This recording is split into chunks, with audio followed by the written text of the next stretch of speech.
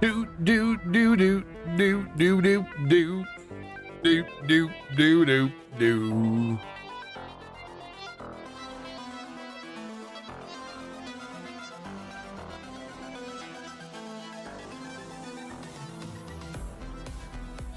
Good day.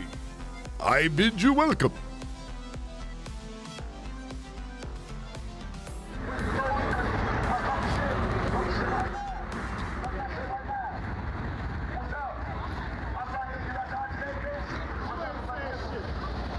No long intro today.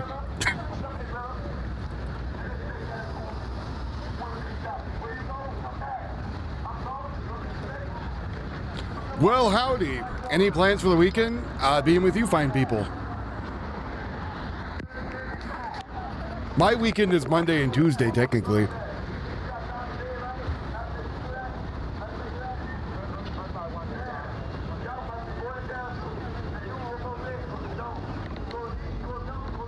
Zombies indeed.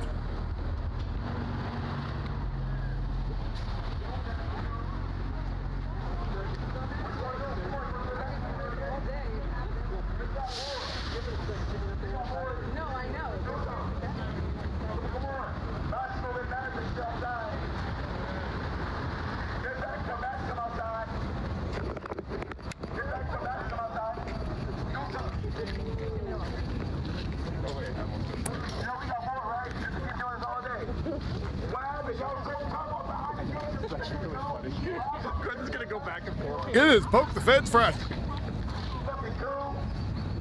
I accidentally closed my VTuber. I had it up and I hit the button. I was like, God damn it. We need more ribbon. We definitely do. Hi, how are you? Oh, good. There's people from across the pond there. That's real good. When you get arrested, you're going to be deported.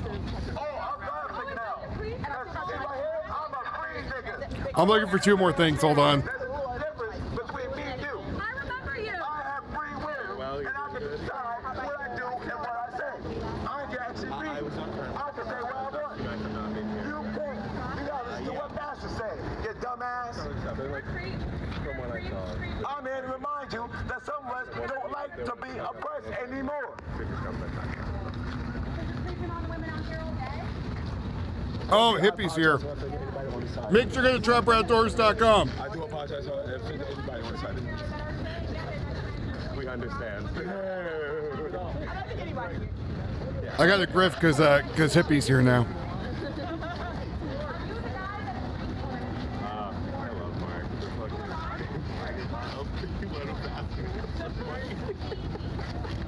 Yeah, don't smoke cigarettes, Julia. Don't do it. What's your name? My name is Tony. Don't smoke cigarettes. You.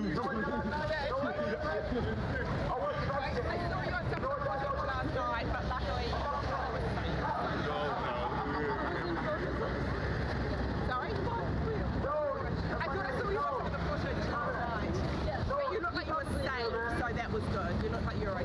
Yeah.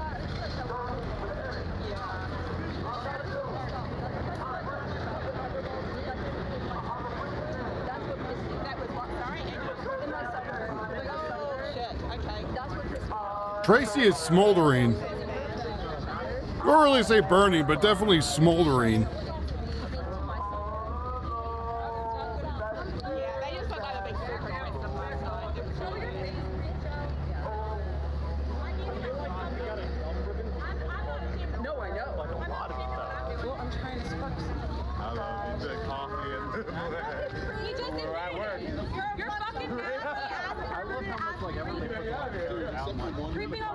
Asshole reflex. God damn it. I'm not, the difference is, I'll show my face, I'll say my name, I'm not afraid, I'm not ashamed of what I'm doing. I was walking, she put her hand, her foot under my foot, and stepped on my foot. I'm like, you're real. Make yourself happy. I mean, it's just like that. I'm just wondering if it bothers. That is a lot of smoldering. Oh, yes, you did. Yeah, you did. The auto auction? Who's got the auto auction? It definitely bothers you. For sure.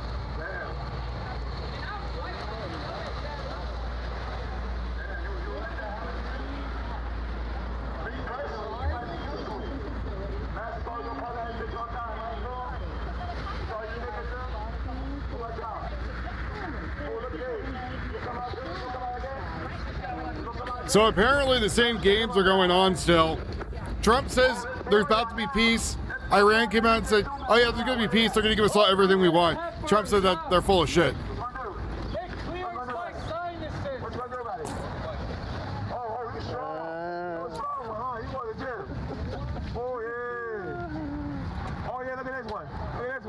Big body bench. Look at this.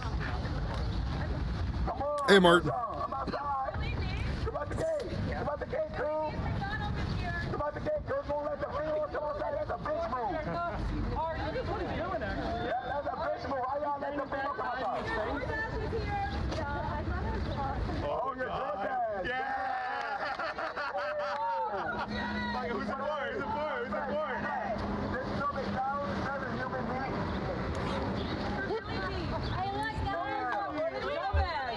What a dumbass! What's that? Let me see the order. Yo, you think you're mean when the detainee made? Okay, we got one large berry blast Sprite, no cold foam, blue raspberry syrup. That's cute. Ketchup packets. You know by the order who got in? Here we go. 4 ketchup packets. That's greedy. 3 creamy chili cups. 1 20-piece McNugget, a double quarter pounder with cheese, and a large fry. By yourself? Billy, if you don't come out and claim this bitch, I'm gonna. Hey, you don't let that? I'm trying to make it. You won't let someone steal from you again? I know you guys do it. Oh, this poor guy.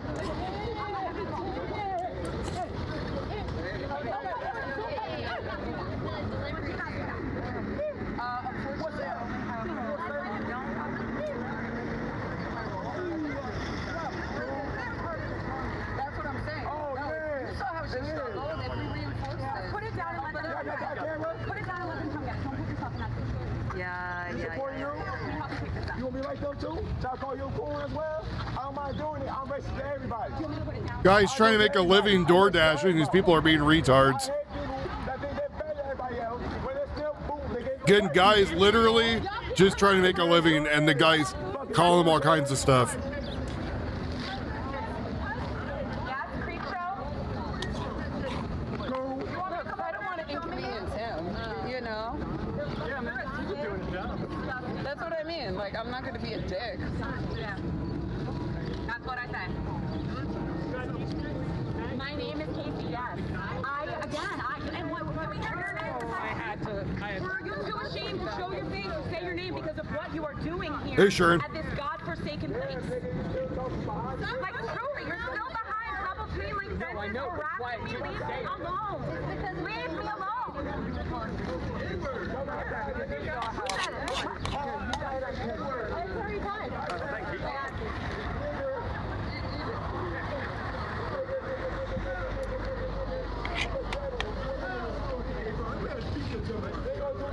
You'd rather shoot my dumbass? Oh, you heard that, right? Y'all heard that, right? You heard that? Thank you. Geo Group just said that they would rather shoot me than have sex with me, I think. After he's been sexually harassing me all day. No one is sexually harassing you. Nobody's doing anything to you.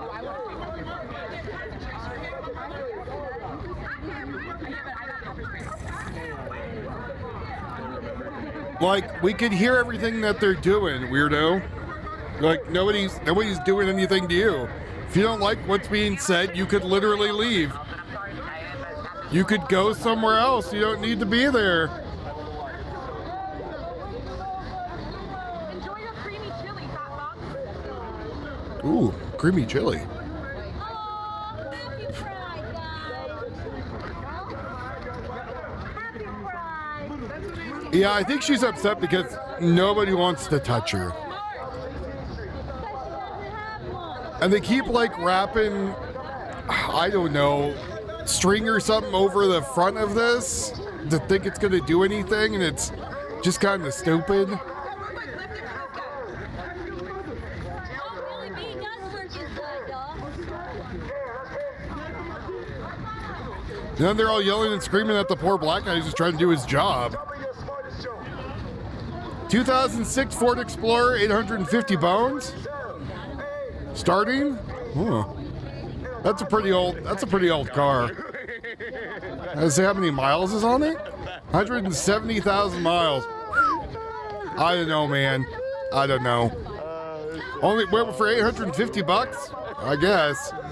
Pretty old though.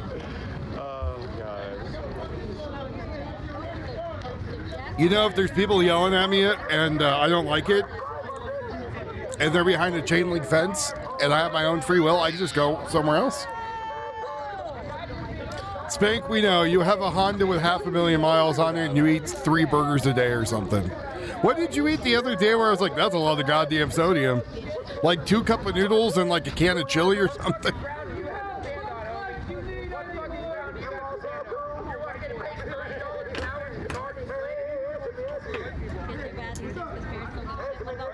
I'm more worried about your body than I am about the car.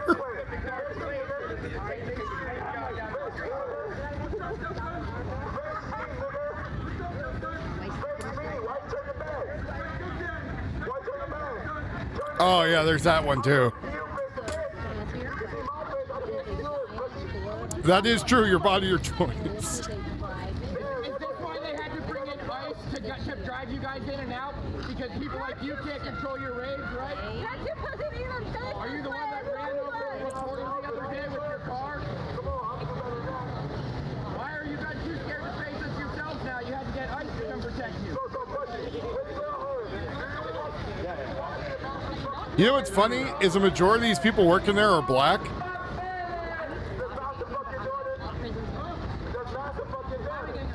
Oh, Billy! Billy B!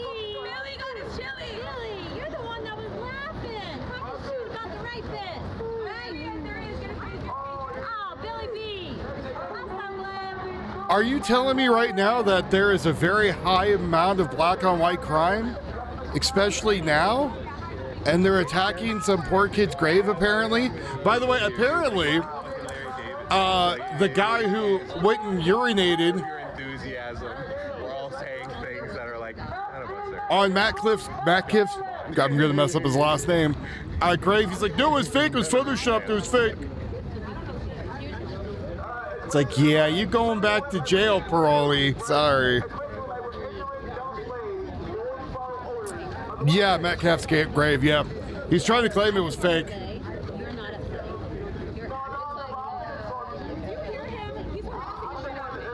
slave. Trader Joe shoplifter was killed in San Francisco by a speeding car after a wild police chase. Why y'all still up here? Why can't y'all have fun?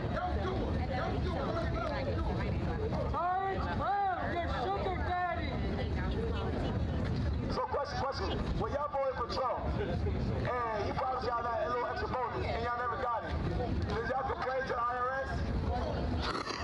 Oh, you didn't vote? Because y'all ignorant? Damn, y'all voted, That's what's crazy.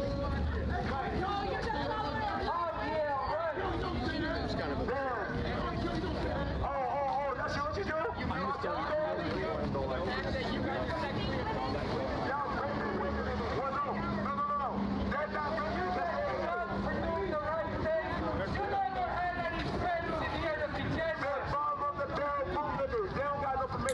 Not that I've heard. I haven't heard BG's doing that. I've only heard BG's doing that if you're not doing it, putting up his logo. It's pretty clear that you would have no problem sexually assaulting somebody, right? I on purposely make sure people can see his logo.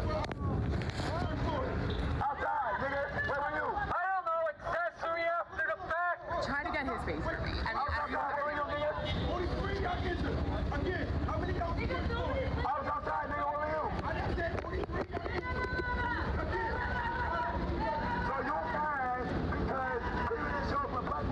Well, he can come and ask me to take it down. I'll take it down.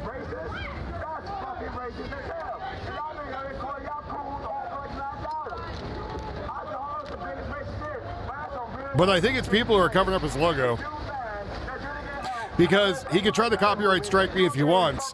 There's a reason majority of the stream is my stuff and not anybody else's. That's why they call it transformative content. And I also talk over it too. Unlike other people that don't say anything and just stick the stream up there and then play with their ding dong.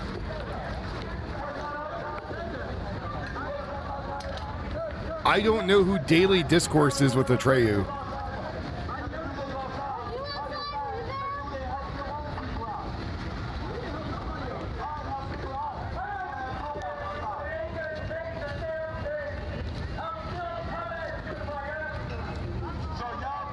Yeah, I don't know who these people are. So, okay. Like,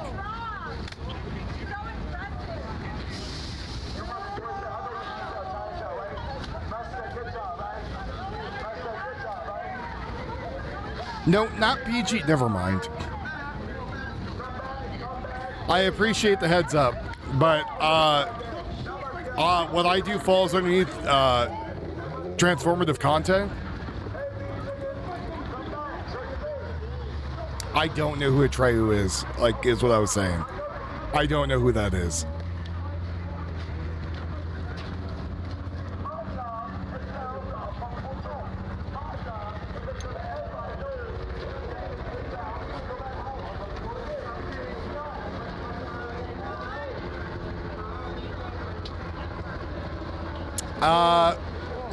No, I think Atreyu in Neverending Story, wasn't that the Native American guy? Falcor was the luck dragon.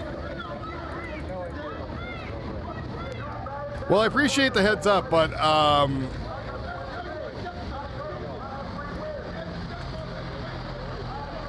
been restreaming them for probably a good part of a year.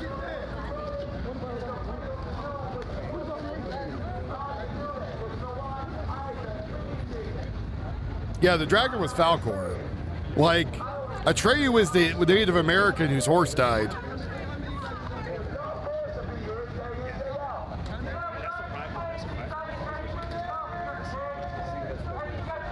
He has to what?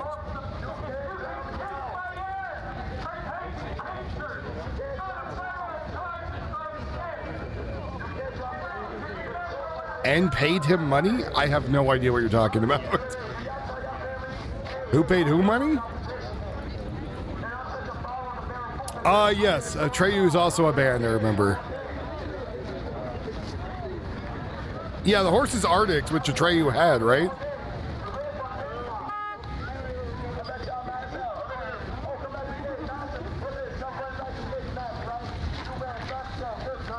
Yeah, the other thing is you can't copyright news or criminal activity, because if you're able to, then it becomes a legal issue in court.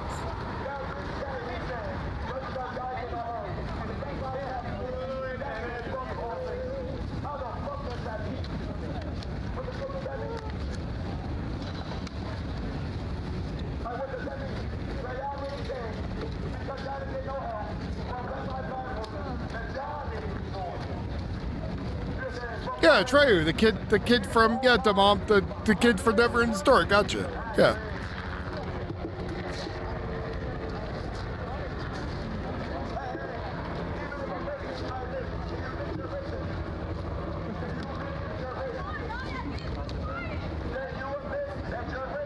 Maybe he copyright struck him because he didn't like the guy. I don't know. Is Arturo a leftist? Maybe he doesn't like him. I don't know.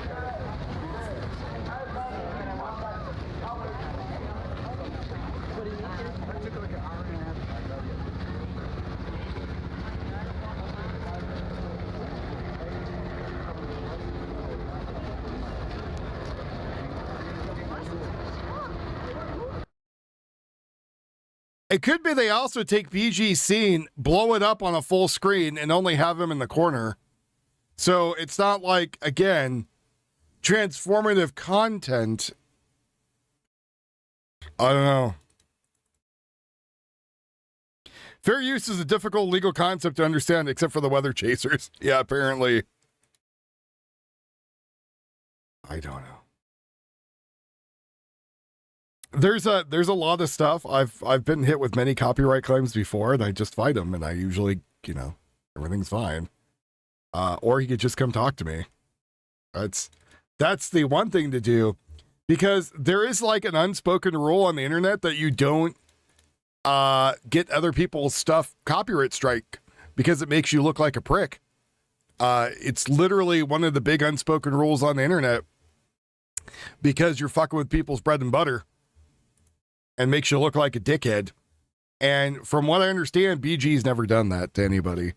So I don't know. It could be a group of people who are claiming they are him and doing a false copyright claim. That's also an ability. That could happen. It's happened a lot for people. But I don't know the guy you guys are streaming or talking about. And because when I get off my streams, I go enjoy time with my wife or play video games. So I don't really watch other streamers because that leads to a bunch of stupid drama I don't want to get into. And I just don't care. So unlike other people, as you see, I took his audio off and now I'm talking. That's part of the transformative content. For the Attorney General and Colonel Houses, we're able to ask a couple off-topic questions, specifically about the wrongful arrest of Lindsay Isaacs in Volusia County. I understand that she and her criminal attorney met with your office, Mr. Uppmeyer, just a couple days ago. How did that meeting go? And do you think that Lindsay Isaacs deserves an apology? And what's the status of those two FHP troopers that are named in the civil lawsuit? All right, so you just pissed me off. Now, I'll let him decide if he's going to answer your question, but all this shit, you want to ask him about some other case? We're talking about children. Now, if you're getting that from one of your people that typically is behind the phones that y'all have, wants you to ask that question, tell them to have the gonads to come here and ask me that question. That is what you need to be focused on. To be fair, we did ask about that, and we are still It doesn't make a difference. I'm not here to talk about what FHP did. I'm here to talk about what they did, nothing else. Let's get that abundantly clear, because it happens. It happens to this poor man all the time. You want to go off on a tangent. This press conference is solely for those pieces of shit that are right there. Are we clear? That's a good sheriff. I don't know about anybody else. That's a great sheriff.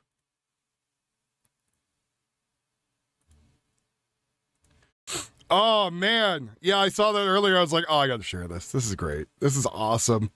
I'm seeing more and more people getting fed up with stuff. I don't know if anybody else is, but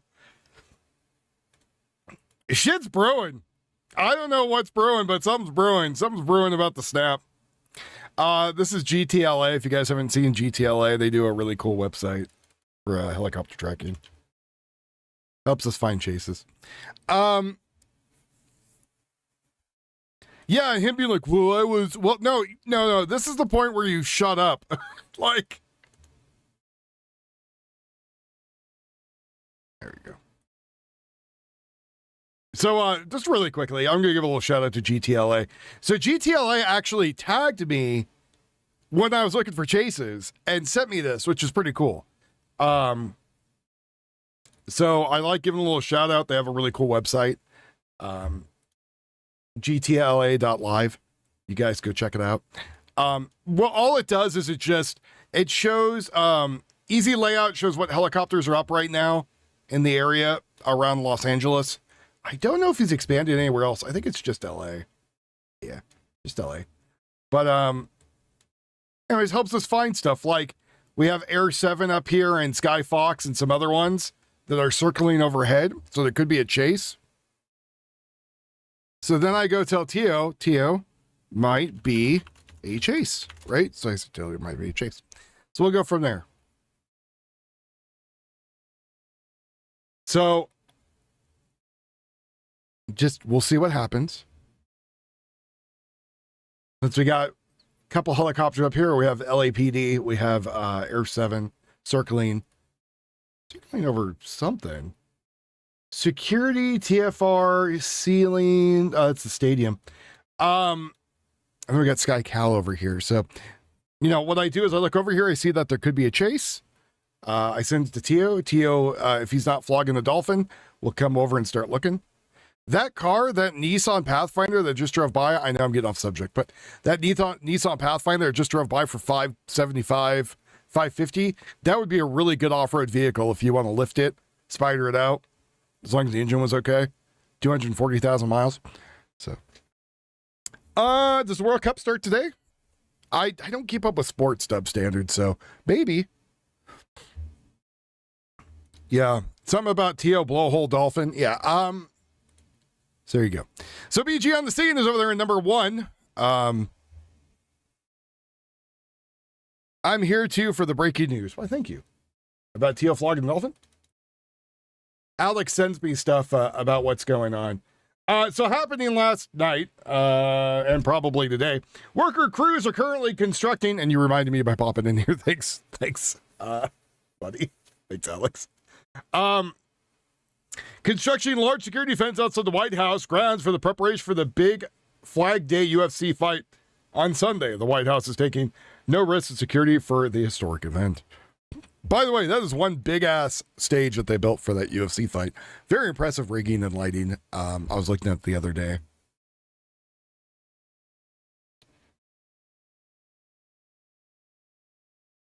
So what auction is this in Brownfield? I don't... Oh my God. San Diego, San Leandro, Washington Avenue. That is a shitty part. I was going to say shitty part of San Leandro, but all San Leandro sucks. Bird Lives Matter. Only the ones that aren't security drones going around watching people.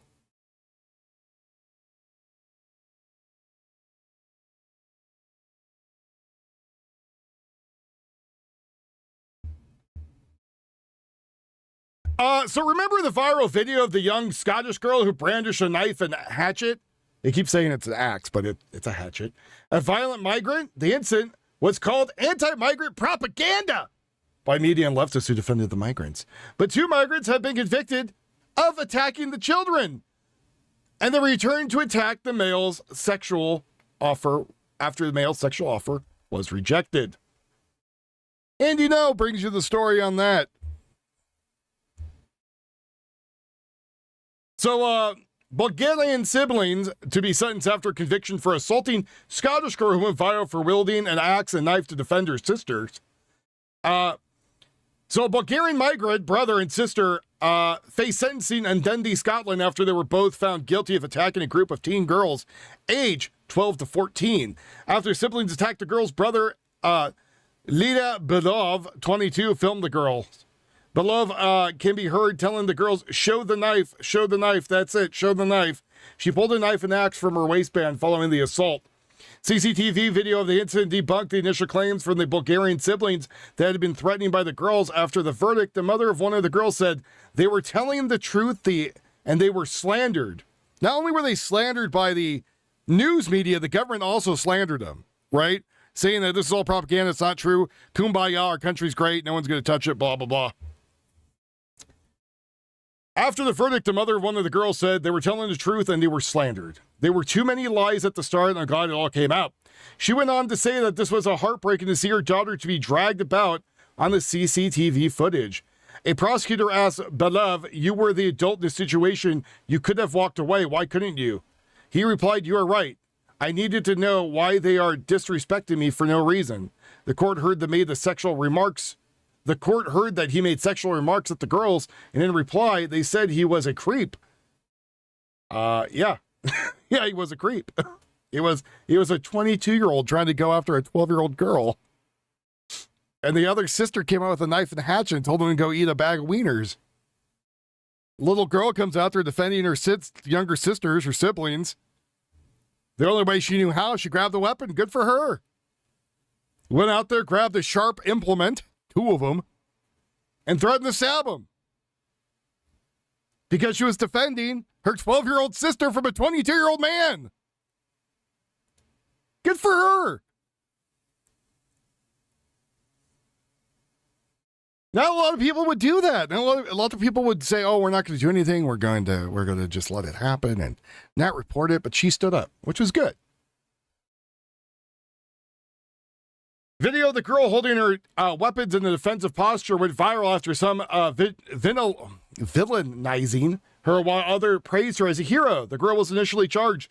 Video of the incident as filmed by the brother shows her holding an axe and knife looking extremely upset. In that background, one of the girls can be heard shouting, don't touch my little sister. She's effing 12. sister, Natija Balov, 20, admitted to assaulting one of the girls, just 13 years old, by seizing and pulling her hair, dragging her to the ground, and striking her on the head to injure her. Her brother Balov said the girls said mean things to him before he attacked them, and that one of them had a knife in her waistband. He said, quote unquote, "Hello, sexy, I'll show you a good time," he said to the girls while walking through Lachi neighborhood. The girls the Kurt heard called him a creep. Sabelov turned and followed them to confront them, calling her sister as he did so. He claimed that he was being disrespected by the girls until the court started panicking as he followed them. At the time, after the video went viral, claimed that he was completely innocent and that he did not attempt to touch or harm the girls. The court found that his sister, Balov, assaulted one of them, and he pushed a 12-year-old girl who then pulled a knife on an axe on him from her waistband. The girl told the court that she did so only after Balov assaulted her prior to the assault. Her sister shouted at Balov and her sister, and the girl's friend pulled the sister away. Balov, however, pursued them and pushed her and threw her sister to the ground. Around 7:40 p.m. on Saturday, we received a report of a female youth with a blade weapon in St. Anne Lane, Dundee. Officers attended, and a 14-year-old girl was charged in connection. She will be reported to the relevant authorities, said the police in Scotland spokesperson at the time. She told the court that she tried to go after Beloved's sister, but was pushed and she fell, hitting her head on a ramp. The girl also noted Beloved said that this was a migrant, apparently said a curse word. Beloved is not a Scottish name. I'm currently satisfied by proof beyond reasonable doubt that the trigger for all this were the comments that you made, said Sheriff Tim Niven-Smith to Belov and his claims of self-defense. So the little girl got off. She's no longer, from what I understand, going to be charged for anything, which is good. But again, there's a lot of these things coming out right now of people from other countries coming in and bringing the same garbage that they learned from their other country, right? You're in a new country. There, for example, it's Scotland. So you should probably, I don't know, be respectful of Scottish things like not going after 12-year-old little girls. Just saying. And again, they came out saying this was all like propaganda, but plain as day. Plain as day. Guy came out there, he said, "Hey, did you yell something at that little girl?" "Well, yeah." "Well, it makes you kind of a creep, doesn't it? You pervert son of a bitch." So what did the little girl do because she only has one course of action because she's 12, 14? Ages keep changing in there, but I think it's a 14-year-old older sister and then the younger 12-year-old sister. Two little girls. One grown 22-year-old man and a grown 20-year-old woman.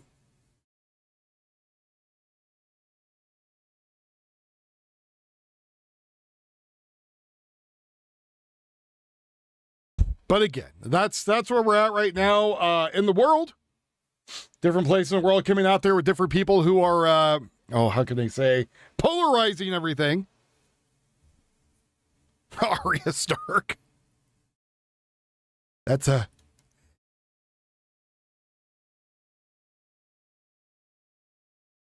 Excuse me. Just trying not to sneeze. Like Arya Stark, yeah.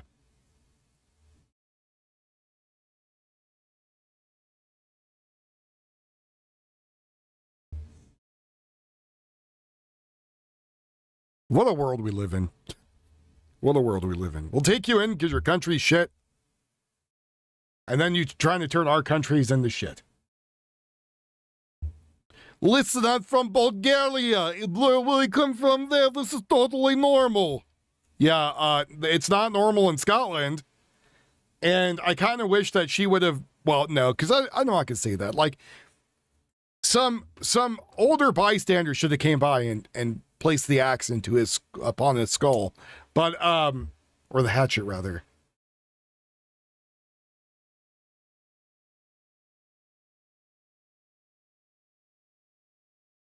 Maybe not the little girl. She doesn't need to see that.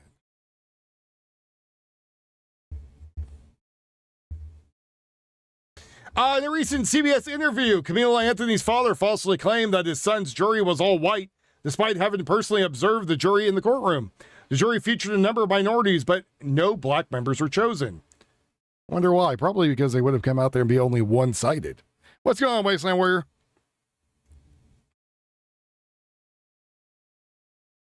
Well-dressed werewolf.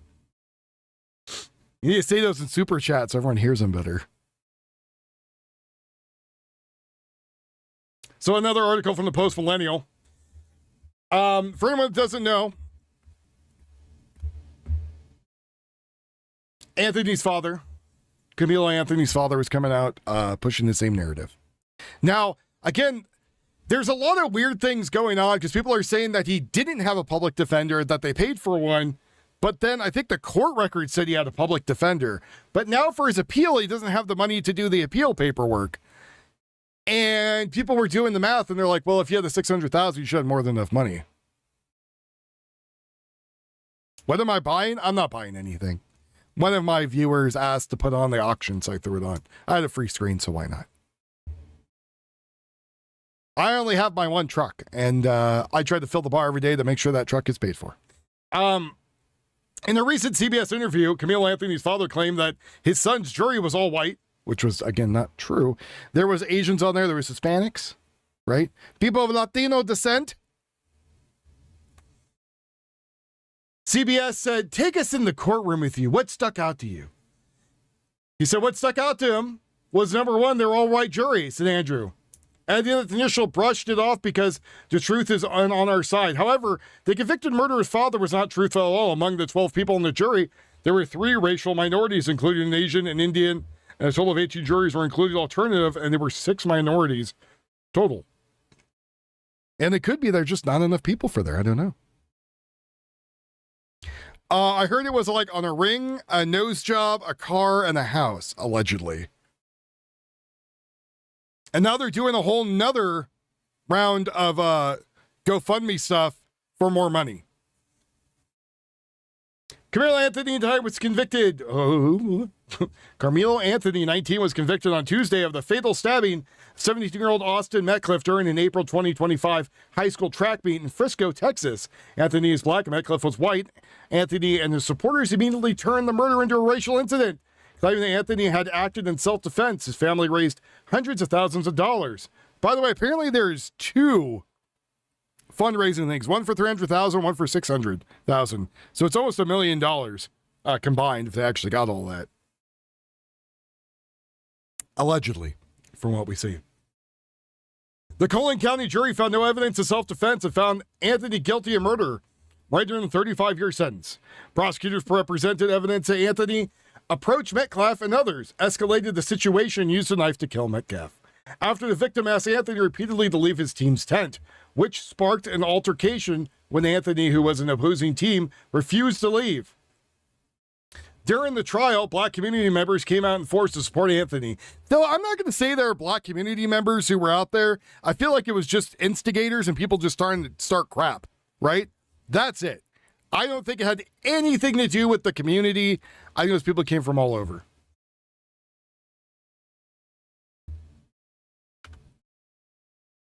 Especially the guy they found who was a convicted felon with a handgun on him.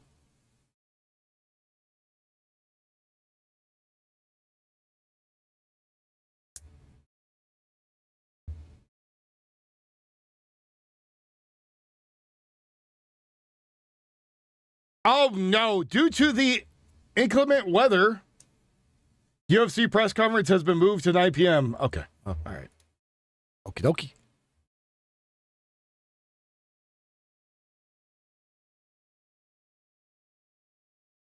Let me go grab that. Let me finish this article. I'll go for the other message that's in there. Let's see. During the trial, black community members came out and enforced Anthony, claiming that he's now a convicted murderer, was being unfairly prosecuted because he was black. It's not like he had literally walked into an area he wasn't supposed to, was asked repeatedly to leave, felt disrespected because someone stepped on his Pumas, pulled out a weapon and killed another kid. Young adult. I don't know how you want to put it. Brought a knife with him. Went to the other team's tent. Acted like an asshole. Picked a fight. Now some poor kid's dead. He's gonna be eating them cock meat sandwiches. During the trial, black community members came out, blah, blah, blah, who identified himself as a mother and said she would stand by Anthony no matter the verdict. Rap artist Cardi B, who had to take a copious amount of penis out of her mouth to probably say this, it came to Anthony's defense. Also, didn't Cardi B, like, almost get convicted of being a rapist?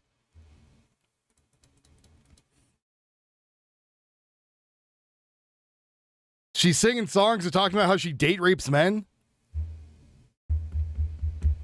I know, what the hell was the other woman's name that was doing that? There's been a bunch of female music artists coming out where they talk about date raping men and how it's okay. It's like, well, no, you're a piece of shit. But anyways, referring to his conviction as disgusting, she later announced her intentions to instruct her black sons to refrain from arguing with white boys, claiming that the law would not be on their side. Your kids are all Nepo babies. Like, what are you talking about?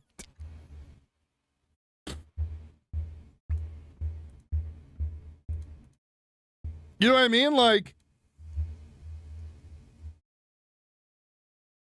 don't talk with them whites. Go catch them. Oh, yeah. I put the Austin Macklos dad drops major truth bomb after Camila Anthony's guilty verdict. Yeah, I put that on the other day, yesterday.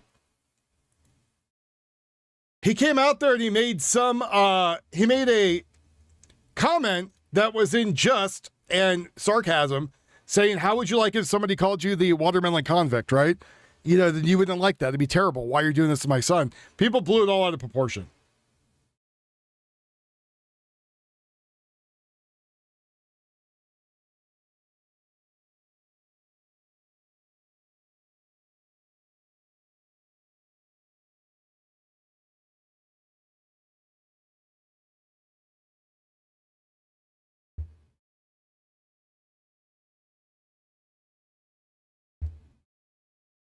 Again, I think we're kind of at a boiling point for a lot of the country. There has been a lot of racial tension happening. And some of that racial tension could very easily be deflated, right? One of those things, hey Spank, there's a new car for you, buddy. One of those things could be, I don't know.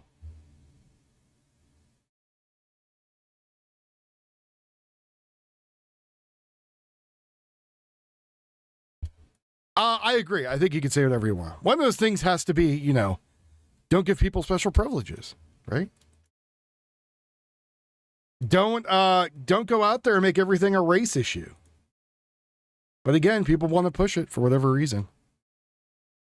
Maybe it's good news. Maybe, you know, not good news, but news that is good to sell.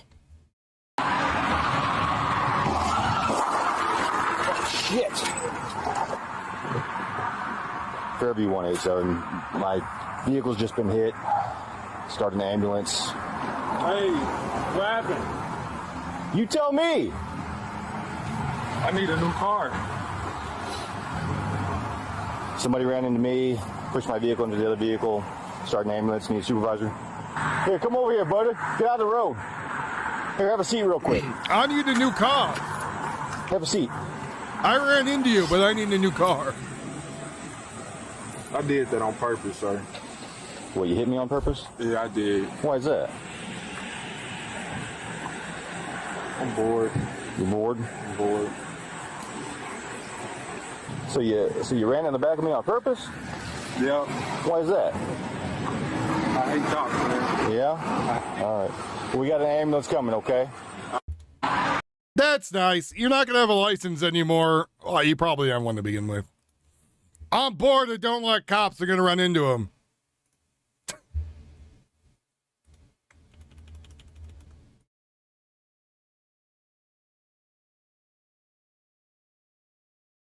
Well, aren't you a special type of asshole?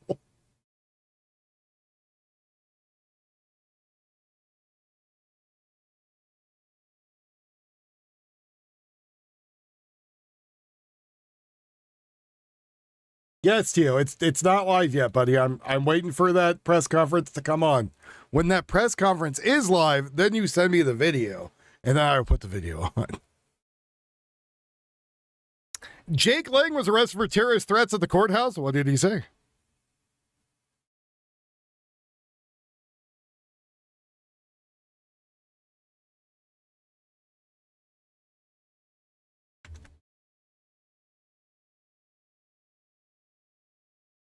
And don't get me wrong, I think the bullshit's on both sides of the spectrum. I think there's a bunch of white people out there starting bullshit too, just as much as there are people who are black starting bullshit and people in between. Like, I think it's literally both sides of the spectrum, of the autistic spectrum. So what was the terroristic threats Jake said?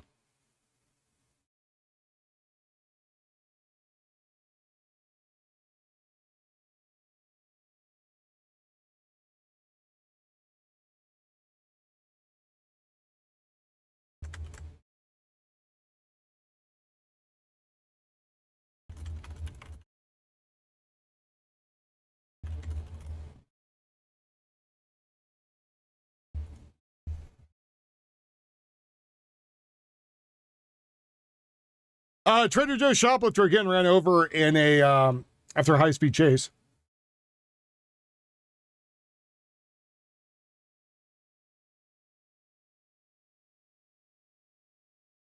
So, fleeing suspect from Nob Hill Trader Joe's at California. At California. It says at California. Oh, it's at California Hyde and California and Hyde. There should be a comment there. Dies after the SFPD training officer and rookie officer hit him by Lexus in the middle of a street. Veteran officer pinned and rescued. Both officers expected to recover. That is a very weird way of saying that. So one officer, a rookie officer, hit a training officer and the Trader Joe stealing suspect. There we go. I understand you trying to do the thing.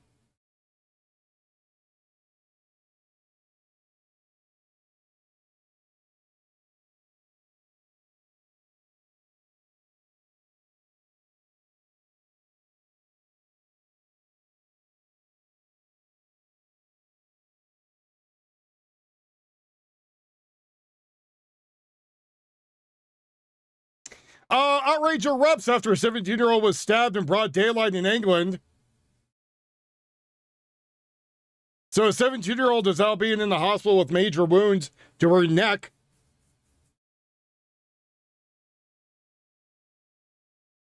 So another person going out there and attacking somebody over there in England, but getting disrespected. Lo and behold, migrant. So someone came from another country. Lo and behold. Imagine that. Who would have thunk it?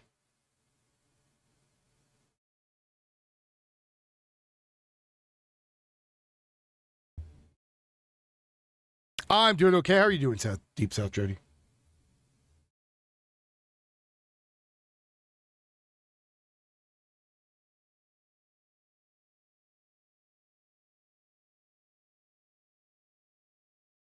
California McDonald's boss breaks silence after coworker scolded him with boiling hot oil. It's one of the hardest things of his life.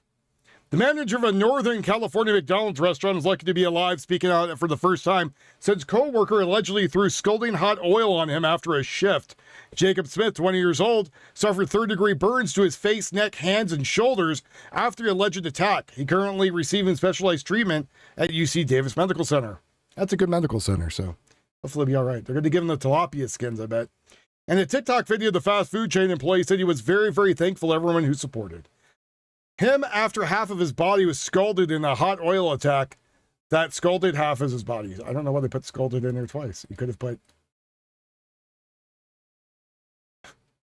After his body was scalded in hot oil that left half of his body burned. That's what I would have put. That doesn't really add up. I need to get back to writing is what I need to do. It's been very, very painful, he said. Smith was in bandage of his arms, neck from his hospital room. Again, that's a weird sentence too. I wonder if this is written by AI. Because he should have put, it was very, very painful. He said from his hospital bed, as he has bandages on his arms and neck. That would have been better, right? I don't know. Maybe I'm just being picky today. I don't know. But he says he's very thankful for everything and everyone that blew up that GoFundMe for him. Since he probably won't be able to work right for the rest of his life, since he's going to be severely burned. No, there's not been any good deals yet, Mark. Though that 2008 Jeep Liberty, if I had the money, I would, I might pick it up for Yuffie for $1,000. Hell. She has a 2005 that's been running great forever. Like, he says he's extremely blessed and he feels like the luckiest person on earth and everyone for helping him feel that way. You just get through life. Police said the attack happened on May 20th when Smith's co-worker, 23-year-old Jillian Blute, allegedly threw the oil. Following the incident, Blute was reported missing before authorities located him days later and took him into custody. Smith's mom, Amber Smith, stated the fundraiser for her son nearly reached $200,000 to help the living expenses and medical costs while he wasn't able to work. At just 20 years old, Jacob has worked hard to build his future. So he's a 20-year-old working a manager job at McDonald's, which is good for him, right? Nothing wrong with that. That's great. Management experience. He is engaged to be married and is always very responsible, hardworking, and committed to those loves. The unexpected tragedy has created a major setback at the time, and he should be looking forward to building his new life with his future wife. As a mother, it broke my heart when he looked at me and said, why would he do this to me? I want to help him and not have to worry about day-to-day finances and how to make ends meet, but instead be able to focus on his recovery. Well, with $200,000, he should be pretty good. He should be looking groovy. I know he's in California.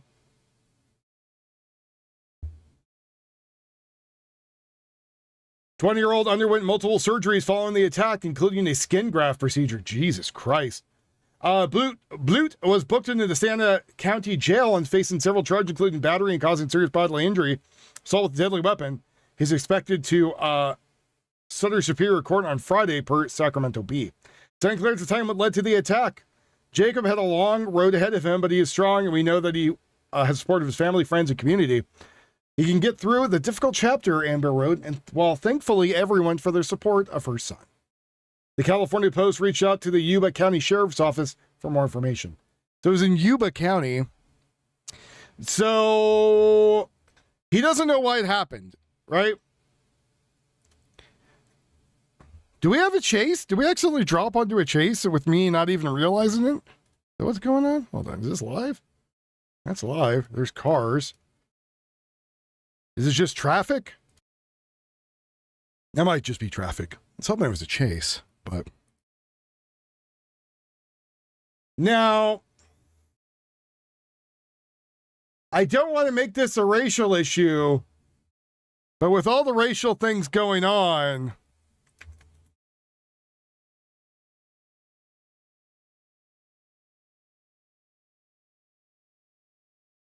That's the attacker. That's the kid that was attacked. 23-year-old man? 20-year-old man? Crappy commercial. Redhead? Him?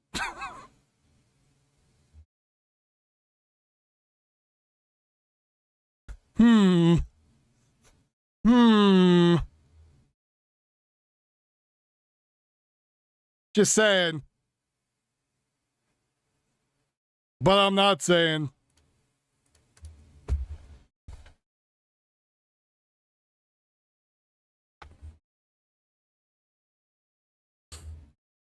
I'm not going to fully point out what I'm thinking, but there you go.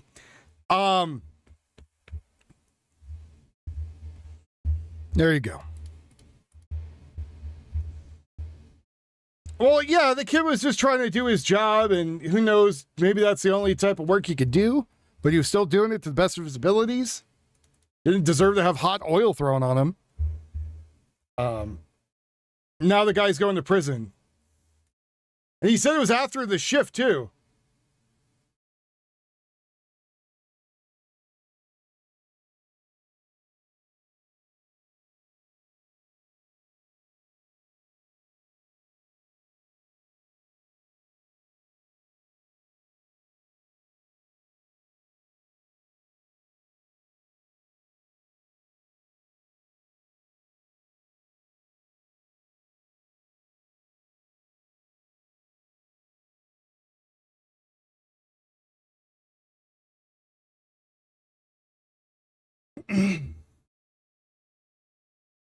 Moving on with stuff. Well, I don't think it's respect. So there was a thing that happened in California a while ago where these people who are working these very low-end starter jobs, right? Some of them are grown men in like their 30s, and that's the only work they can get. And they get very upset. So there was a court case in California where my father had to be on the jury for it. And the case was because one guy got a promotion at Taco Bell, the manager, and the other guy didn't, both Hispanic guys.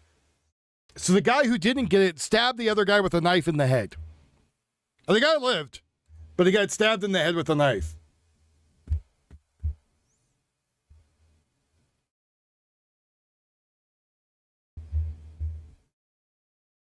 So, anonymous tip claims Nancy Guthrie grave found in Mexico, sparking massive search.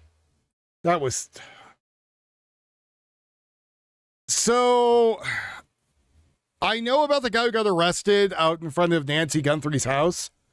The thing is this, as I have stated before, YouTubers are not predator catchers. YouTubers are not law enforcement. YouTubers are not private eyes.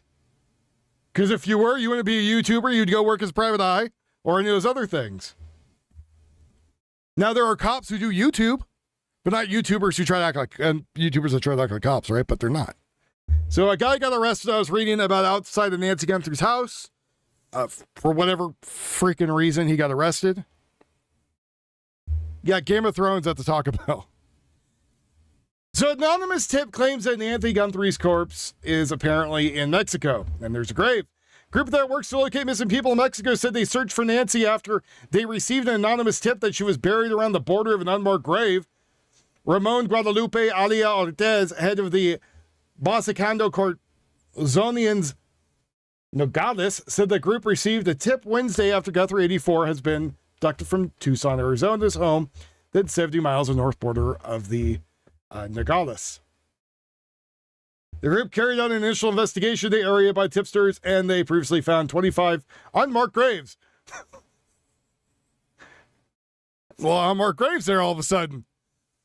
They previously found 25 unmarked graves, but the search for Guthrie came up empty. Despite the roadblock, the group said that they would continue further searches. So apparently they found nothing.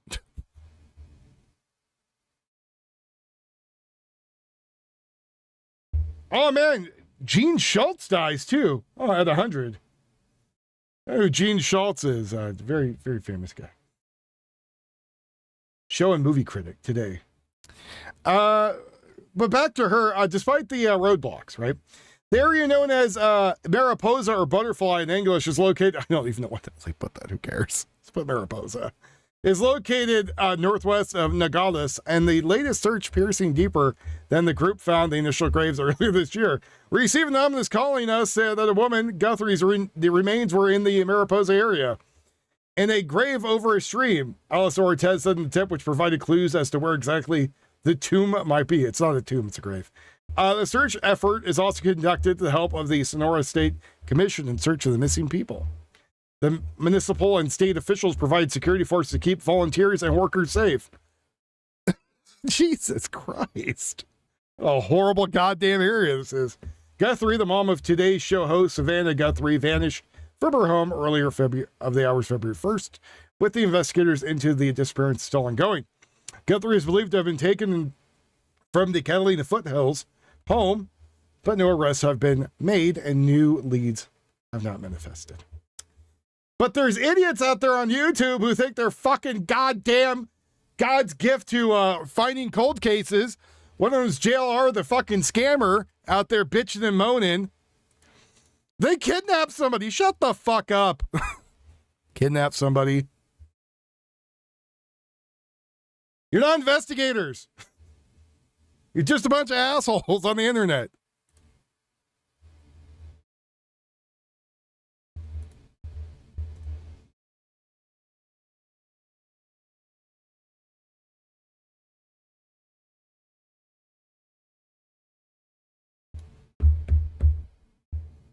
I am going to be very surprised if they actually find anything worth half shit. I'm not keeping up with the case because I don't really care to, right? Like, yeah, it's a missing person case. Yeah, it's kind of weird. That's why we have people who, you know, they pay to, you know, deal with that, called investigators. It'll be interesting when all that comes out, but I'm not holding my breath right now. Yeah, I'm not expecting them to find the body. Oh, thanks, Tio, for sending me that thing once it was live, jackass.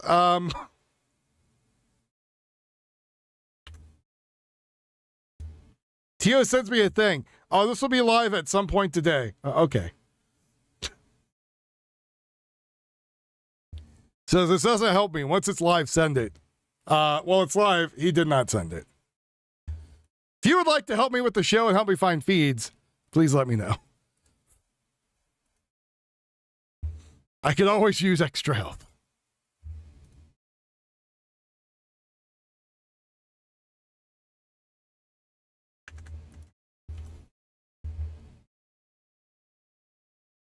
You know, I always felt bad when I listened to radio and people were like, "Oh, why is the host always upset with their people helping him and their interns?"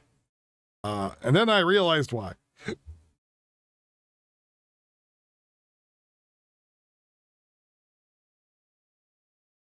It is live now. Jesus Christ. It is live. I just put it on.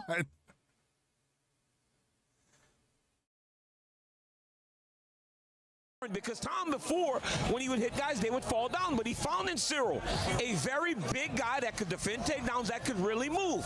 Alex Pereira's not the most active guy. He doesn't move that much.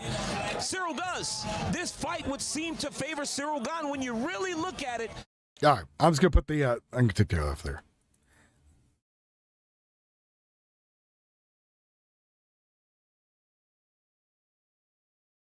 I need two people to help me with the show. I need one person that is really good at advertising and marketing. I need someone else that could also help Tio find feeds. That could keep Tio on track. Like, that's what I need.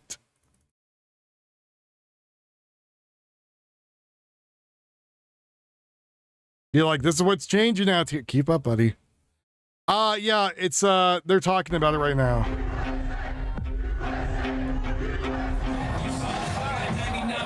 All right, John and Daniel Cormier here in the nation's capital, counting it down to UFC Freedom 250. Tonight, the presser from the Lincoln Memorial, and now Megan O'Leary standing by with one of the stars of the show. Thank you so much, John. Justin, you told us in fighter meetings that on Sunday on the walk, you don't want to focus too much on the surroundings or who's in the crowd. But right now, what do you think about where we are for this press conference? Yeah, we are at the Lincoln Memorial for our press conference, and wow, what a spectacle. It's crazy. This is the first time I've ever actually seen the Lincoln Memorial, so it's really amazing. And then the view that way is even more amazing. So yeah, this whole thing is crazy. Abraham Lincoln, National Wrestling Hall of Famer. You're an All-American wrestler. Feels like maybe some good vibes here. I love it. I'll take all the vibes. This is all. This whole thing is good vibes. All the military on the way in, all of it. It's crazy. It's pretty tremendous. Who is here? I'm gonna go look at his.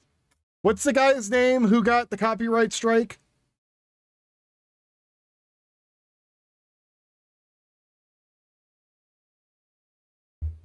What's the guy's name? I want to go see his content.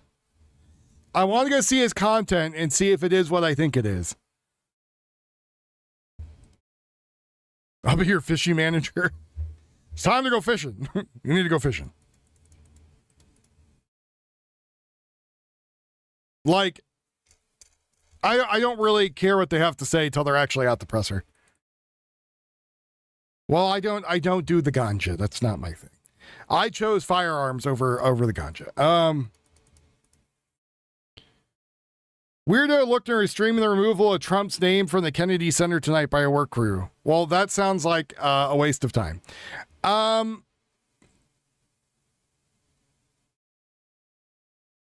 People getting in a fight down there. Another car about to crush people. Let's see. Another guy trying to go. Someone in front of the car. Just hit the gas. They'll move. There you go. The door's open. That's weird. The door of the car is open. That's not a good sign.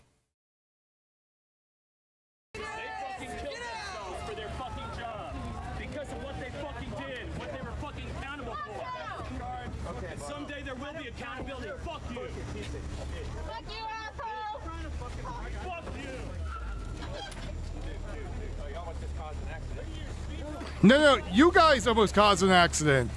You guys are literally causing the accident. Is anyone going to give me this dude's name, that streamer who got the copyright strike? And anyone? No? Okay. I won't look into him. All right. Well, that's a big nothing burger. All right. It is the biggest stage to try to propel himself back into a championship opportunity. But Ayman Zahabi is as confident as a fighter on the roster. He has won 7 fights in a row. And I believe that after watching the Jose Aldo fight and the way that he fought himself back into that fight, he thinks that he can go with anyone. And for him, style-wise, he feels like Sean O'Malley is a great matchup. But when you watch O'Malley, man, the slickness of the striking, yeah, I know why he got a copyright strike. The Daily Discourse, that guy? It's because literally 3/4 of his screen is somebody else's shit. Because the big star is always close. You just have to remind And his head bouncing off the light. That's why. Zahabi has told us in the past, there's no amount of money that I could pay any coach in the world to care about me as much as my brother Firas cares about me. And Firas Zahabi, as revered as any coach in the business, will see if he can get his younger brother in position. Literally, most of the screen is somebody else's shit. Later in 2026. We got another Up in Jersey, the New Jersey protester people are out again. he has for the most prolific knockout artist in UFC history, Derek Lewis. This is going to be a good one because Like, look, I'll show you. This is the issue. But because of his antics, right? We have seen him rile everybody up. But you talk about him, you pay attention to him, and now he finds himself in one of the biggest fights of his career already. But you can't really overlook it because he just fought Curtis Blades in only his 3rd UFC He's fight. bald as my testicles, yes. I want this stand that he's got, but I don't like the legs on it. Because the power is different. The ability to put you out is different from different angles. Come on, YouTube, stop being stupid. Okay. So, majority of his stream is literally somebody else's shit. Like, that's the issue. And it's not like me where I'm doing multiple things, I'm jumping back and forth, and I got a layout and everything else. It's literally mostly somebody else's shit. Like, He will go to sleep and Derek will deliver on the promise that he told everyone that would listen that he would knock him out. So in our fighter meeting, Derek Lewis said for the first that's time why in he his got the entire UFC copyright career, strike. He didn't miss a single training session, and we all were assumptive. that Majority maybe that of the was stream because he needs to really not wants be Josh Hogan. But someone he else's said, shit. American, and as President Trump's favorite I don't fighter, feel bad he about wants it. to showcase the best possible form of himself on the White House There you lawn. go. He knows Again, that this is he's a got fight himself a that little is gonna letterbox be in the one that is corner. judged upon Majority of it is someone else's stuff. It's not transformative. There's nothing transformative there. Knockouts in the UFC's history. Until somebody passes it, but there will always be passes Derek Lewis. But Derek Lewis wants to be remembered for much more than that. And if he can show out on this massive platform, it will allow for I mean, the sound effects aren't a copyright issue, but it could just be annoying. quite a bit. But this Josh Hogan But majority of the screen is somebody else's stuff. That's the problem. Like, for me, Josh Hogan can fight. if I mute everything, I could still make content. I mean, I could literally go over here,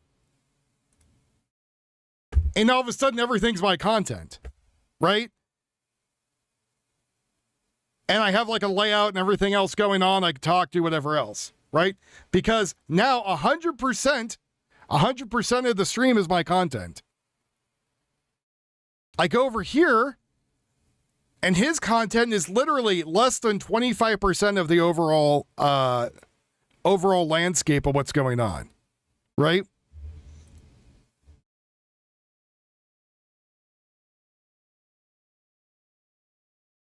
Yeah, but unless you're old, you don't know what the hell that means so much.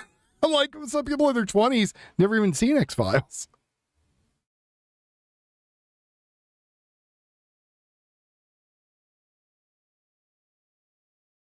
So, again, I'm not really surprised he got a copyright strike, especially if he had just BG's on the scene stuff that filled up the entire screen and he was just in the corner, right? It's why there's a lot of other YouTubers getting hit with that really quickly and soon, and why, like, I have a whole layout because there's a reason. And then if you use Streamwall, there's a higher chance you get a copyright strike because it's less that you're doing for your stream. But You know, whatever. Yeah, the algorithm knows. Like, that's the other thing. I'm blacklisted from YouTube. That's why my numbers are so low. And why I need somebody that's really good at advertising. So they can help me get the famous stuff. Yeah. So, yeah, I don't know if anyone's going to go watch that other dude, and you're going to be like, well, I want to watch... I like watching with commentary, but I want to watch those screens full size. Well, then go on BG on the Scenes page, and you could watch this whole thing, and it would be the full screen. I understand you might like the community of somebody else and stuff like that, but, you know, there was a drunken Australian out there who played with his ding-dong and beat his wife, who kept telling me I needed more screens, or I needed the full screen everything like everybody else. And didn't really understand how shit works and how I do things, so there's not a copyright issue. So, like, even Status Cuck and BG on the Scene over there, BG on the Scene, again, they're doing their thing over there, but very small screen, less than 25% of my stream, right? Same thing over here. So, turns into transformative content, because I'm not really just sitting there with the thumb up my ass commenting. I also bring out the news and other stuff, and I use it kind of as a background. So I'm walking a very like thin line, but I'm on the correct line of stuff. And it could be also, like for Atreyu, for example, or Arturo, or whatever the hell his fucking name is. It could be that the dude's making bank and he's not really doing anything for the other guy. I don't know. I don't know the guy. I don't care. Right? You just saw him do it with a bald head. All I see. Like, beyond that, I don't know anything about him. Maybe he, you know, diddles fish, at night. I got no clue. I am going to take off the car auction because there's other stuff going on I would rather put up there. But I just did that nice little filler for a little bit. I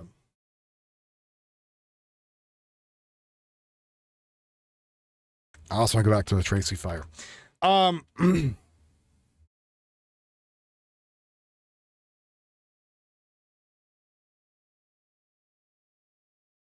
But yeah, so that's my long and short of probably why you got a copyright strike.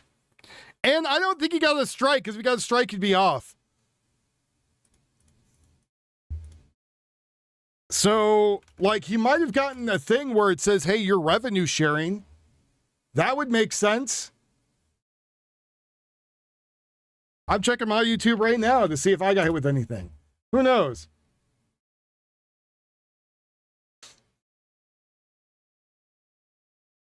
Maybe he couldn't get monetized. Again, if he got a strike, he wouldn't be on.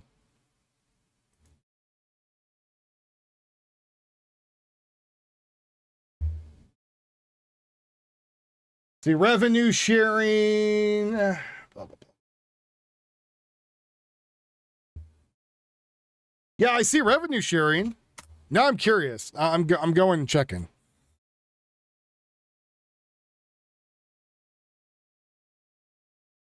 You're welcome. It was interesting for a minute. I was curious about it. I was enjoying it. Going to my YouTube studio here. Let's see. We got to find the clues, Blue. Let's see. I got a couple things here. Video blocked. Oh, why was my video blocked here?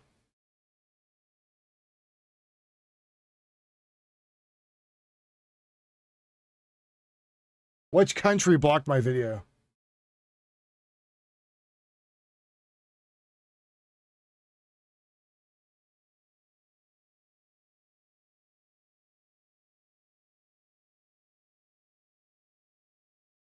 Paramount Global. Apparently Paramount hit me with the thing.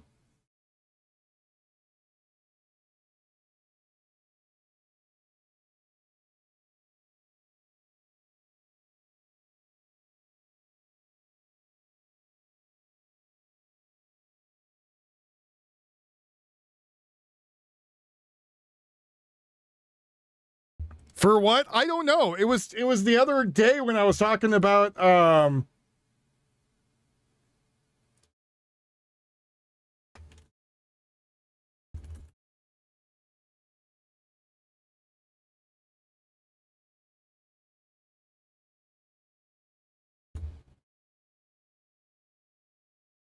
yeah, screw you, CBS. I'm going to dispute that. It's fair use. It's transformative content. It's doing reactions. Okay, so again, I'm looking for anything with BG on the scene into it, right? Because you guys are saying that he's being unfair, but I have nothing from him. Like, I'm going to go one step further. BG on the scene.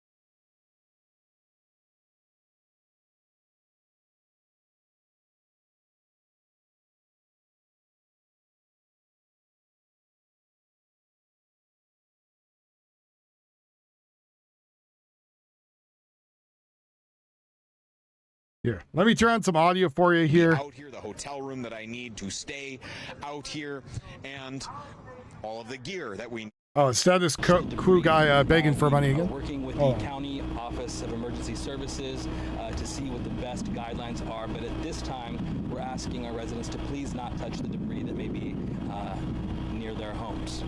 Any updated guidance will come from sjready.org, so please also check that for up-to-date guidelines. On behalf of the entire community, the city of Tracy is very resilient. We are so thankful for our law enforcement, fire, public health partners, and we know that we'll get through this together. Thank you. And we're open to answering some questions. Deputy Chief Begley, can you tell me about the missions to go in and get the medical supplies out today, how that went? Do you have any idea how many supplies? And then also, earlier today you said that the fire inspections passed on the systems back in January for the sprinklers, hydrants. Anything new on that this afternoon on why they might have failed when they were needed most? So I'll start with the fire systems. It's still under investigation with the fire marshal. As you can imagine, an incident of this scale and magnitude of the complexity of the building being over 1 million square feet, lots of questions, and they're starting, at square one. And so we haven't gotten to that particular, answer yet as why the systems failed. As far as getting some of those trucks that had commodities and goods ready to be shipped out for services, that did happen. There was probably anywhere from 10 to 15 tractors and trailers that were removed from the property today. Working in conjunction with our hazardous materials team, they identified that the best course of action to be able to render those vehicles safe for traveling on the road and getting to their destinations with those commodities was a large mass decon. So that took place today with fire engine companies spraying basically a large car wash, if you will, minus the soap and the scrub brushes, and that water was retained, and we made sure that it stayed on site and it did not get into the municipal I just emailed drain system. I want to see what the drama was. We'll see what he says. Well, I sent him a next thing. We'll see if he gets back to me. Why those tests are outsourced, what was the outcome, and if you think maybe anything had to be corrected and what that might be. Sure. So it's a third-party testing company. The owner and occupant of the building gets to choose who that contractor is. So we don't govern it or tell them specifically who that has to be. And there's multiple agencies that will be available to conduct that testing. Or when they select that company and the company is moving their way through that process, they engage with a fire permit, an operational fire permit, our community risk reduction division, and so our inspectors are there to kind of witness and sign off that the testing was done correctly in accordance to the standards. I don't know. I wasn't paying attention. I was sending an email to BG.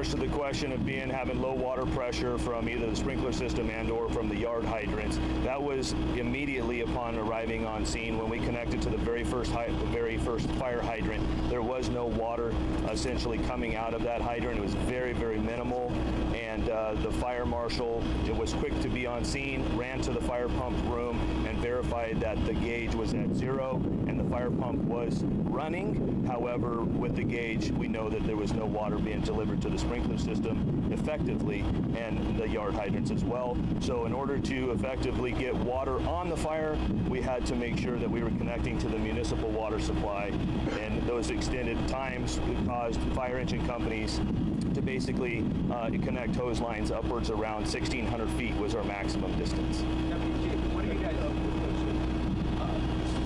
massive fire, the structure? Help us maybe understand. We've seen it, wildfires using aerial drops. Is that something that's not effective or too expensive in this situation? It seems like it may have helped. We know earlier yesterday, maybe not recently, not able to do it. But can you maybe explain that part? Sure. The question is basically is that why are we not kind of using helicopters as we do in the wildland urban interface environment? Those are very it's still under investigation, Brandy girl. I just looked it up. They don't burn very long. They burn hot, but they burn very rapidly. And the materials, of course, of this type 1 construction here, this distribution center is very robust, and so in order to penetrate, it's a lot of water that it takes. So that's why we're utilizing the aerial devices and the ground monitors to apply water application. Some helicopters are dropping just a couple hundreds of gallons, and they got to circle back and find their water source. So it's not very it's very time consuming and not very effective in this particular fire engagement. We're going into now and into tonight. What are you guys focused on? So we're going to continue to work the hot spots. We want to make sure that the ember casting does not continue to get any worse than what it is. Like I said, we've had tremendous progress. So we're going to continue to apply water through the rest of the night.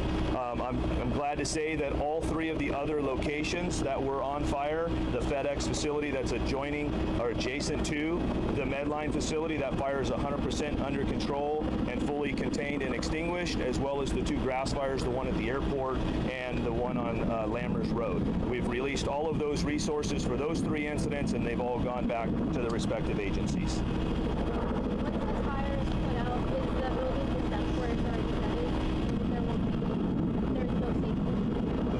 There's a total loss. There is no saving the building. Thank you. I appreciate you guys being here. Thank you. Hey, Mayor. You have arrived. Message to the city of Tracy right now. Hi, Tombo. Essentially for the city of Tracy, we're just asking that you continue to work with our law enforcement partners with the public health guidelines. Again, looking at sjready.org has some of the most up-to-date guidelines.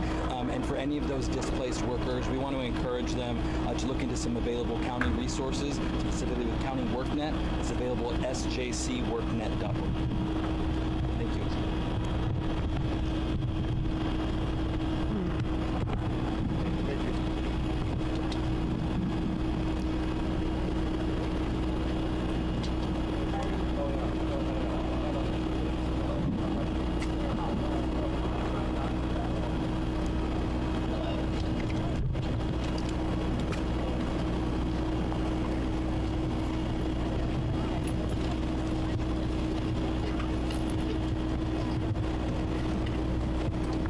You're very welcome.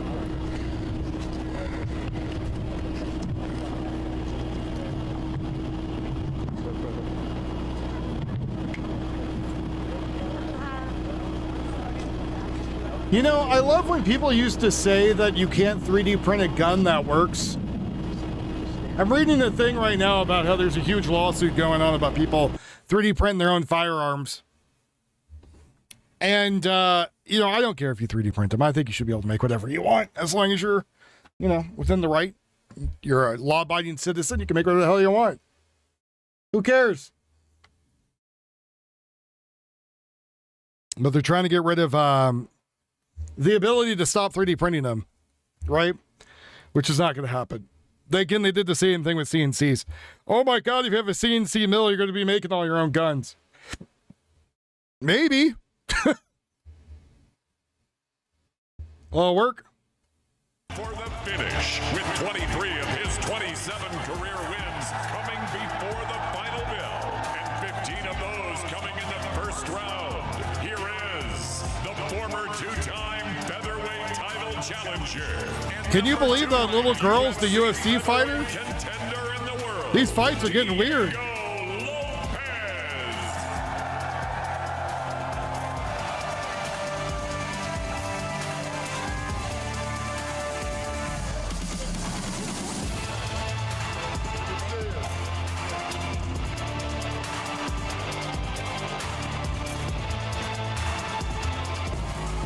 Now we move to an American middleweight battle. Up first, a wrecking machine on the ground and on the feet. This man has rattled off 6 straight, with 5 of those wins taken out of the judges' hands. Hailing from the famed Fighting City and birthplace of freedom, Philadelphia, Pennsylvania, this is Kyle Dawkins. And if you're watching at home, all the fighters tonight will be walking with kids from the local community here in D.C. Kyle Dawkins walking out right now with Emerson Vasquez from the Midtown Youth Academy.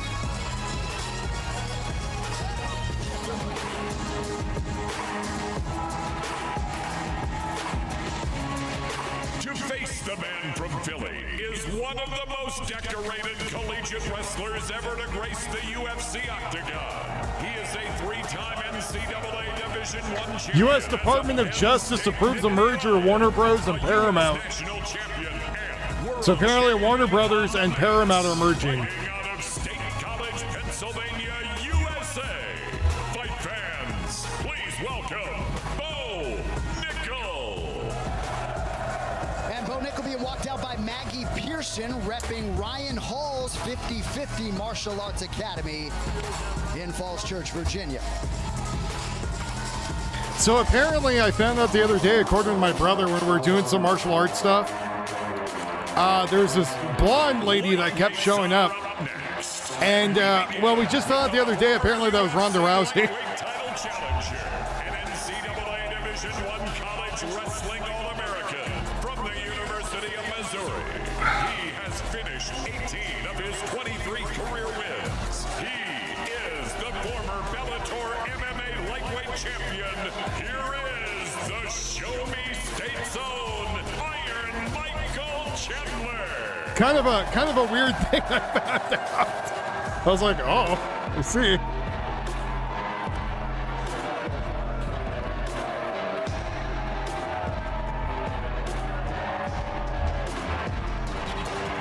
Looking to play spoiler is a creative fight finisher who has only seen the judges' scorecard once in 15 professional bouts. Sunday night, he looks to continue his rise to contention at 155 pounds. From Sao Paulo, Brazil, here is the number 9 ranked UFC lightweight contender in the world, Mauricio Sofi.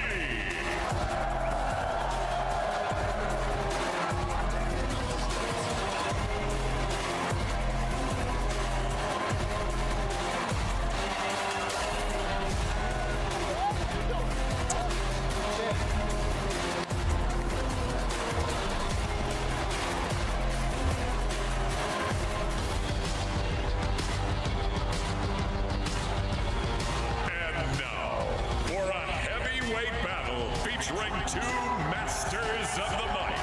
Up first, a man coming off a performance so bold, he was instantly added to this historic event. He is undefeated, with 8 of his 9 wins coming inside the distance. Here is the number 5 ranked UFC heavyweight contender in the world, the Golden State Zone, Josh Hogan. Josh Hogan had that great fight last time, an NCAA All-American, finds himself in a big position. Listen though, this guy talks. He talks and he talks, but the one thing that you can always depend on is that he is going to back it up. He's game, he's brutal, and he looks forward to putting it on the Black Beast, Derek Lewis.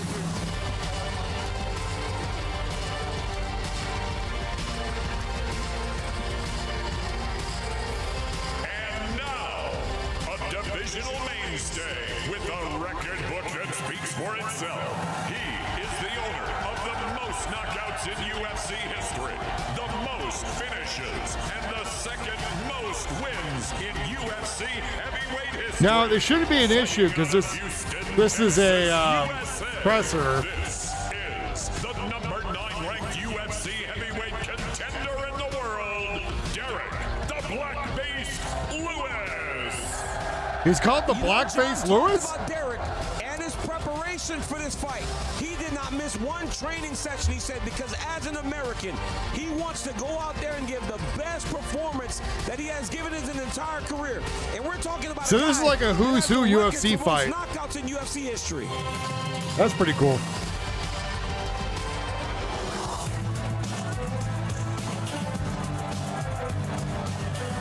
Well, it's the weigh-in and presser, yeah. First up, a Canadian tactician and master of strategy. He's riding What's up with all these kids there?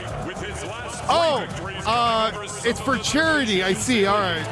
I saw this little wristband. They're for charity. Please welcome the number 6 ranked I was like, what the hell? Oh, okay. I get it now. Canada's native son, Ayman Zahabi.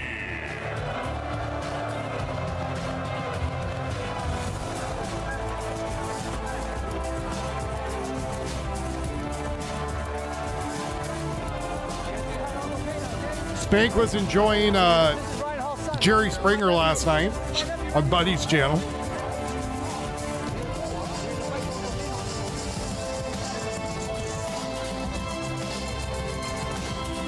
That's Ryan Hall's son, by the way, Sean Hall. Oh, I'm pretty sure Joe Rogan's there, yeah. Joe Rogan gets around the world.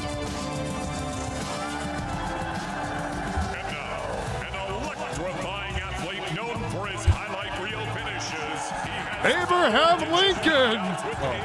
Coming in the very first round. He is the former UFC bantamweight champion and the Yeah, Chupa. UFC bantamweight contender in the world. Fighting out of Peoria, Arizona, USA.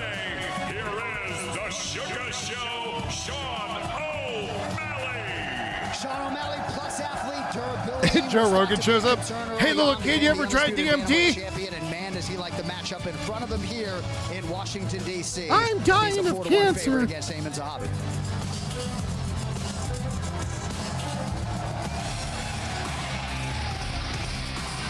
It's time for the first of 2 title fights going down from the South Lawn of the White House on Sunday night. We start with a Muay Thai specialist and master of movement who has spent the better part of a decade at the top of the 265-pound weight class. Fighting out of Paris. Well, they got medical bracelets on, Brady. Former interim UFC heavyweight champion and number 1 ranked UFC Well, that one might too. Unless those are just bracelets for the event. Could be too.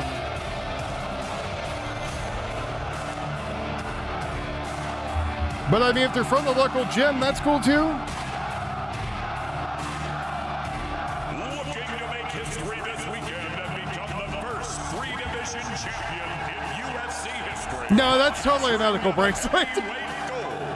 This Brazilian kickboxer has ended 11 of his 13 victories by knockout. He is the former UFC middleweight Backwoods wrestling. and former UFC light heavyweight champion.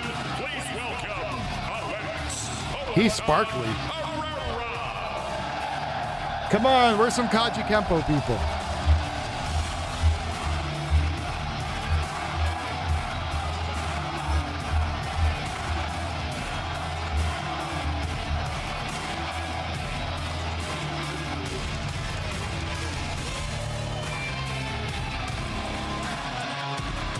Undisputed lightweight title will be unified Sunday night. Up first, a man at the center of one of the most exciting fights ever to grace the octagon. He's earned 15 performance awards. I don't know how many fights they're gonna have, but I think it's like the best of the best it's supposed to be. 5-pound division's history. He is the former BMF champion and current interim UFC lightweight champion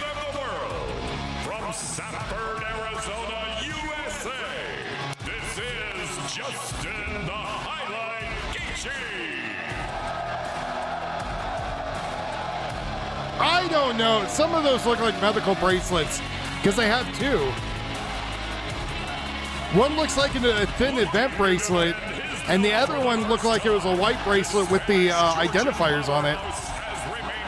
I mean, I hope they're not sick kids. If they're just there for the event, that's cool. He is the first two-division champion with an undefeated record in UFC history and is the number 2 ranked UFC.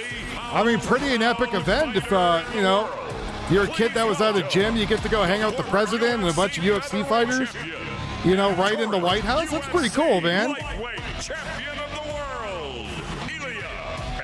Bunch of Marines out there in Navy.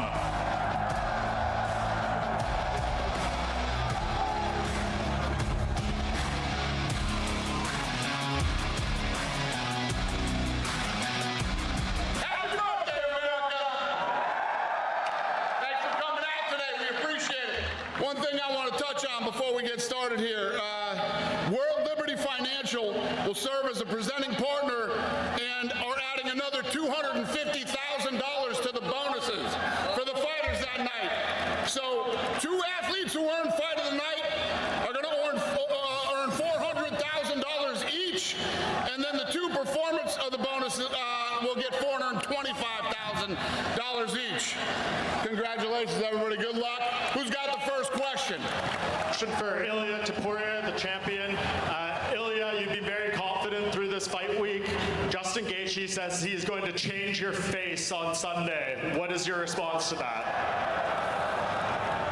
He can try. He can try. I know that I'm the best in the world. He's going to have the octagon. In 2 more days, we are going to share the same place. And he can prove me wrong. I feel that I'm the best. If you think that I'm not, just prove me wrong if you can. But I have my doubts. I know that I'm going to take his lots out in the first round. This is all I know. And for Justin, 17 have Oh, tried cool. against Ilya. All of them have failed. Well, that's cool. Why are All you branches are different? represented. That's pretty badass. Yeah, there's no doubt this guy is one of the best in the world. He's number 2 on the pound-for-pound list. But I have Yeah, fought the Weston. best of the best. I Yeah. have so much 1 million experience in square the foot cage, warehouse. and I'm gonna use that They have a experience couple to- smaller ones that are near the area, but a lot of medical supplies burnt up. And fighting is crazy, and so I'm going to go in there and put it on the line. That's all I can do. Once again, for you, Ilya, you are number 2 pound for pound right now. You've held that number 1 spot. Let's kill that bar again tonight, folks. We did a great job last night. Let's redo it. Say that I'm the number 2. For myself, I'm the number 1. What are you going to do to show that to the people who do the rankings? What was the question? How are you going to show that to the people in the rankings with this win so that knocking my opponent out in the first round? And just lastly for you, Dana White, a little delay here, had some rain last night. Has any of this actually helped you better prepare for any curveballs that could come on Sunday? Listen, the show goes on Sunday no matter what happens. We're going, so I don't care if it rains, snows, whatever happens, we have a fight on Sunday. So I'm sick and tired of hearing about the weather now and all the other bullshit surrounding this event. We are fighting on Sunday night on the White House lawn, no matter what. Question for Peloton, other side. So, Peloton, all week you kind of downplayed the magnitude of the third belt, and you've been treating this as a normal fight week. But being here, being only days away from possibly making history, being in front of the Lincoln Memorial, does this fight week finally feel bigger and the magnitude finally reaching you? Toda semana você falou, sim, são 3 cinturões, existe uma magnitude de uma conquista como essa, mas você falou, é como uma semana qualquer. Agora que você está aqui na frente do Memorial do Lincoln com toda essa galera, começa a dar uma impressão de que as coisas são maiores? Bom, com certeza. He's speaking French, kick his ass! De verdade, não participei de algo igual. Brady, I think she responded back to you. Pra história. E como eu falei, a minha preocupação é lá dentro do octógono. Eu quero dar show pra todos I'll vocês, turn back pra on todo New mundo Jersey que tá stuff when dumb shit happens, but Now, this looks like more gigantic than ever before. We see I don't this really need to hear once in a lifetime. hear them cooing. Sunday, I just want to put a show to all of you that are watching all over the world. I I take it as salty in that he was speaking French. Kick his ass. We've seen in the UFC. What do you make of his opponent, and how does the perfect fight for you play out? E ele é dos caras mais atléticos da história do peso pesado. Como é que você vê ele? Sunday. Come on and all for the UFC fight. I'll do it. No domingo, como é que vai ser a luta? Não, com certeza a gente vê que é um atleta, um adversário muito sério. É um cara que respeita, não são como outras pessoas que ficam sempre falando quando vai lutar com a gente. E eu tô pronto para isso e domingo eu vou mostrar tudo que eu venho aprendendo, tudo com a minha evolução. He's a great athlete, someone who's respectful, contrary to other people that just keep talking crap all the time before fighting. But you know what? On Sunday, I'm going to show that I've evolved, that I've improved, and I'm a great athlete as well.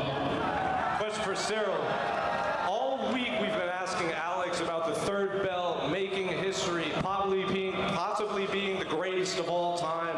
Do you think fans and media are overlooking what you can achieve on Sunday and capturing the interim title? Yeah, this is my story. This is my career every time. But let's make this story together. And I have to ask, what do you make of the fan reception here? They obviously are very pro Peloton here. Yeah, that's cool. Pereira is a great athlete. He's a great champion. I think he's a great guy also. He's a good human. So I can understand. And I'm really happy to fighting against this type of guy. Question for Sean O'Malley. We got one! Arguably one of the biggest pops when you made your entrance here. I have to ask, Eamon on the other side got probably one of the louder boos when he made his entrance. Do you feel like the American hero stepping in here? It's hard not to. I mean, we're fighting on the White House lawn. I'm fighting a Canadian. You know, I got to put his lights out. That's simple as that. I got to put this dude's lights out. To go off of that, all week Eamon's been talking about pressure and not worried about your striking. Is this the perfect opportunity to get your first knockout since 2023? Absolutely. He grew the beard out a little thicker. I noticed. That ain't going to work, buddy. I know what you're trying to do. That's not how it works. Yeah, he's going to pressure. He's going to try to kick my leg, take me down. I've been dealing with this since I started fighting. The more he pressures, the more he's going to get hit, the more likely he's getting knocked out. So whether it happens in the first, second, or third, he's getting knocked out. Question for Eamon. At Media Day, I asked if you won, would this be the biggest MMA win in Canada since GSP won the belt? Given the reception you got and Sean saying he's going to knock you out, would this be the biggest Mama win said in knock Canadian you MMA out. since GSP won the belt? It would be because he would put me in line for the belt. You know, finishing Sean O'Malley puts me right up there with Merab and Peter Yan. You know, he has a win over Peter Yan. Sean's a great fighter. He's been champion before. And to beat him in the White House lawn, facing all that adversity, really puts me at the top of the list to fight for the belt. So I'm very excited for this opportunity. Thank you to Dana and Hunter. And, you know, he talks like he's going to knock me out, but we're going to see what happens on Sunday. To go off of that, Sean's known for his counter striking. You've been talking about a lot of pressure. How do you focus on your game plan without kind of falling into the traps that he can lay? I mean, I've studied the tape. You know, he couldn't stop Merab from taking him down. What makes him think he can stop me? You suck. We'll see. We'll find out on Sunday, big guy. See, I don't like the shit talking. I don't know. Like, just saying you suck or whatever, I'm like, I don't know. I'm not. Can you clear up any rumors or confusion where it's being broadcast? It's very simple. It's on Paramount Plus. I feel like it's a little disrespectful and then kind of makes a bad mojo. You're going to get knocked out. Could be wrong, but we'll see. Question for Derek Lewis. You were very surprised to get the anti-doping. You never got test positive for anything. Is this like the craziest week you've ever lived? To be there to fight on the lawn, the South Lawn, to get the tested. Is it the craziest thing you've ever experienced as far as MMA? Of course. Shit, it's crazy. I wasn't even supposed to be here, you know. I stayed true to myself. How is supposed to be here? To my country and believed in everything that I was doing in life was the right way besides the stuff I got into. McGregor versus some immigrant. American dream, I believe. And a question for Mauricio Ruffi. What does scare you about Michael Chandler and how do you envision the fight going? Maurício, o que traz para você algum medo, talvez um temor em relação ao Michael Chandler? Como é que você vê isso na luta? Eu não consigo pensar em nada além dessa grande oportunidade que eu estou tendo aqui na Casa Branca. Agradecer muito a Deus. Estou muito feliz de poder mostrar um grande show para vocês. Vocês sabem, esse é o meu estilo. Eu entro lá para acabar as lutas. Eu acredito que esse é um dos motivos que estou aqui. I can't think of anything but the fact that this is a great I don't know why I'm here. They kidnapped me from Russia, but I'm here to fight. I come in to put on a show and to finish my fights, and that's what got me here. And a question for Cyril Gann. Have you seen the videos of Alex Pereira hitting the pads as a heavyweight and sparring as a heavyweight? And what did you think They of told it? me Is if it I do scary? not fight, they kill me for treason. I fought already this type of guys, dangerous guys, many guys, Francis Ngannou, Derek Lewis, Jairzinho, Chivaza. Please help me. I was told by Putin to be here. I can manage this. If you want to be a fighter, you can't be scared. Thank you.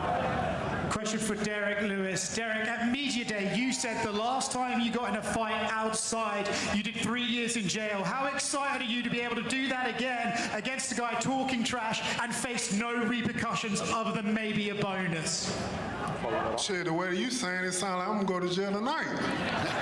Fuck that. You know, nobody likes this guy, man. I gotta put this guy out. I believe first round knockout. Josh, Derek says no one likes you. I'm curious how you feel the reception has been in the nation's capital this week. I literally been abducted and now I'm here. The Incredible Hulk says he's gonna put Derek to sleep like Sleepy Joe, but I like Derek Lewis, and I just want to apologize for ruining the press conference last time, and I like Taporia too. I like Pereira. Those are my favorite fighters, and so I just want to apologize for all of that. Yeah, I'm nervous right now. It's just regular Josh today. Yeah, thank you guys. Thanks for having me, Dana. I'm trying to keep the Incredible Hulk from not coming out, and so I'm doing my best. Thank you. Derek, do you prefer this version or the other version? I like Derek. He's a real nice guy. He went to jail, and then now he's on the White House, and he's making something out of his life, and all about perseverance.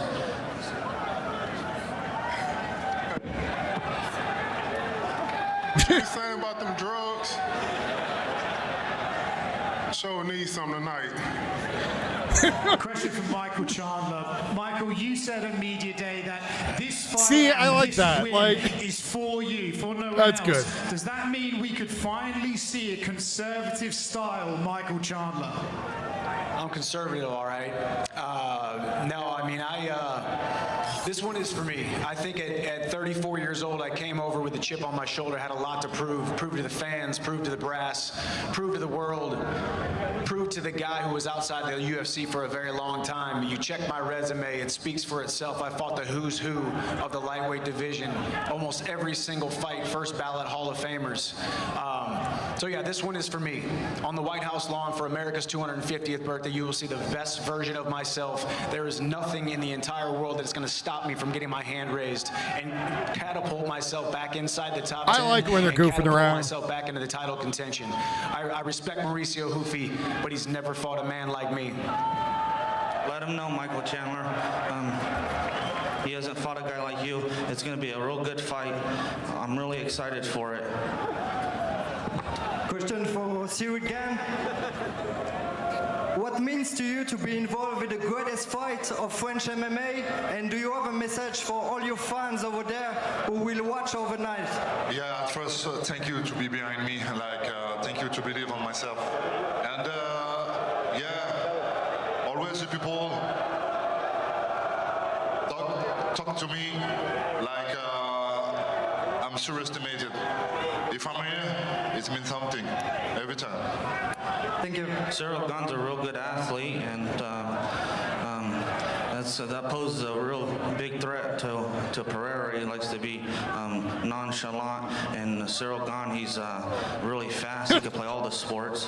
The Incredible Hulk says he's the best athlete up here, but I think Cyril Gahn might have him beat. He could play all the sports, and that's going to pose a big threat to Pereira. It's going to be a good fight. I'm looking for it, though. I'm looking forward to the fight. Question for Steve Garcia. You and your teammate Josh Hockett, you both might be one win away from a title shot. How much would it mean to both knock out your opponents and win the belt on the same card after this? Yeah, man, I'm here to shock the world. I'm super excited to be part of this. Diego is a phenomenal athlete, and he was able to go show out on UFC Noche, but I'm here to show out on the UFC White House card, Freedom 250, and I'm proud to represent my country, so we're going to start this off with a bang. I'm going to go for it, and fireworks will begin this card. Yeah, I agree. I'm sorry for interrupting, guys. Oh, Josh Hockett's the man. Yeah. Thank you, Steve. Thank you, Steve. Anytime, buddy. And he's been positive to the real Josh all week, and so I want to give him credit for that. And Steve's been training hard. He's been waiting for his opportunity, and he's finally got it. And he has a tough opponent with Diego Lopez. And 34 minutes ago, President Trump has just ordered a military strike to kill terrorist Diego leader Nino Guerrera in conjunction with the Venezuela government. Apparently, we just killed some Trendy Agora leader in Nino Garlina, or named Nino Garlino. Listen, he's the GOAT already. It doesn't matter what's going to happen on Sunday. For me, he's the GOAT. One of the GOATs, because we have a lot of them in the sport. But he's going to join that list without any doubt. It doesn't matter, what's going to happen on Sunday. Oh, really, Ahab? Interesting. I'm sorry. The Incredible Hulk says Pereira chews up Taporia's food and birds feeds it. Just shut up. Birds feed it in his mouth. Can someone just I'm sorry. shut this guy? Taporia, I'm a big fan. Taporia, I'm sorry. Shut up. I'm sorry. Taporia is probably my favorite fighter. I'll be honest. He knocks everybody out. Thank you very much, but shut up. I'm sorry. Shut up. Just sorry, shut up, Taporia. Birds feed. The Incredible Hulk says he birds feeds.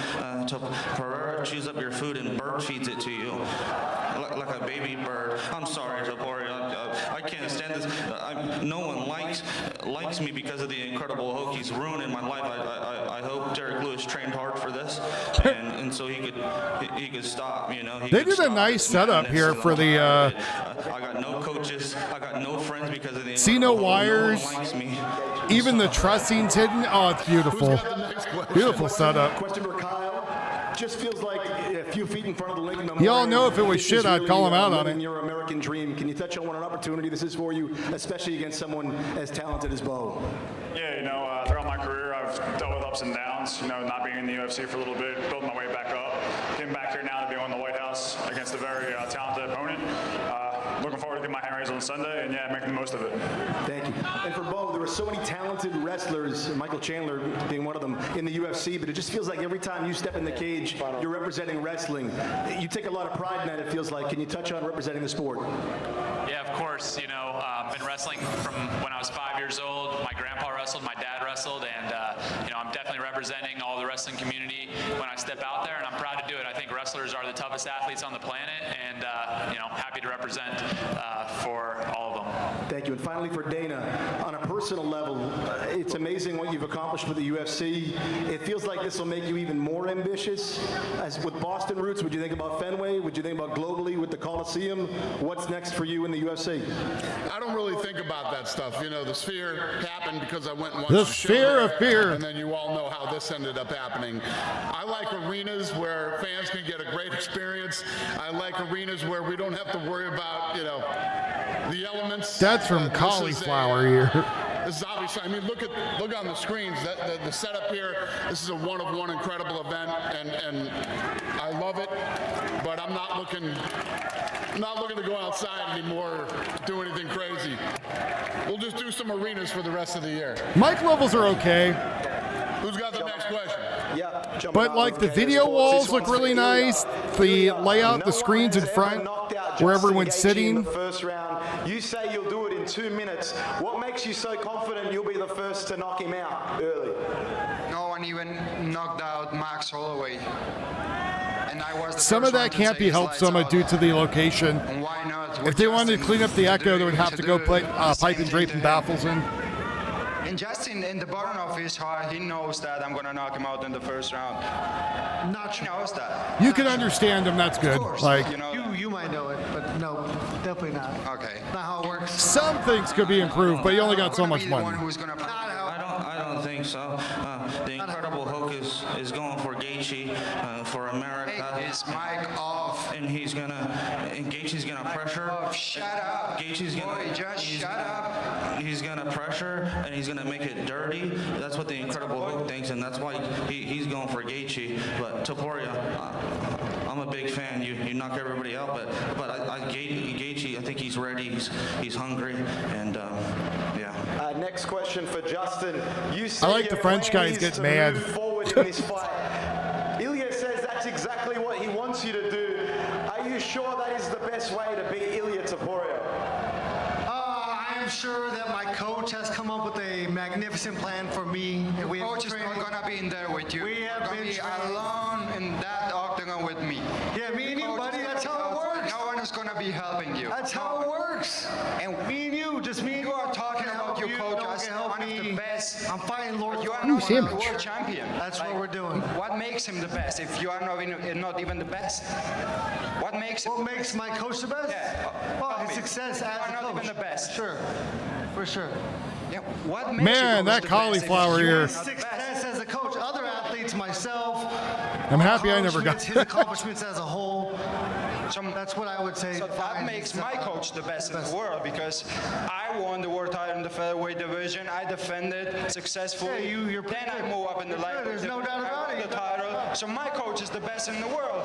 My coach is I'm pretty the good best too. in the world. I'm the best coach in the world. That's why I'm gonna take. My coach is the best in the world, man. Can we all get along? Boy, Greg Jackson's a good coach too. Mike Winklejohn's a good coach. Yeah, and they all got coached under Greg Jackson. I'm sorry about that. I second that. But can we all get along? Last one for Justin Gaethje. Justin, Ilya says he wants to knock you out in front of your father and your country. What did you make of those comments? And did you expect the fight to get this personal? Of course. Yeah, how but are you Muhammad Ali could really back it up. Trying to beat each other up. That's what we do. That's what this sport is. None of you guys understand how serious it is. Again, Only I us found those fighters tickets for understand the consequences Cassius of getting Clay. there every single time. They're And for when they were for some of showing us, we it love it. For some at of the you guys, Jumbotron. You could never dream of taking these chances. I wish and they were taking worth these risks. something. That's what we do, though. That's Sell the fighters. damn things we have to have. Question for Ayman Zahabi. What's more important to you, fighting in front of the White House or beating up Sean O'Malley? Definitely beating up Sean O'Malley. I mean, that would be huge for my career.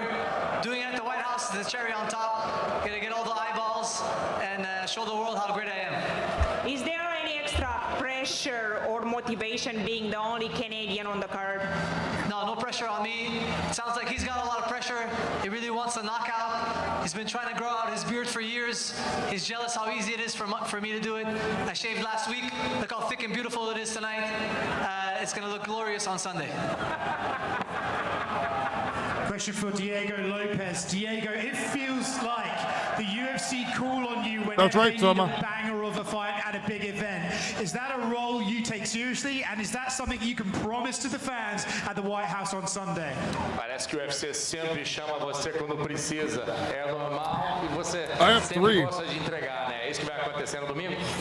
One was for like front row, and the other two were kind of back. Steve have the perfect style for me for was make a great fish fight for in the story in the White House. I prepared for this, so I don't stand one step back in this fight. So I look for the finishes, knockout, submission. Always I look for this. This happens Sunday night. Yo, what's Vic Bland's here? My question is for Hey, wait a minute. We translating that or what? Where's the translator So I'm really hoping so, buddy. Maybe. Last time I saw they're only going for like 30 or 40 bucks. Last question, go ahead. Big Blends here. My question is for Ilya and Justin. Ilya, if you were to team up with Alex, Justin, you were to team up with Hokit, the four of you trapped in a room, only two could walk out alive. Who's going to make it out that room? I'm gonna leave this answer to Justin. I'm not here for hypothetical questions. I have a real dangerous opponent in front of me. That's all I'm worried about. Can I interject, please? Yeah. I think Taporia's so mad because he's so short he can't see himself in the bathroom mirror, and he married a stripper from Miami. I'm sorry. The Incredible Hoagie, he just be getting me in trouble. I'm sorry, Taporia. I'm a real big fan, though. You're still my favorite. You have a tough task ahead of you. And Gaethje's real hungry. There you go, Soma. That's what they are. He's American. Most importantly, that's what the Incredible Hulk says. Hey guys, thanks for coming out tonight. I'm going to square these guys off for photo ops. We'll see you tomorrow.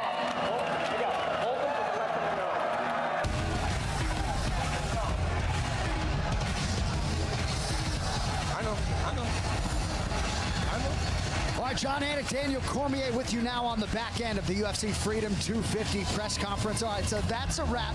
We had a lot of fun up here listening to it. I particularly enjoy watching Dana White's reactions to Josh Hokit. Some good, some bad. Hokit made his presence felt. I like the Topuria. The troops are out over there in number one. Yeah, I want to go get ticket holders for them. The like plastic ones. So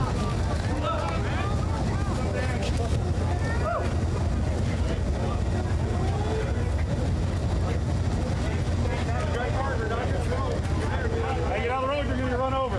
Get out of the road! Get out of the road! Get out of the road!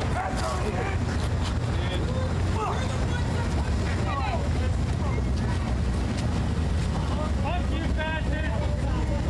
Everyone fucking hates you! Come on!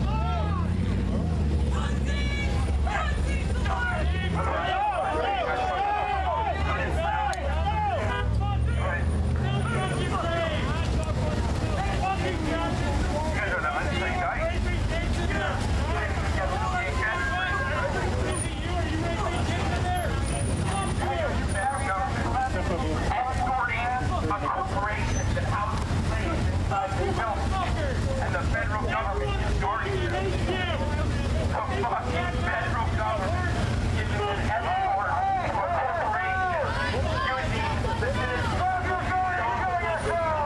Ned, as I said earlier, I don't really like the trash talking very much. I get the jokes and shit, but like, I don't know. I was taught to have respect for your fellow fighters.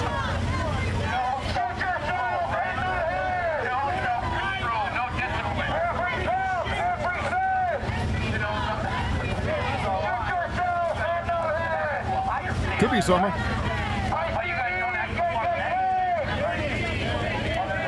I think so too, Kirk Creeper. Let's go see. Sports tickets holders.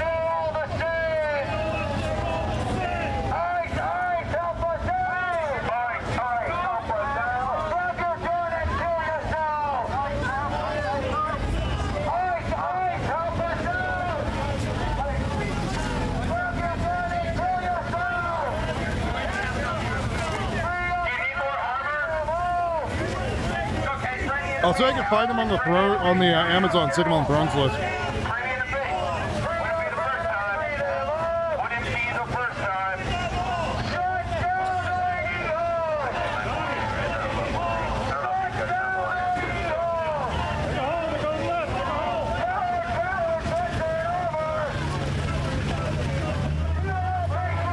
I should go measure them. I think they're about 2.5 inches by 1.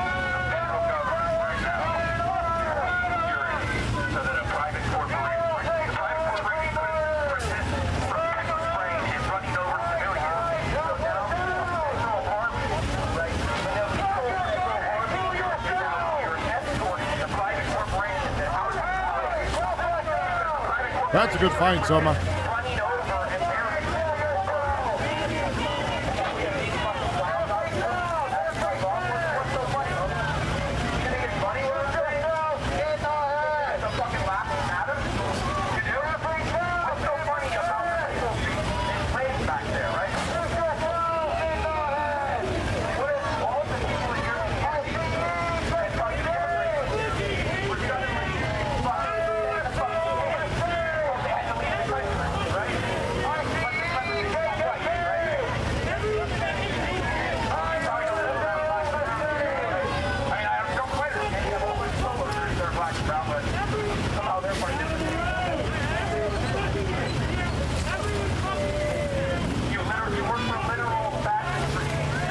They're going to kiss. Have you read the 14 Tenets of Fascism before? The Geo Group. He's escorted by a fascist army. A fascist army that literally executes American industry with no repercussions, right? That's what this is. These guys think they're on the side of justice while they execute civilian industry. Well, I'm going to go measure those things. I'll be right back.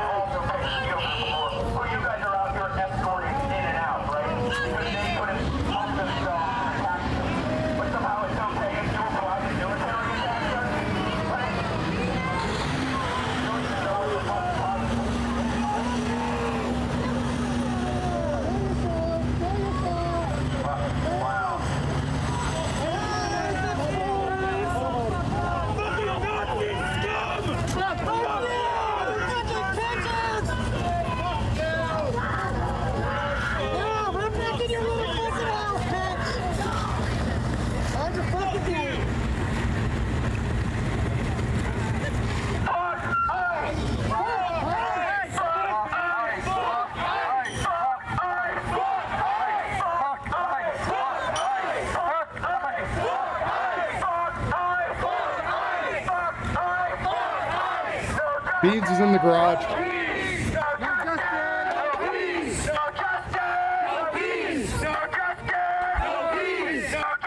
Let me guess, I missed nothing while I was gone.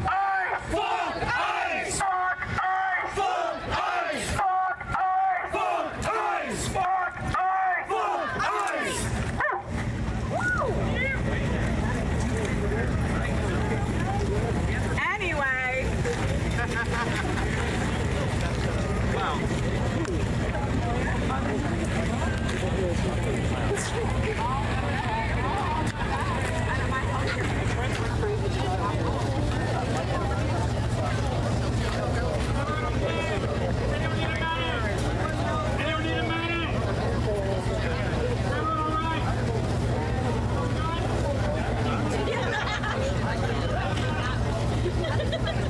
So they're 1.5 inches by 5.5.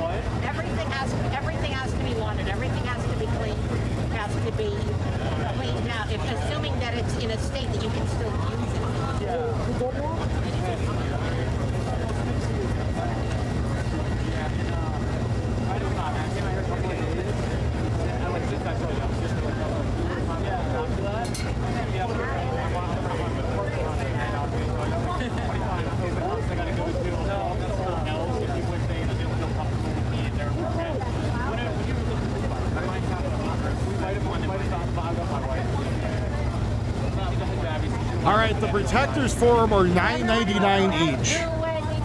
For the really nice one, not the stupid sleeves.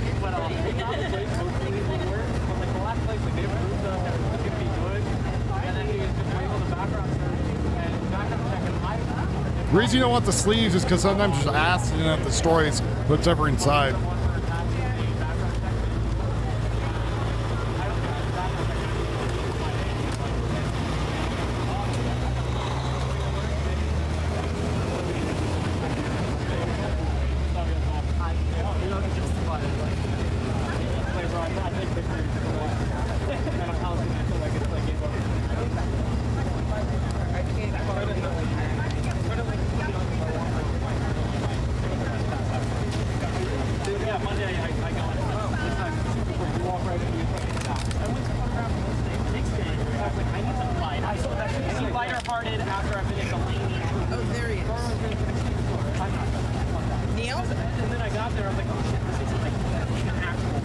Yep, acid free. All right, back to like lived the moment yesterday in the White House, practicing my walkout with the people, with the song. Wow, it was just amazing. Obviously, visualization is powerful, and you've been seeing a first-round knockout over Justin Gaethje. What is it about your skill set that allows you to see these things? Yeah, hey, we were just talking about that. Blew him up. I know Blew him what I'm up. able to do inside Blew him the up. octagon. I know it. This is what I have been saying during this whole time. Maybe it sounds a little bit cocky, but trust me, it's not. It's my confidence is built through hard work, a lot of dedication, and I know what I'm able to do inside that octagon. I know Justin. I know what he's able Hopefully to do. you're going to fight in there, because if you're doing He party didn't tricks. knock out anyone in the last 3 years. What makes him think that he's going going to knock me out now in this occasion. That's not going to happen. I'm going to knock him out in the first round. I'm going to knock him out like I did with my last 3 opponents. And this is what's going to happen. I know that. This is what I train for. Listen, what I train for. We cannot wait for this main event. Ilya, before I let you go, the official weigh-in is not really too far off. A little over 12 hours from right now. What do those hours look like as you prepare to make weight on the scale? Really the first fight of the weekend. Actually, this is the best weight cut I ever had. I feel better than ever.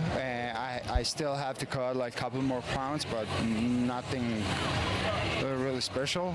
So we are gonna make it. We are gonna make the weight tomorrow in the morning, and then we are gonna have the official, the public weigh-ins in front of the public. We are gonna enjoy the whole process, and then we have finally the fight day. And I hope you guys, you're not gonna miss it, because this is gonna be once in a lifetime, the biggest event in sports history. Something that I'm telling you, I don't even have the words to describe it. It's just wow. Don't miss it.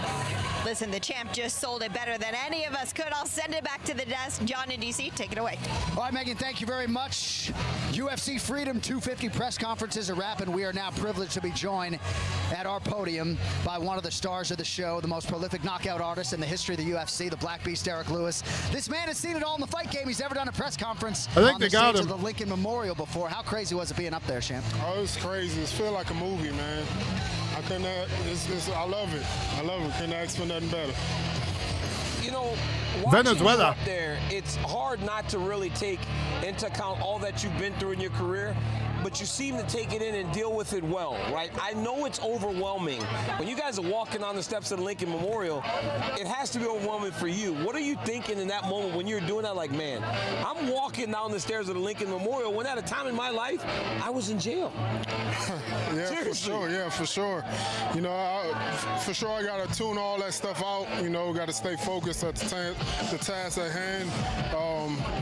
We got a beautiful game plan to get this guy out of the fight real early. Do you like Josh? Because Josh showed up tonight, not the Incredible Hulk. I don't have nothing against him. No, I'm saying Josh is the kind of scared guy that always gives compliments.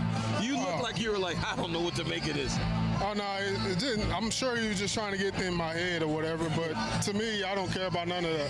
Yeah, it did not seem like he occupied any space in your head, and it seemed like Dana White was kind of going sweet and sour on some of those responses.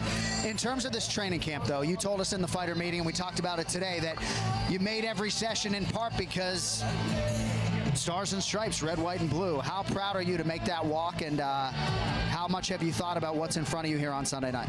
I'm very proud to make the walk, you know, show everyone that no matter where you come from, no matter what you've been through in life, there's still hope for you out there.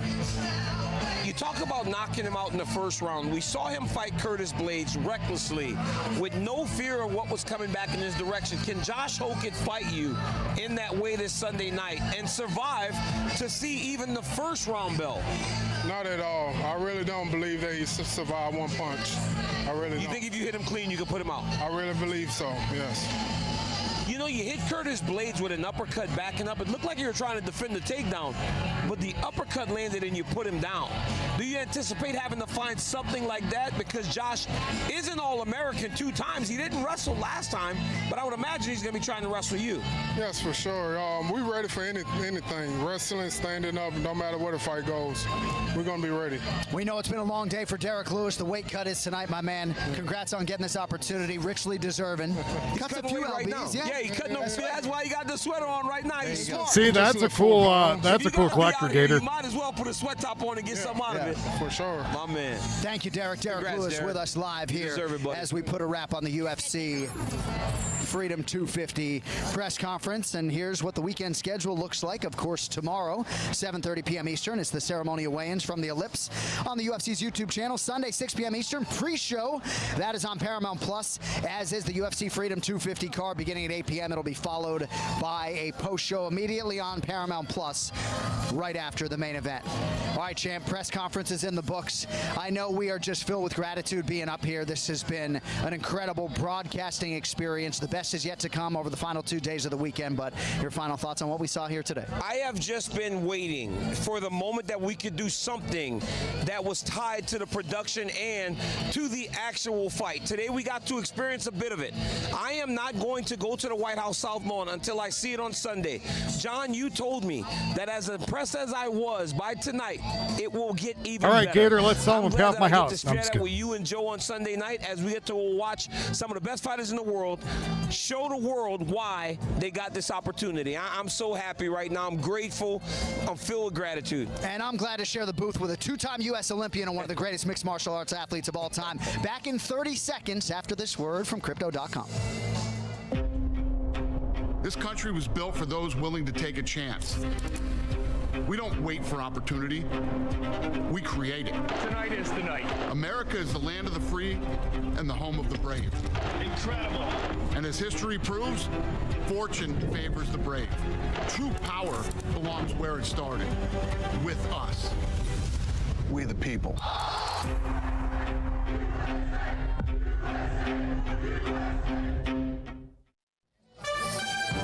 All right, UFC fans, what a night it has been here at the Lincoln Memorial. With that, for Daniel Cormier, Megan O'Leary, and the rest of our crew, John Anik saying so long from the nation's capital. We will see you tomorrow for your official and ceremonial weigh-ins. Couple more sleeps is all, folks.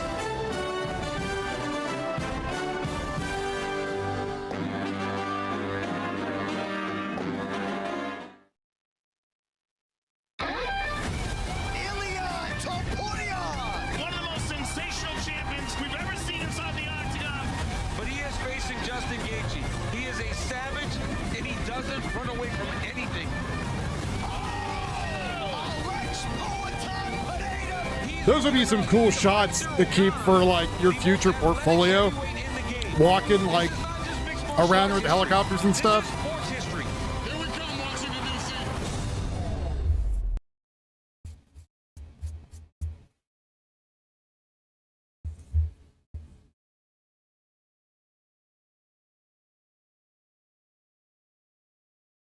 Is that it? Is all the audio we got? All right.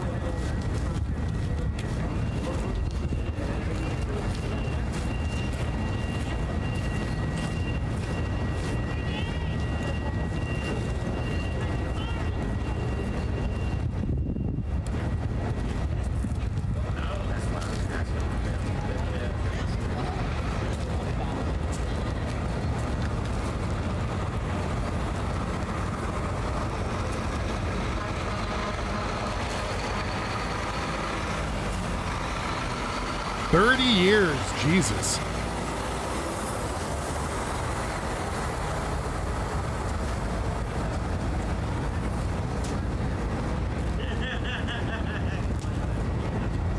All right, folks, let's try to fill up that bar.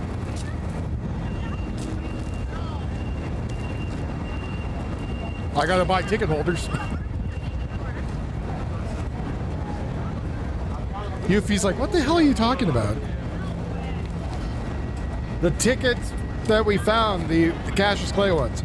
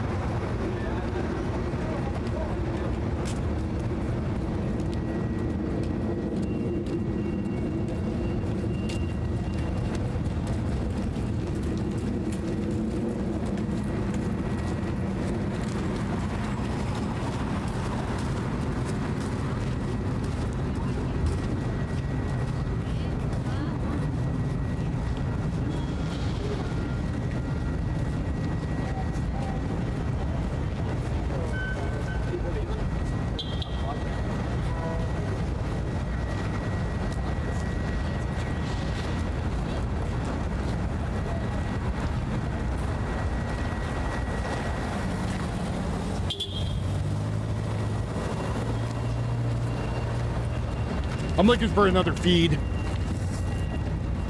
Tio sent me something of whatever 3 is, which is whatever. There's some people in, I guess, Portland. Gross. Wolfie doesn't like Portland. Finds it nasty. Gross.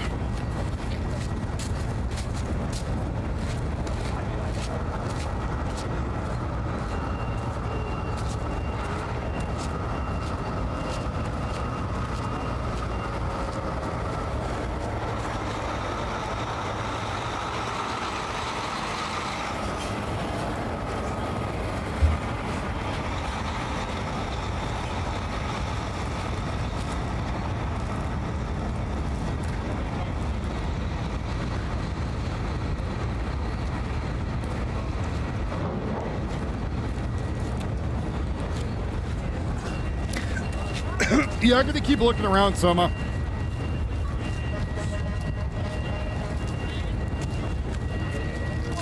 Portland.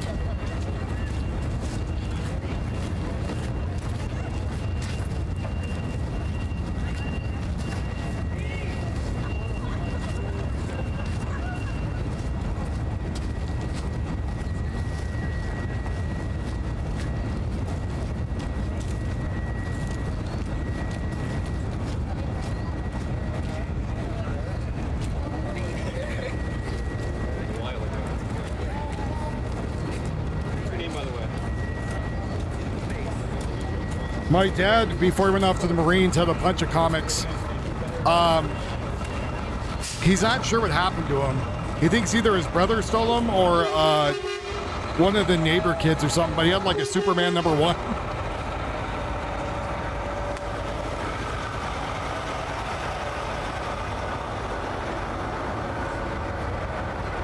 Yeah. Batman #5 or something, like super old stuff.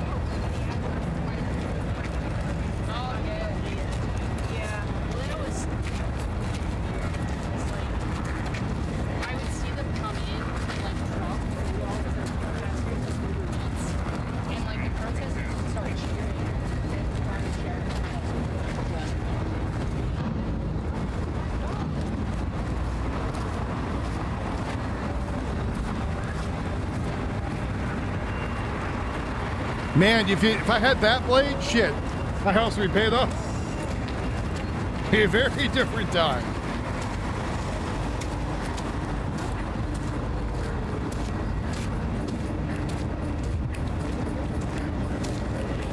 But currently now, I just hope that I get donations on the internet so I could keep my house. So.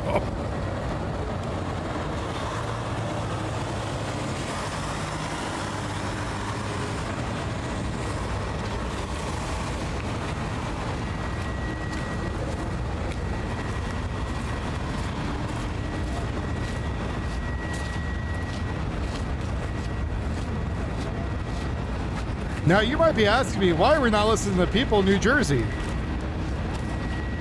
who are talking at status cuck? Well, because I don't feel like someone telling me lies and pissing in my face and telling me it's rain. So I did send BG on the scene a message on X about all the drama going on and be like, hey, if you don't want me to show your stuff, all you gotta do is ask me. But we'll see what they say. So. You miss running a comic book store? That sounds like it could be fun. Though not very profitable.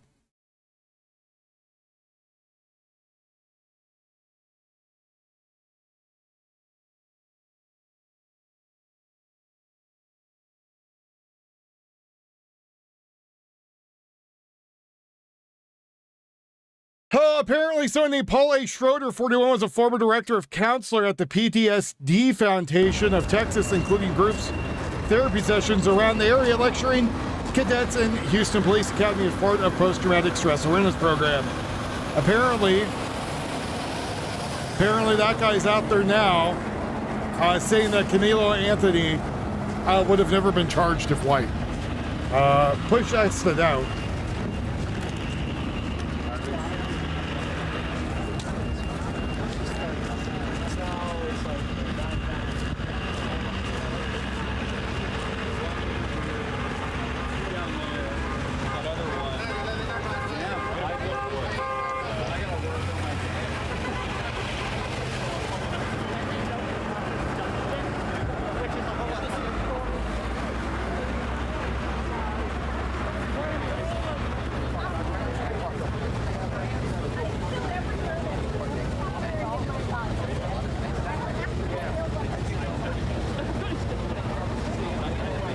Wow, Soma.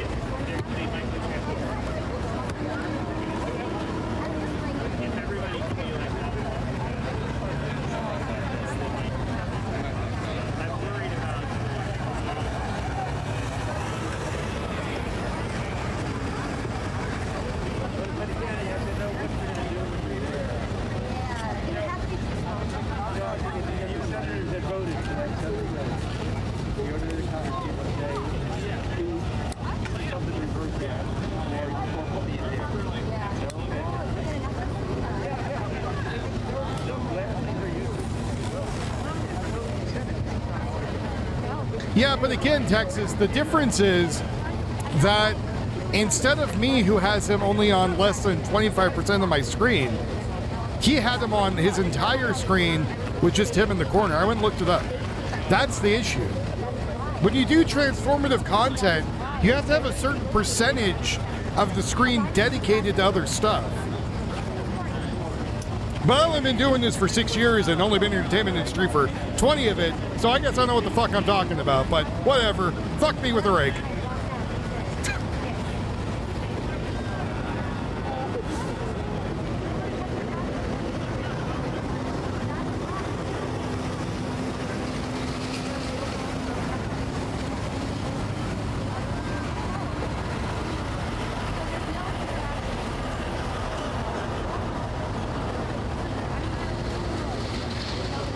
You have to make the content transformative and free use. If you don't do that, you get a copyright strike.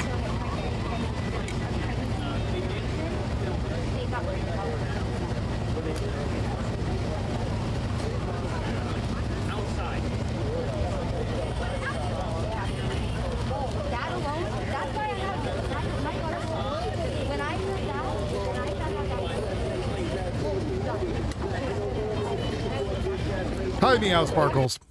Yeah, so, again, the issue is, one, you can message people and do what you want. Also, if you do a counterclaim to copyright violation, that is asking YouTube to go up to bat for you on a legal issue. So if you go against it, they have to prove that you are stealing their content, right? And that's the bigger deal, is they have to prove that you are taking their content and proving that it's yours, right? Unlike on BG's scene right now, his name's on there, less than 25% of the screen.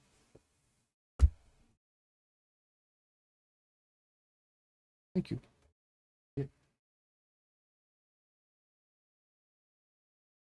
And that's how you figure that out. But again, if he had a copyright strike, he would be down, because it's a strike. He'd be down for a week, or at least a couple days. It looks like he's back up streaming, so you have to have commentary on top of it too. But if you have too much of the screen is somebody else's content, then you are that's kind of breaking the thing, right? So let's say I got to turn off this thing because the audio keeps dropping in and out. And you have to add something original to it. You can't just be on there and be like, let's talk about pickles. Right? You have to have something that is talking about what's happening there, and that's why it's transformative. On top of it, if he gets caught in any sort of legal action, you can't profit off of crime, right? So let's say he's there, he gets a thing that's told, hey, you got to leave the area. You can't be there anymore, right? As long as he's filming there, he is breaking the law because he's supposed to be leaving. And that's where it gets some kind of weird copyright issues you got to, you go to court for, right? And then they talk about it and say, well, you can't really profit off of this because you're breaking the law, so you can't really copyright it, right? You can't claim it's whatever, and put it out there. But, I mean, BG on the scene stuff gets used by all kinds of people. Well, that's different, Blade. That is a ghoul. That's a different thing. But again, so if you have Yuffie looks very happy with her lemon bar. I'm okay. Thank you though. If you so my screen has less than 25% of each person on my screen, right? So that means at least 3/4 of my stream is either stuff that's original or from other stuff, or it's a collage or whatever. Plus I'm doing commentary on top of it, right? So if you are another streamer out there who is, and if you're using Streamwall too, also makes some weird stuff because you're not actually doing the work. You're letting the program do it to pull it up, which opens up a whole nother door of bullshit. Sargon of Akkad won a fair use claim when all he did was change the title of the video to transform the message. It was a Hillary Clinton election watch party video case. Yeah, so there's that too. So a lot of the time, people will use the copyright strike thing as a weapon, and sometimes it's not even. It's a legal thing, right? So it's not cut and paste as easy as people think it is, right? So if they're okay with the restreaming content, it doesn't matter, right? Hi, Love Pugs. It doesn't matter because they're okay with it, whatever, right? Now, from what I've seen of BG, he does his recordings, he puts them out there.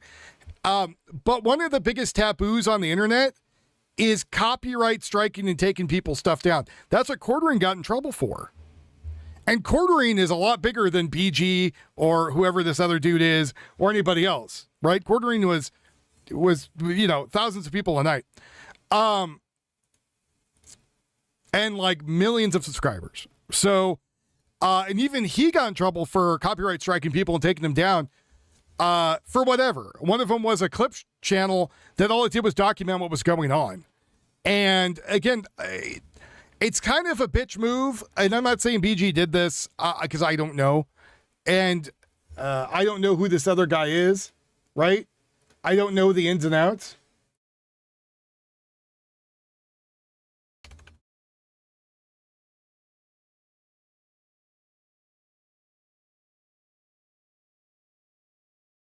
And I don't know if maybe the guy said something that pissed BG on the scene off. Maybe the guy was reposting clips of BG on his channel. I don't know. I have no idea. But I'll tell you right now, there's probably half a dozen people restreaming BG right now. And if he's only copyrighting one person, maybe there's a reason for it. I don't know. Well, Sargon's only brilliant on certain things. Other stuff, he's an absolute tard. But that's a whole different story. That's a story for a different day. But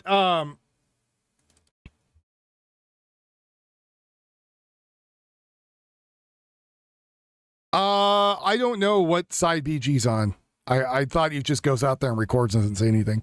Some of the content lefties do copyright strike. So again, the minute they copyright strike, you could fight it, right? When you fight it, then it goes to potential litigation. And that litigation, right, is actually a legal issue.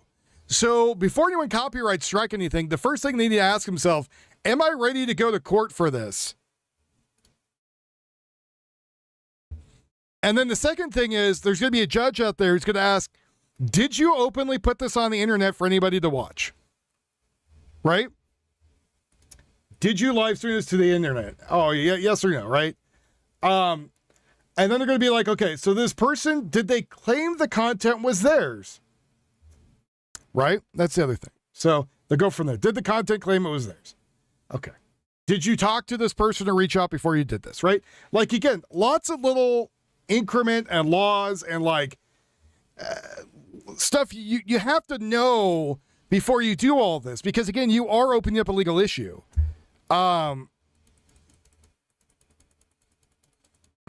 There has been a YouTube murder over fake copyright strikes. It's dangerous now. Yeah, there's also companies who are like from China and India who will do mass copyright and monetization strikes to try to get money from people. So it might not even be BG on the scene. It could be somebody who said that they were them doing it, right?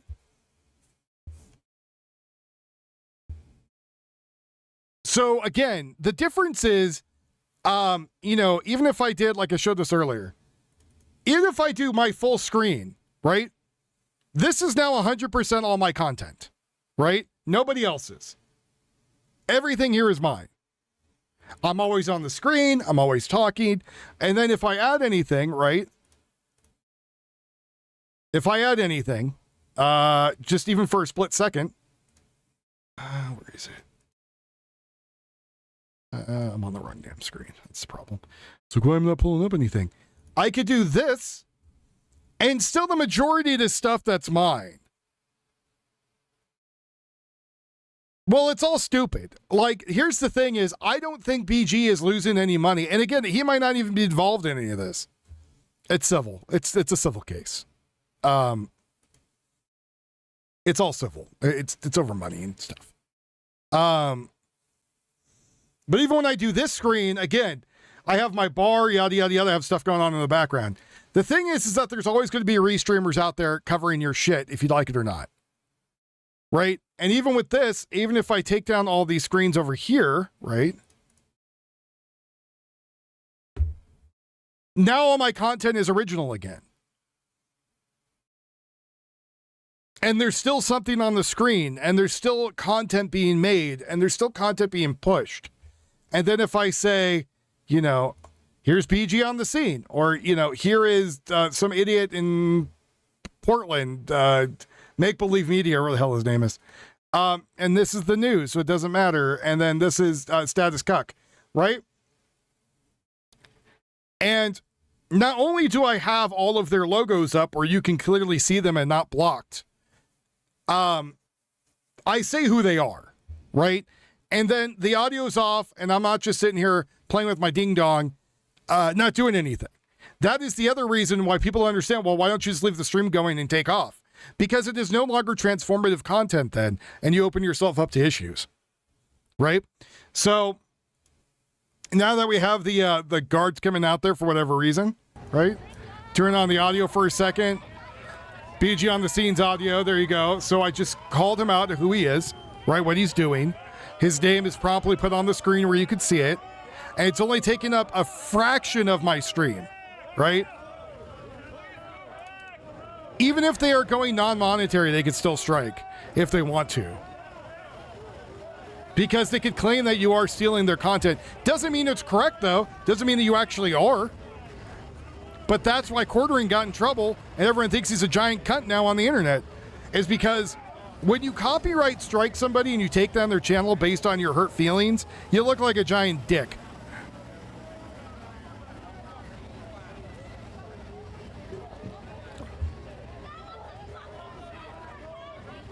But with other streamers that don't do layouts, they don't really be on the screen a lot, they make themselves as small as possible. 35% at minimum needs to be your own content of the stream. 35%. And so I do mine by, again, I have a bunch of different stuff up.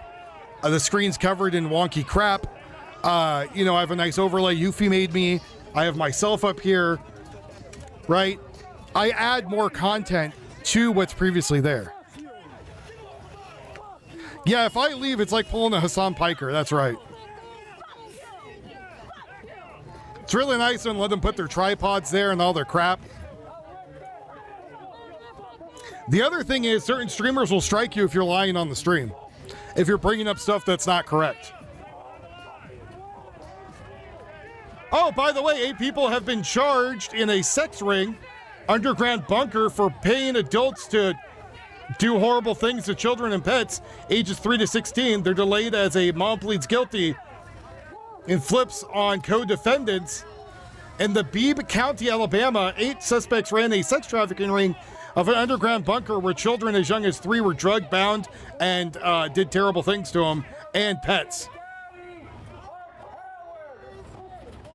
So like, and now I turn this off, I'm now covering the news, right? Rebecca Brewer and mother of some of the victims pleaded guilty to sexual torture on 9 counts of first-degree kidnapping as part of the deal. She agreed to testify against the other 7 defendants. The trial and remaining suspects have been delayed, with the case expanding, including a federal investigation into at least one of them. These monsters turned their own kids and pets into victims for profit. Well, if they're found guilty, take them all to the gallows. Take them to the gallows in the back. Done.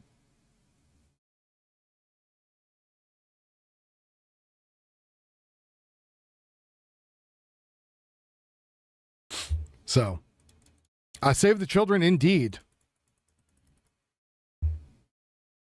You know, again, I would be like, all right, this is your sexual perversion. That's nice. In the gallows. Found him guilty, to the gallows.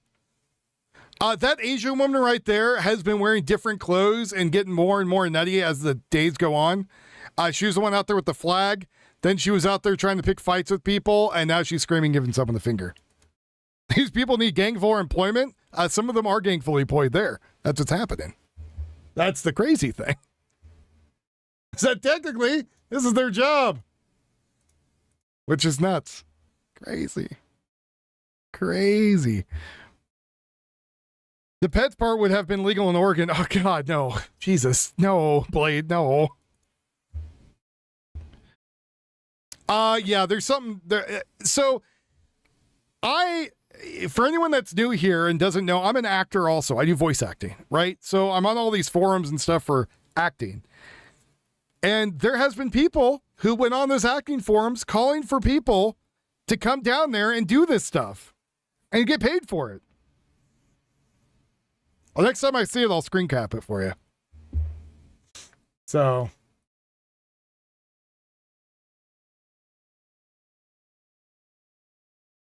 Can I please repeat that article again? Which one? The one with the sex ring molesting children? That one?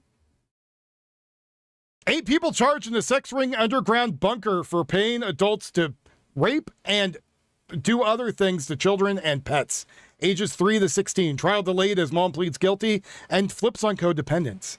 In Bibb County, Alabama, 8 suspects ran a sex trafficking ring out of an underground bunker where children as young as 3 were drugged, bound, and sexually abused, as well as pets. Rebecca Brewer, a mother of some of the victims, pleaded guilty to sexual torture and 9 counts of first-degree kidnapping. As part of the deal, she agreed to testify against other 7 defendants.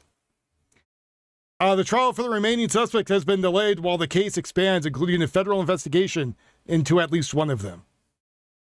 So they were literally had a underground bunker where they're doing this sick shit in Alabama, yeah. See, the wood chipper takes gasoline and or electricity. I'm a really big fan of the noose because after you hang one of them, you know, you just drop the body into an open pit and you throw the next guy on there. Or lady, you know, I agree it should be equal rights for everyone. You drop the trap door, snaps their neck, you throw them into a ditch. Next. Big ol' unmarked grave. Or we incinerate them. Well, the guillotine, again, makes a big mess. And you want to be able to get as many people through there as possible. Feet first. Nah, you see, you just snap their neck, throw them into an incinerator, used it for crop or fertilizing, never name them again, delete them from history except for some ledger somewhere. Move on with the day.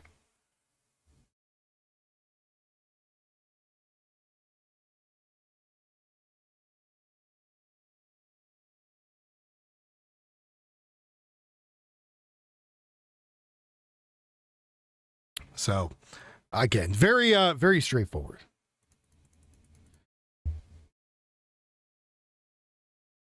No one gets a big court case, none of this. Just very straightforward. Yeah. And that's why I'm just like, I don't want them to be remembered. I don't want them to be talked about. I want it to be a quick, I was going to say painless procedure, but, you know, quick and easy. Done, thrown out, moving on.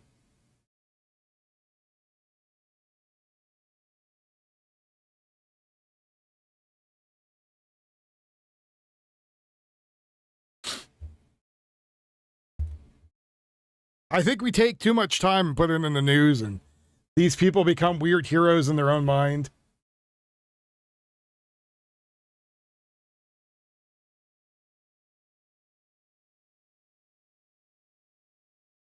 So,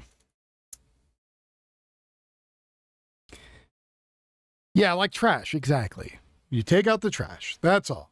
Guillotine, the problem with the guillotine is big mess. Though it is a crowd favorite, I hear. Especially back in the French Revolution. But the rest of the stuff, again, no big court case goes, happens. Maybe someone mentions it on the news. Hey, this is what happened to Joe Blow. And then we move on with the day. People would not like it if I was king, I don't think. Oh, yeah, well, I would say Carmelo, I would throw him over there too. Be like, hey, this is blown out of proportion. You're apparently a cold-hearted murderer who doesn't give a shit, lied to the court, then tried to put crocodile tears. And you're going to get 30 years anyway, so your life's kind of forfeit. So, all right, next. I'll give you a chance to appeal. But that's it.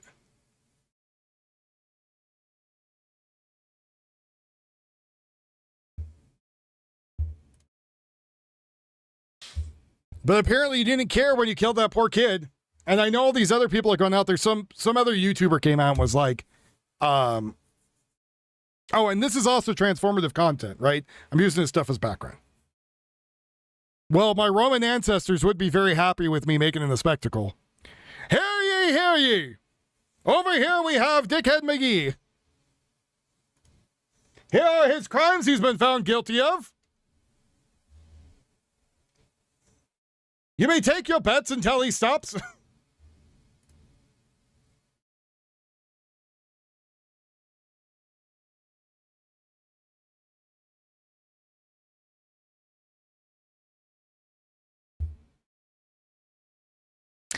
From what I heard, the white supremacists have taken out a hit on him, which, I mean, I don't give a shit about those people either. They're just as bad. But it's become a big race war thing, right? So people on either side of the far left and right are fighting over it. And it's kind of disgusting, to be honest. Some kid lost his life. And when it went to trial, all the evidence pointed that, yeah, this kid, he was on the wrong side of the bleachers. There was other black kids around there. There was a black coach. You know, it wasn't a race-related thing. Everything that had to, everything that talked about it, showed that it wasn't race-related. It was kid in the wrong spot.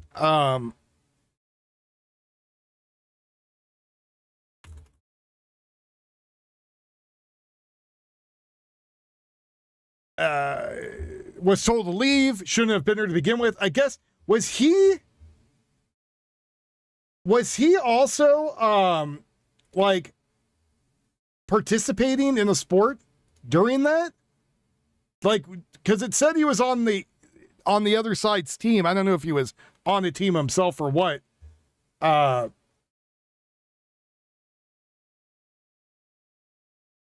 I will say that,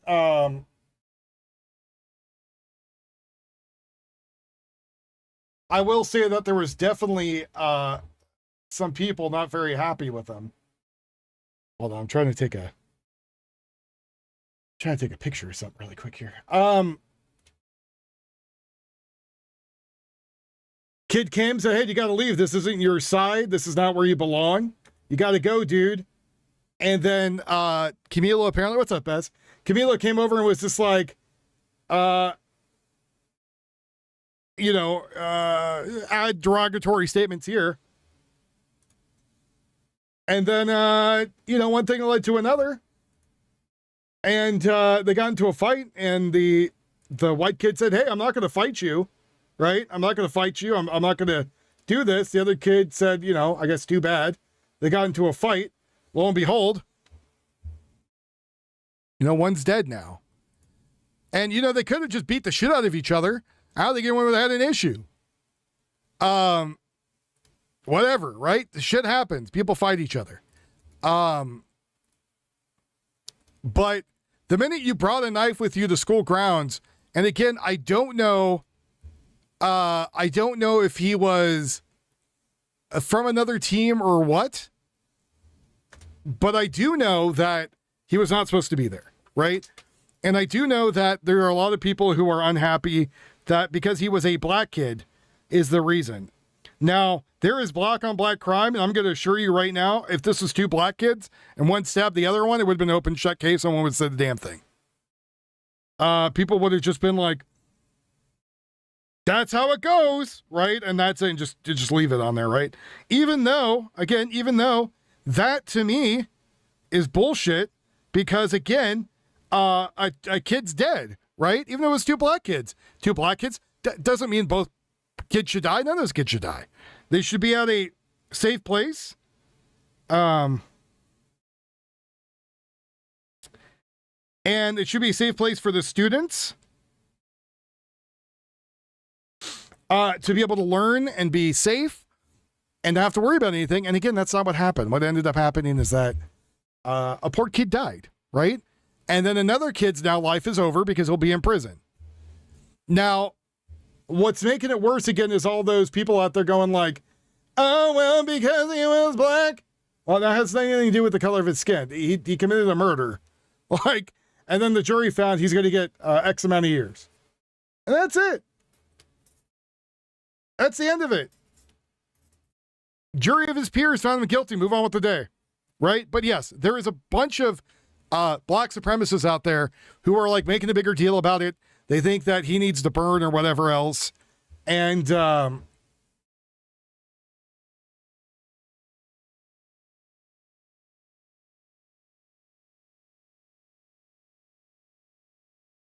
yeah. So, I don't know. It's a dead horse, right? It's been beaten like a dead horse.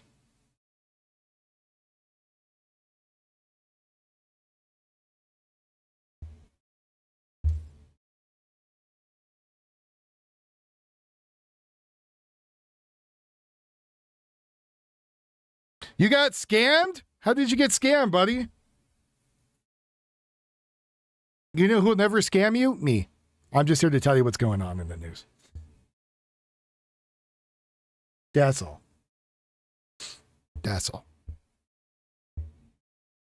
What was it? What was the book you got scammed on? I love how they're making these idiots run back and forth from side to side so they can yell at a vehicle. Now we're going to BG on the scene again.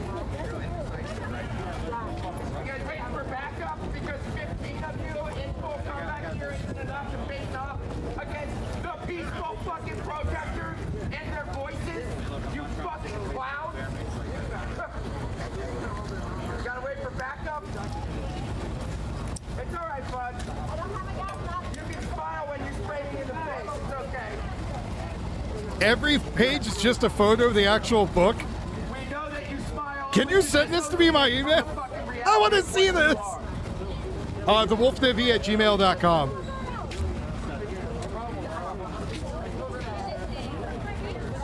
Was it your guys' crew that's raping the girls at Philly or no? You guys just watched?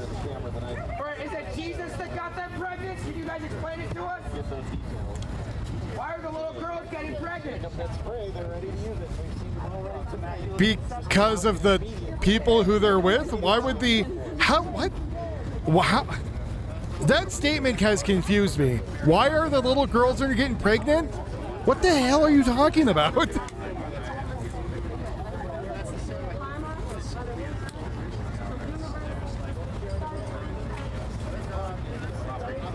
Hey, these girls that have been in there for a week, all of a sudden are 6 months pregnant. Well, I'm pretty sure it wasn't from anybody inside there.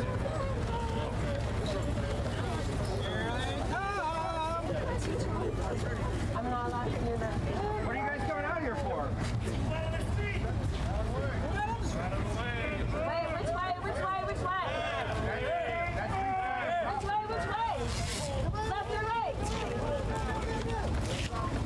Can you make the directions more concise? Stop shaking it up. Stop shaking it up. Stop it. Stop shaking those. We're not doing anything. That's right. Shake it. Shake it like a Polaroid picture.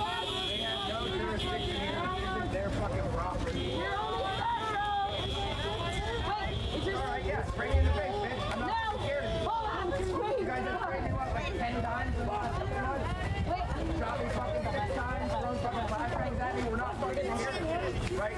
We actually stand for something, right? We're willing to take your fucking berries. We're willing to take your fucking AR-15 rounds, right?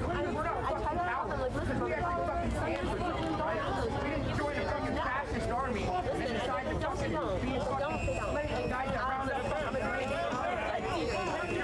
we are not on their property. We are not in the way of the street. We are not on their property and we are not in the way of the street. You're in the way of the driveway, Tard. They're handlebars, Blade. I like my mace shaken, not stirred. You're a literal fucking slave catcher, dude. You're a bonus. You took a bonus to become a slave catcher. You're a fucking I'm not gonna lie, if my back was better, I'd go with Price. You think you stand for the law, and you literally are saying that this is the law, right? All this has done is make me want to go work for ICE. Hold on, I get the maze hippies? Huh.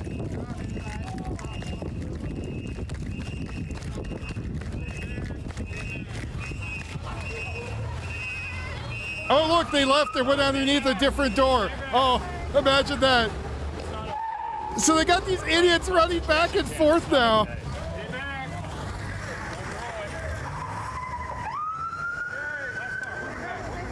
There's nothing okay about what you're doing. Nothing okay. What did they do? They let people out.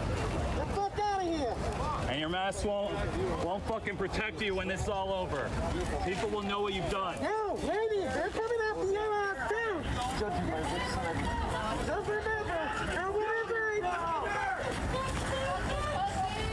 fucking losers. Fuck you, bastard. Shit, bastards. Fucking dive and kill yourself. Get the fuck out of New Jersey. Now, from what I understand, BG on the scene doesn't say anything. He just films.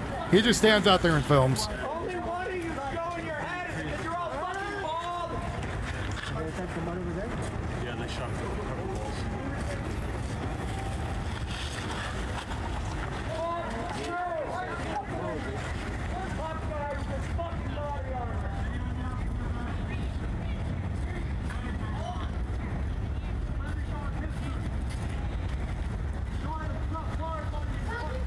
Thank you guys for the work you do. Thank you. All right, well.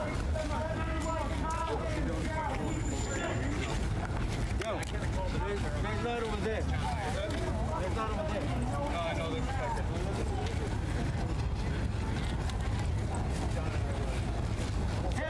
Remember you like a fucking Nazi.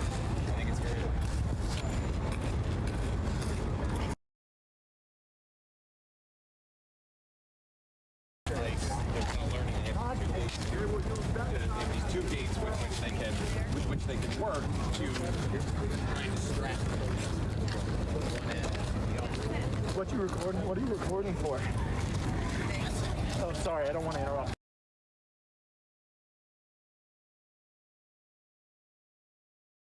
My shitty book. What the hell? Holy shit! What the hell? It's literally like someone photocopied and put it in a book.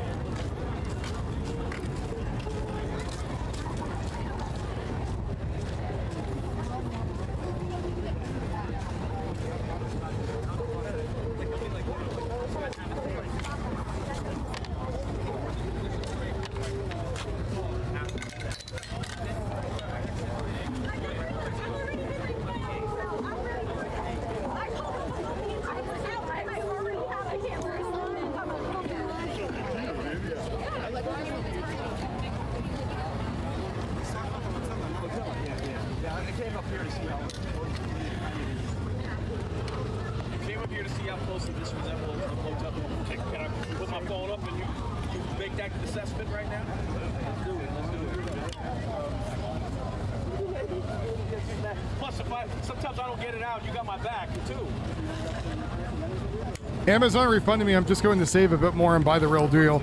Yeah, that's crappy. Here, I'm going to show him the picture.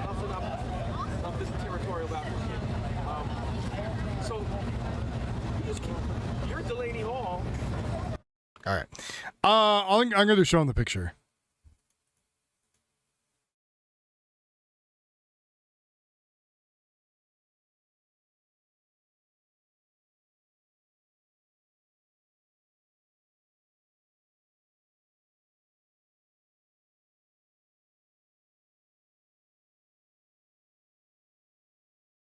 Let me go find it. Where did I save that?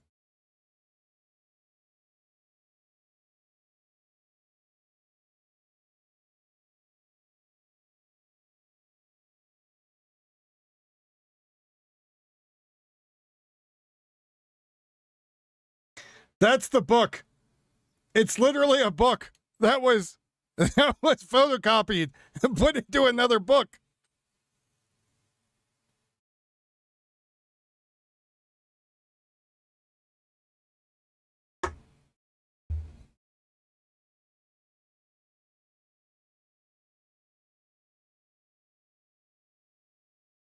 Got a book within a book, and the font looks terrible. Like, it looks almost unreadable. Like it's been smudged.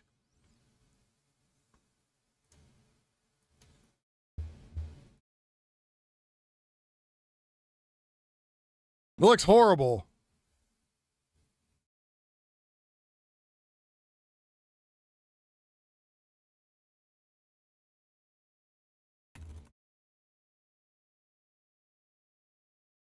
$85, that's my bar.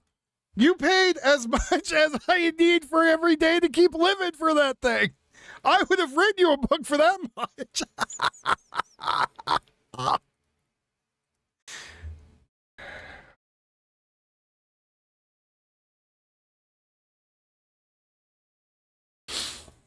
God damn. Dude, that's horrible. I'm sorry. Did I ever tell you when I bought anime one time off of Amazon and it was bootlegged? I don't think I've ever told this story. So I have an anime box set that was sent to me, and it was in those little cheap clear. I paid like $50. I got my money back from Amazon, but they were burned CDs, and like they tried to do them like the regular, like the real version of the DVD, so like the covers and everything, but they were super thin,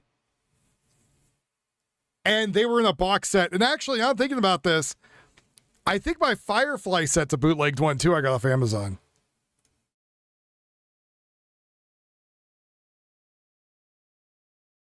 So there you go. Yeah, I imagine you guys get screwed pretty good with China stuff. I bought an audiobook. If I bought an audiobook got ripped-rolled for 10 minutes, I'd be pissed. Well, I need to go buy like a crap ton of extruded aluminum still. Because, well, I'm poor and haven't had time to buy it.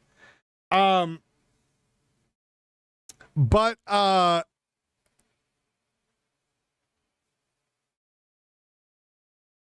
like, I got to get a bunch of it from China, right? Because it's super cheap there. But I'm kind of weary about getting it from China because I feel like, oh man, they're going to totally F up these measurements. Like, I got the camper for the truck. That thing was like $2,000, right? Unfortunately, I went with the truck because it was a foot too short on one side and then a foot too big on the other side. But yeah, I am paranoid about what I'm going to be getting. If I order, I kind of like, I looked at people online who did their own fiberglass shells and they do wood and then they show you how to do all the fiberglass. I'm like, man, maybe I should just do that. But I've never worked with fiberglass, so I don't know. I don't know.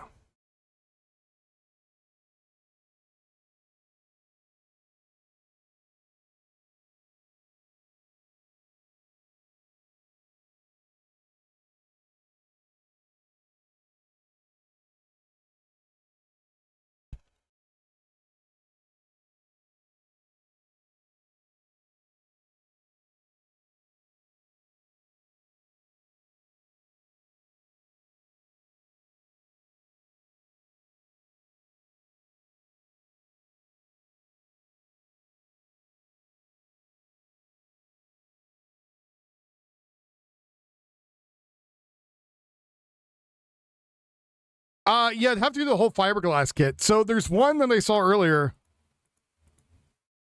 What? Stop eating. I was like, oh, you're not talking to me. They're telling me to stop eating bats. I'm like, I don't think I'm eating any bats right now. I don't believe so.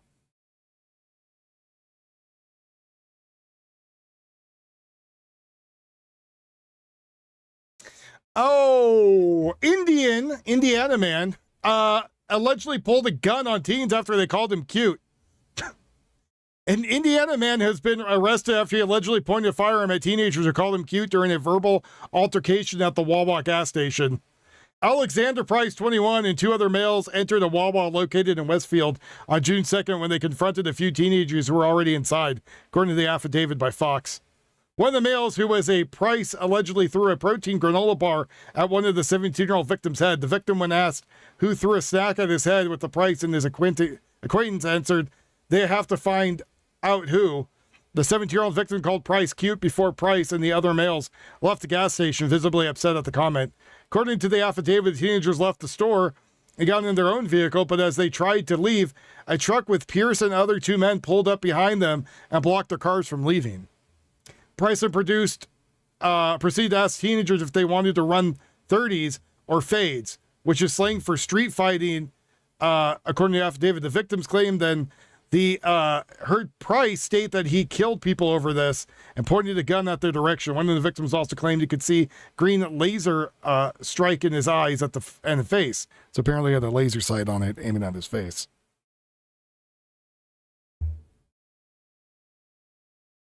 Price eventually allowed teenagers to leave, but ended up following them during the drive. One of the victims called the police, who intervened and performed a felony traffic stop on Price's vehicles. Price claimed the victims initially started the confrontation inside the gas station. He wasn't upset until one of the teens called him cute, the affidavit said. Price then told the teenagers he was a grown man and proceeded to leave the gas station. When asked by police if the guns were involved in the altercation, Price denied it. However, officers searched the vehicle and Price was an acquaintance were riding in and found a loaded 9mm handgun with a green laser under the driver's seat. Officers also found marijuana and paraphernalia. Oh, you're going for a felony. Security camera footage from inside the gas station also reviewed by investigators and corroborated the victim's account. Wow. Good job, retard.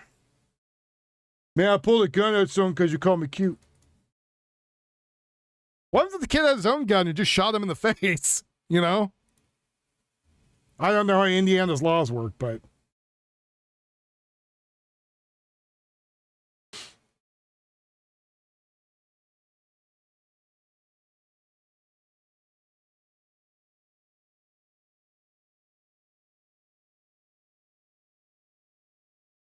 So, again, BG in the scene over there in number 1.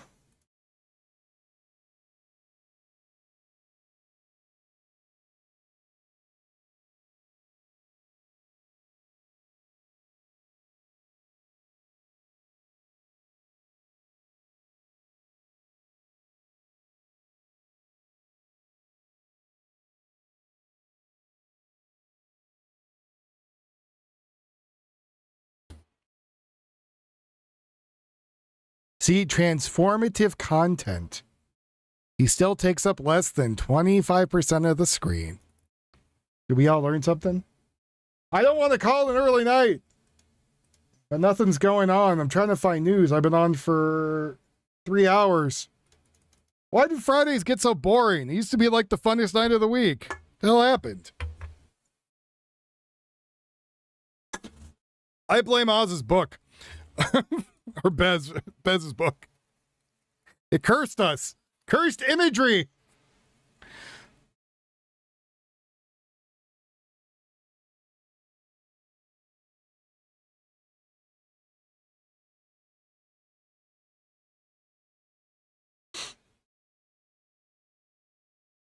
I turned the audio back on number 1. There's no audio in number 1. 2's playing music from other people, so I can't have that. Apparently, we're waiting for the end of the Sports Bowl game. Sports Bowl soccer game. FIFA game. So there might be riots after that, potentially.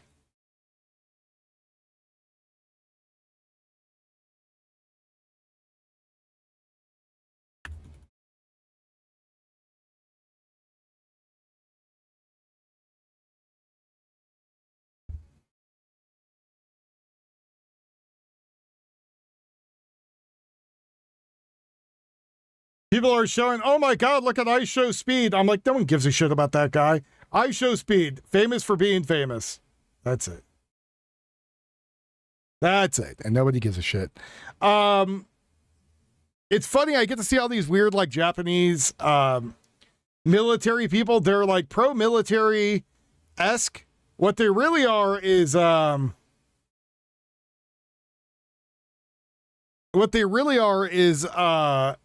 people playing airsoft. One was called Mil Spec, so I commented on him.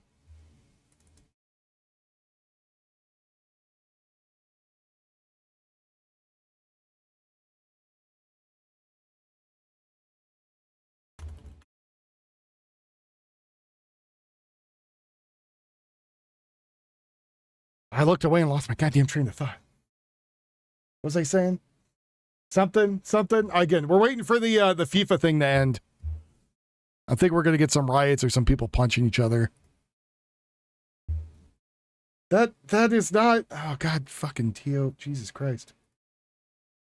This guy fighting. If he's not beating the hell out of people, Tio, I don't care. I just don't give a shit. These people gonna fight people?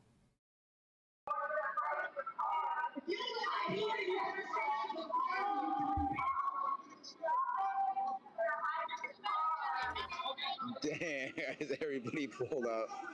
No, I'm chilling here.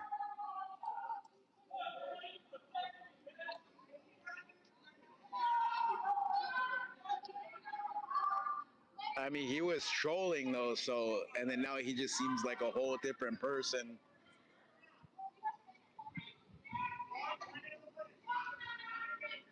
Yeah, I think the FIFA people are about to fucking riot. And Tio sending me shit on Tesla. I don't fucking care, Tio.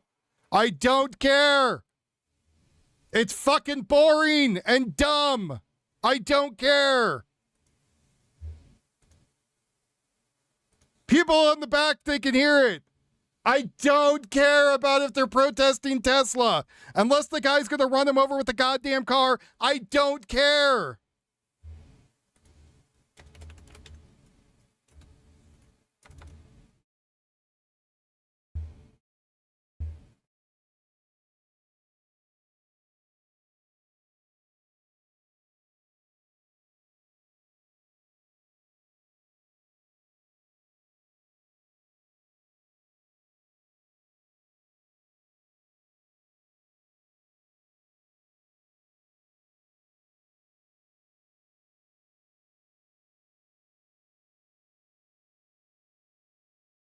If I want to watch a bunch of dudes blow each other in front of a Tesla building, I'll drive to LA. And I'll pay gay ops $20 behind a Wendy's.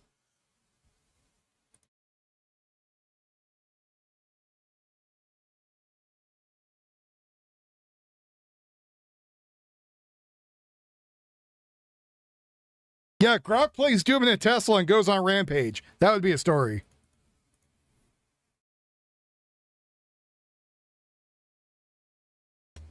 Look, Tio, I'm in my riot gear now. Does that help?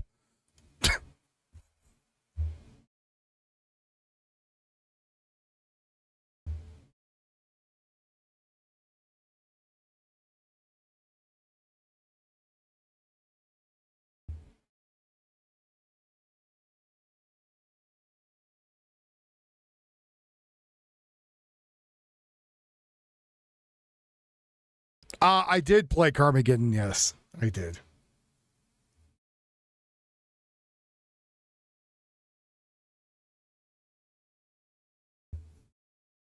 Don't make me, Tio, have marksman come knock on your door again.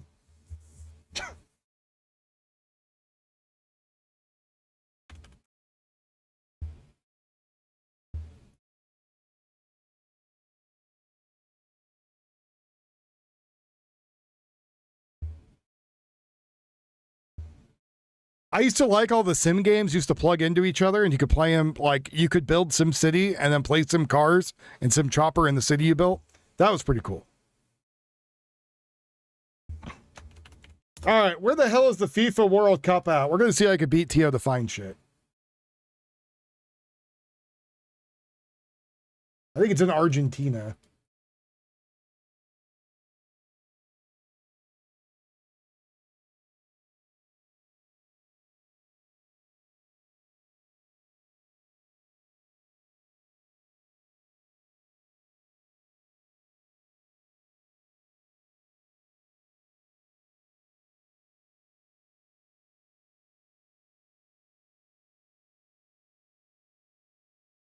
Let's see. Was official tickets, blah, blah, blah. New Mexico. Oh, in Mexico City.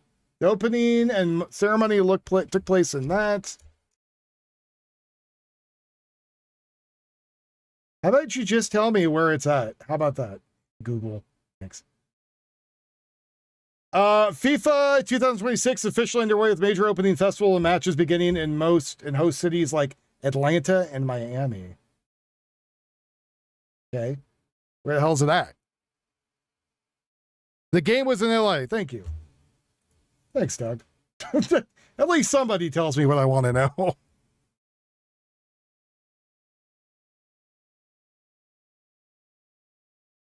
I know, that's what I'm trying to figure out where it's at so I can see the riots coming from when people bitch and moan.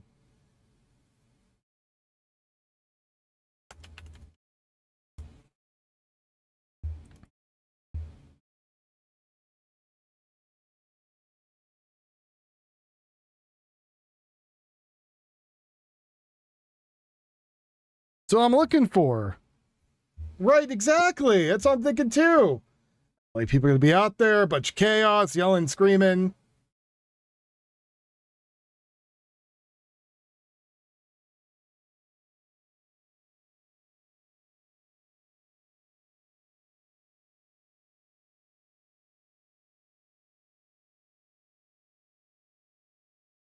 Do we know what stadium it was at?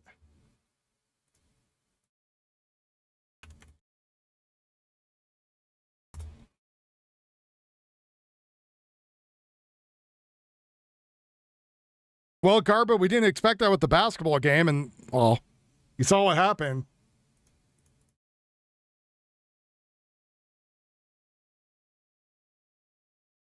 So it's the LA Memorial Coliseum. That's where it's at.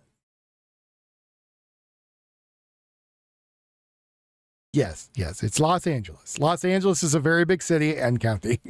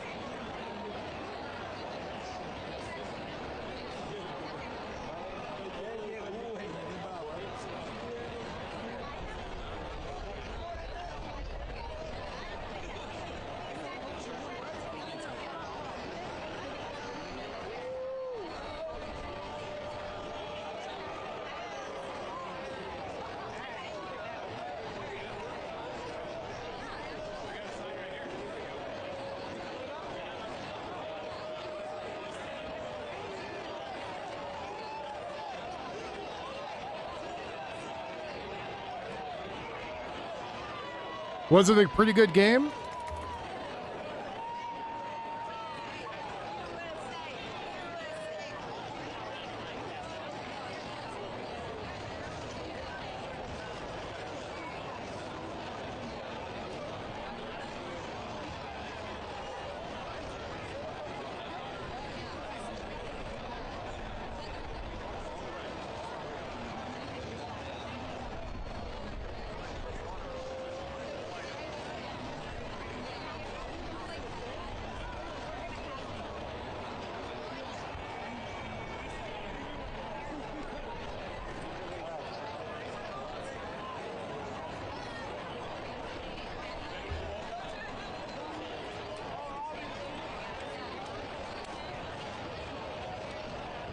USA won.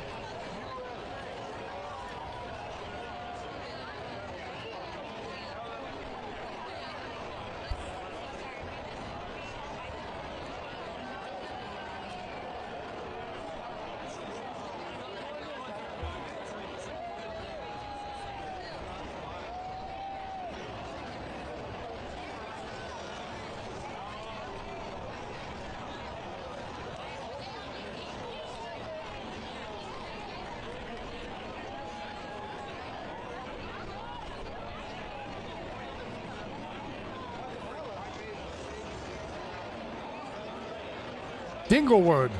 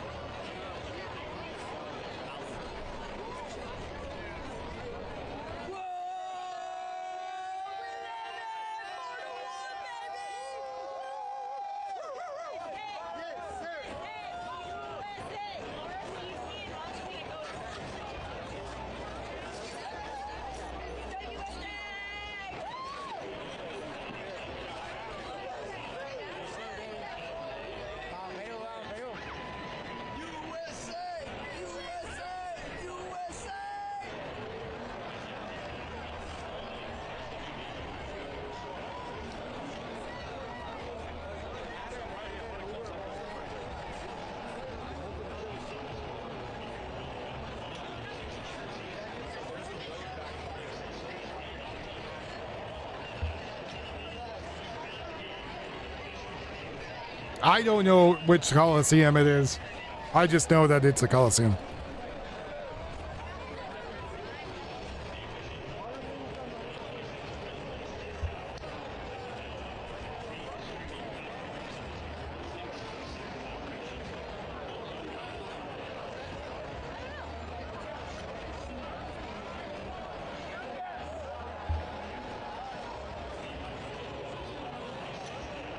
I don't watch any sports games. I just want to see the riots at the end.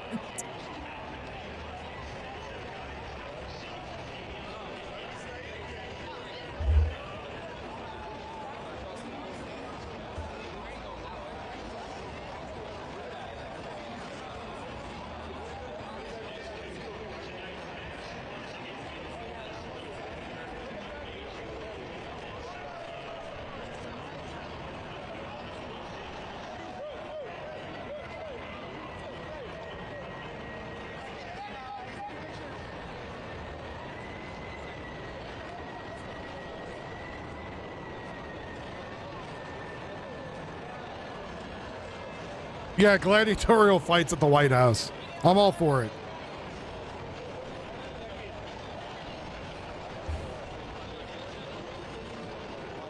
I mean, I don't watch any sports. I just want to watch the riots at the end.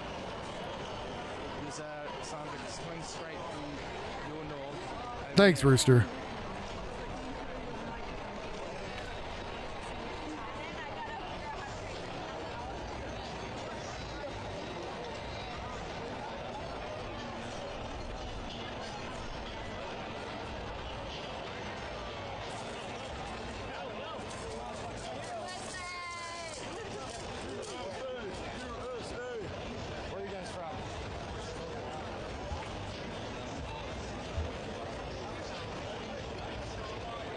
So much sports, so little time.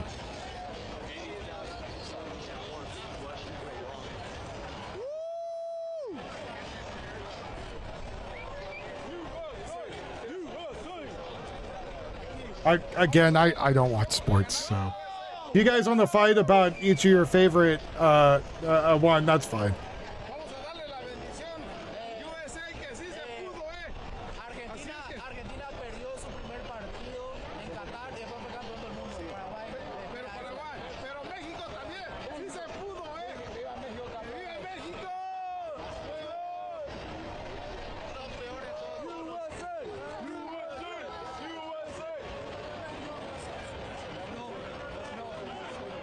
What about the baseball team, the Niners, that played on the space station?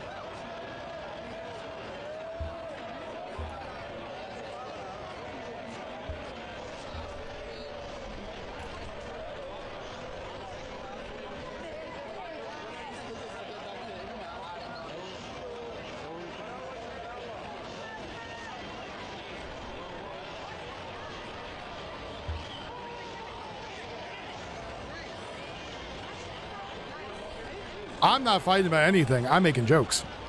So, and yelling at Tio.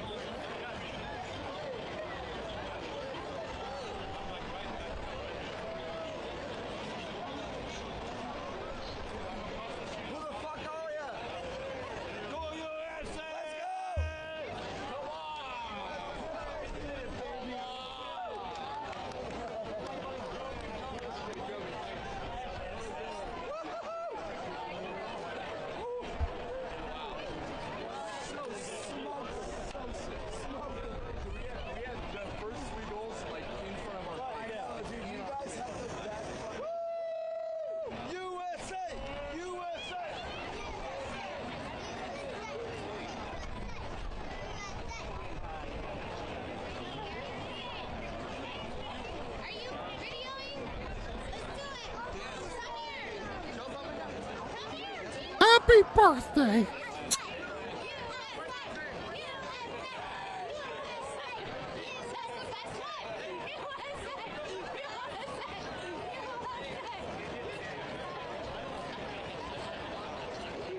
I mean, I would like America to win things. I don't know why that would be a bad thing.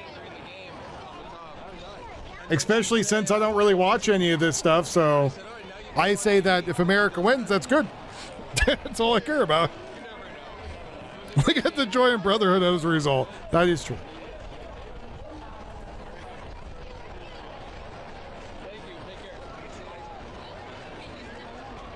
What? You get lectured by a gay nun at the game? What kind of games are you going to? So Cutsy and his cronies are out there walking around the parking lot. I don't really want to put him on because he's the guy that like every 5 minutes was telling people to watch and like subscribe to him like literally every 5 minutes or every minute. And I was like, no thanks.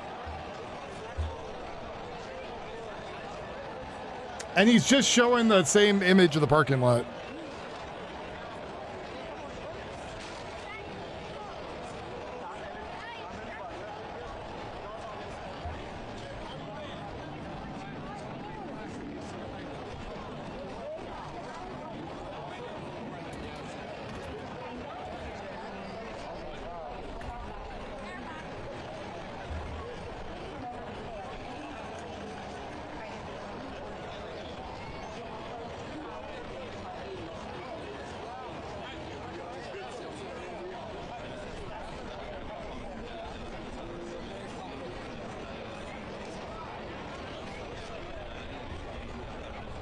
Well, that's weird. I don't know if I like that.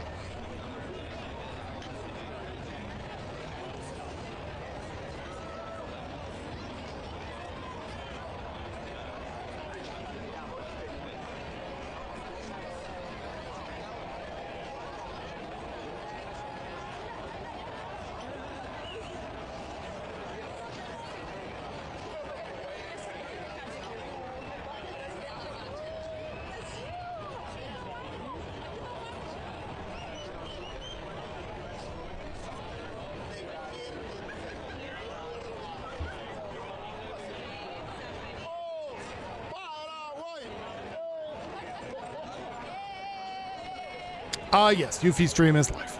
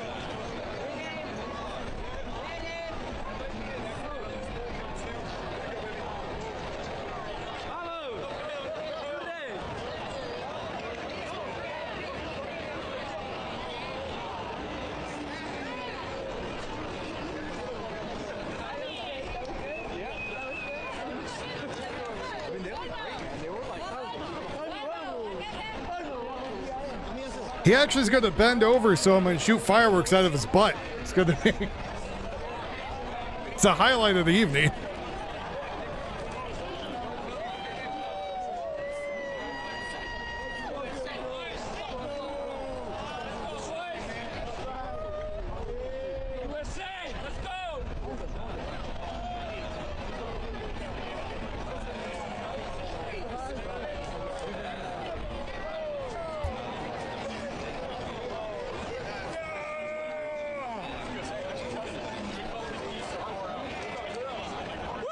Oh, they're taking down Donald Trump's name, which was, to be honest, I found kind of silly for it to even get added there. I was like, I don't know why you added your name to that, but all right. It's whatever. It's already done. I don't know why we're paying now to remove it. The whole thing's silly, right? The start and end of that is all silly to me.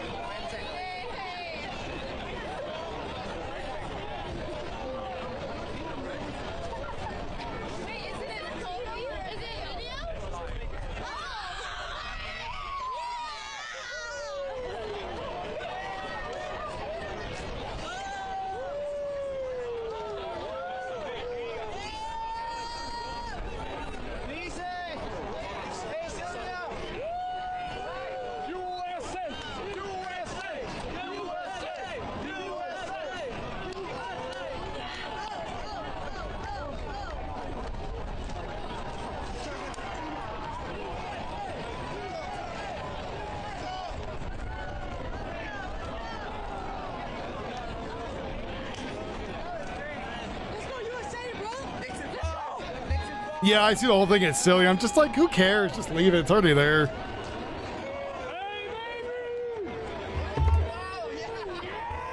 Anything important going on? What's your definition of important?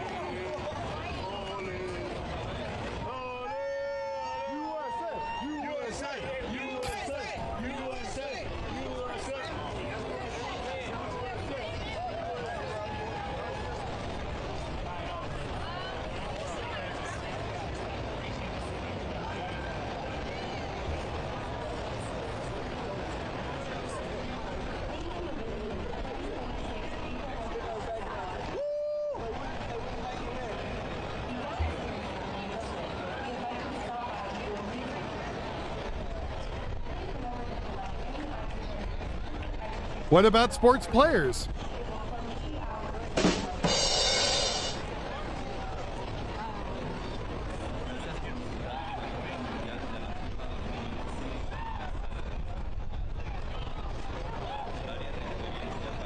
I'm just here to see the riots. Well, this is a soccer event, and some of those women might look like a horse.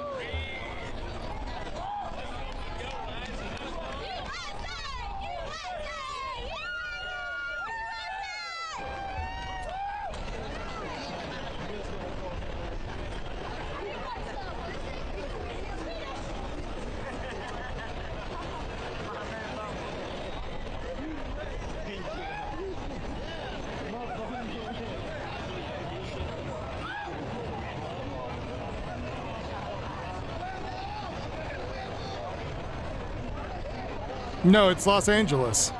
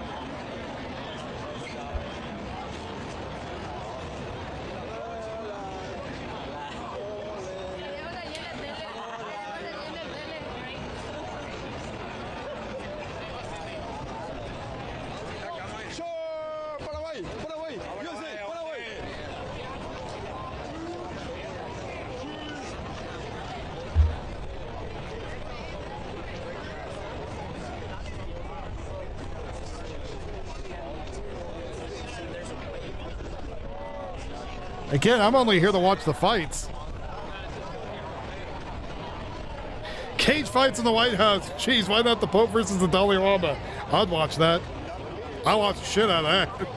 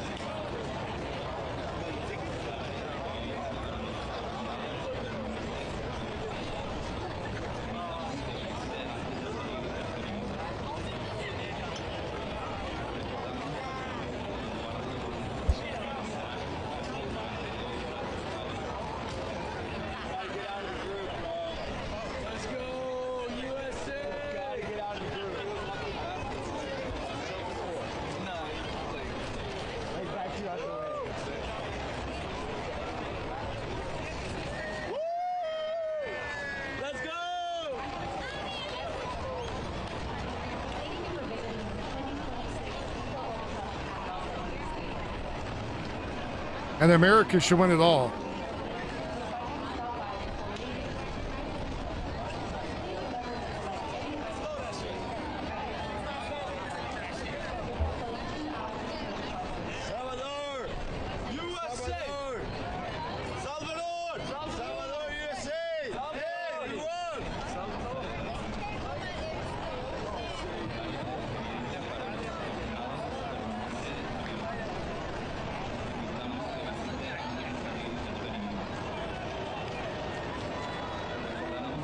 I just don't see a point in like putting the name on there and then paying to take it back off. Just a waste of money and time.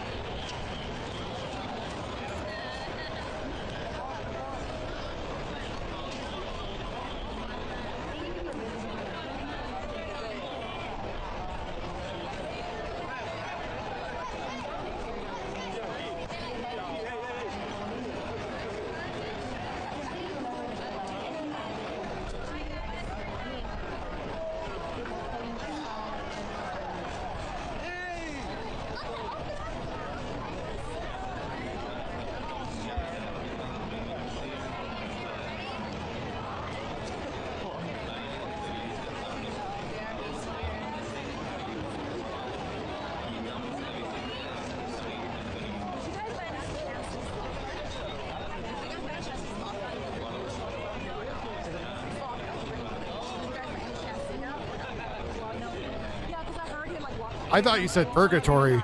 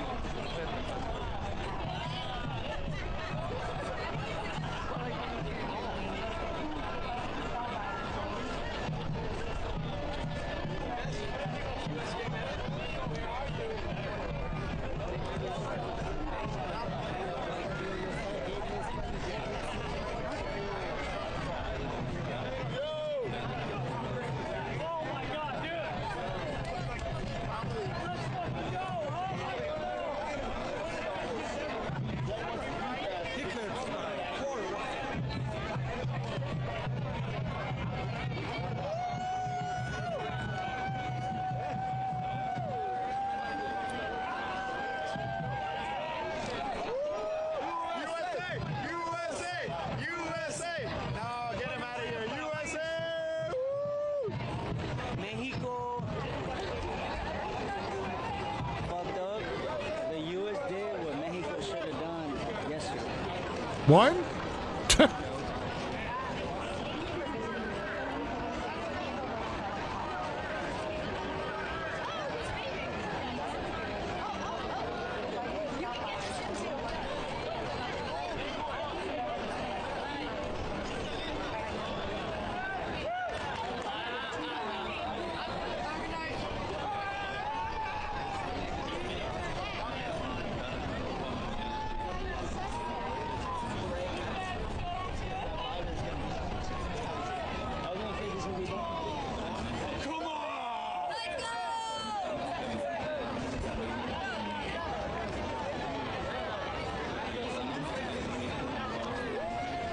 So Iran's foreign minister has come out and said the United States nuclear-related damages in this stage were absolutely unacceptable to us. So no peace, no war.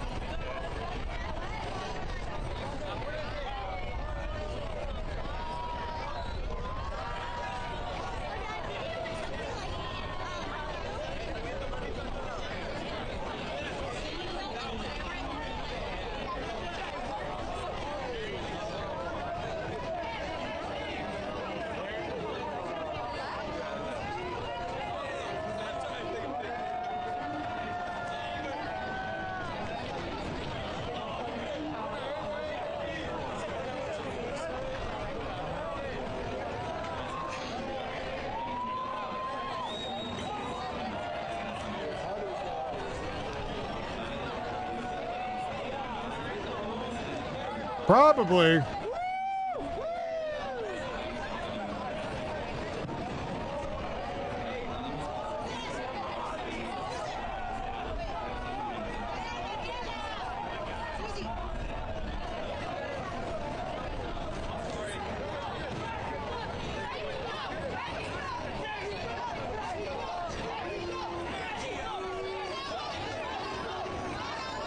Maybe.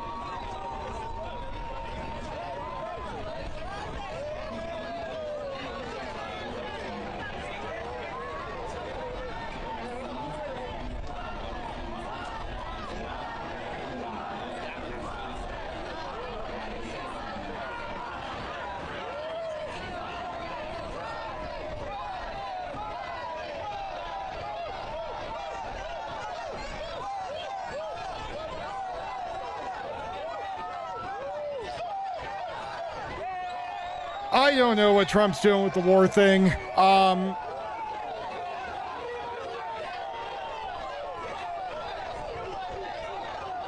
I know a lot of people have just kind of given up on it. Even JD Vance is like, I don't know why we're playing this game.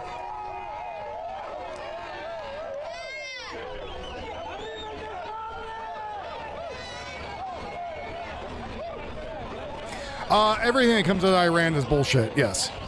But again, they're not going to sign anything with Trump. They think they need nuclear weapons to defend the country.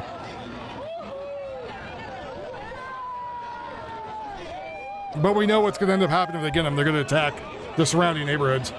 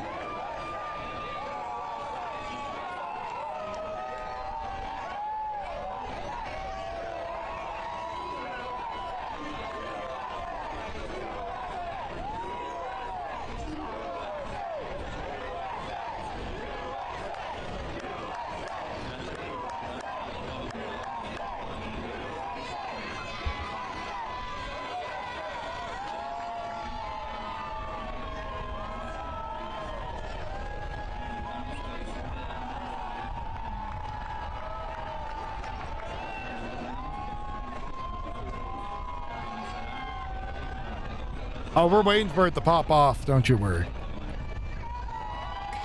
There's a very big disconnect, yes.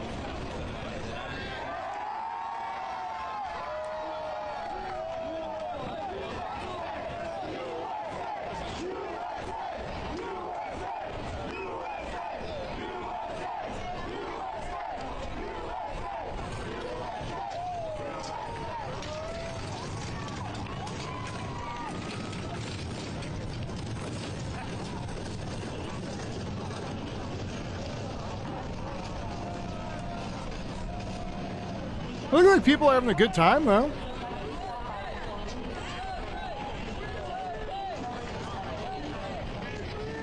Are those two lesbians going to make out with each other in number 3?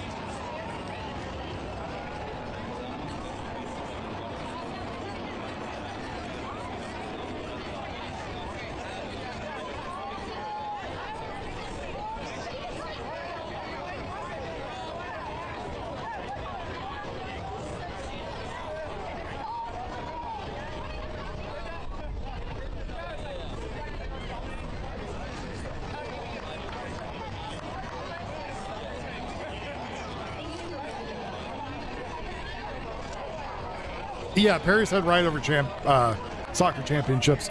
Well, I'm expecting the same thing here.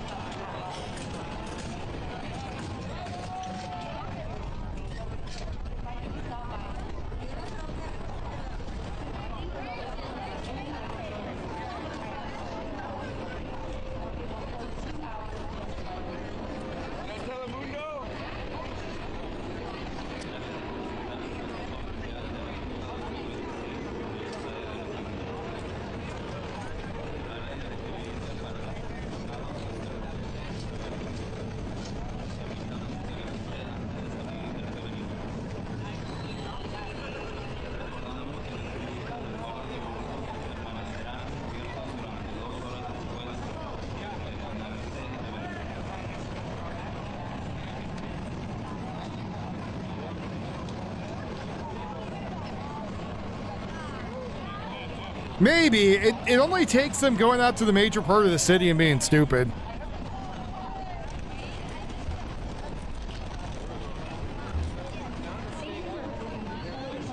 Well, you got to think, too, it's only ones with the guns that could come out there.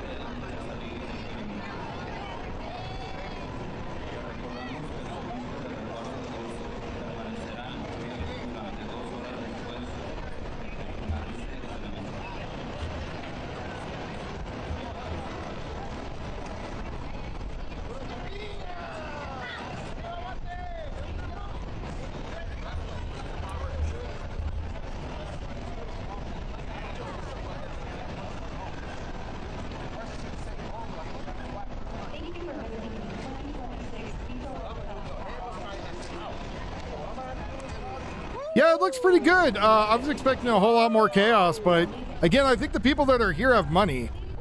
I think they came over here.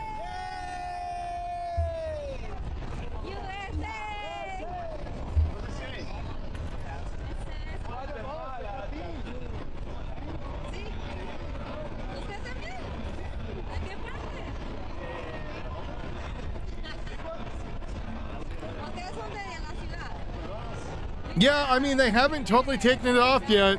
I don't know what's taking them so long. It seems like it's pretty easy.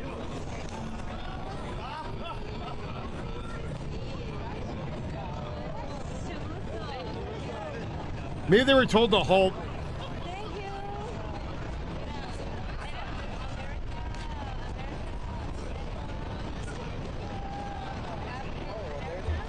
That's why it's safe. Captain America's there.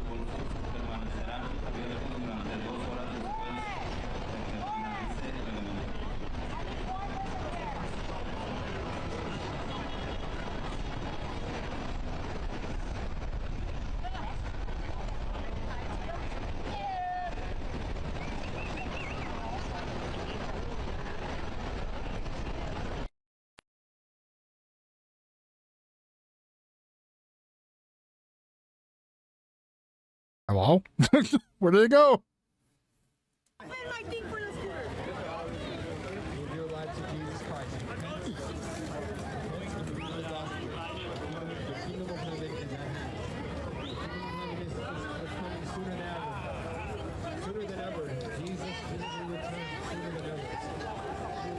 Enojado ese hombre. Are you ready to meet your God? Are you ready to meet your Creator?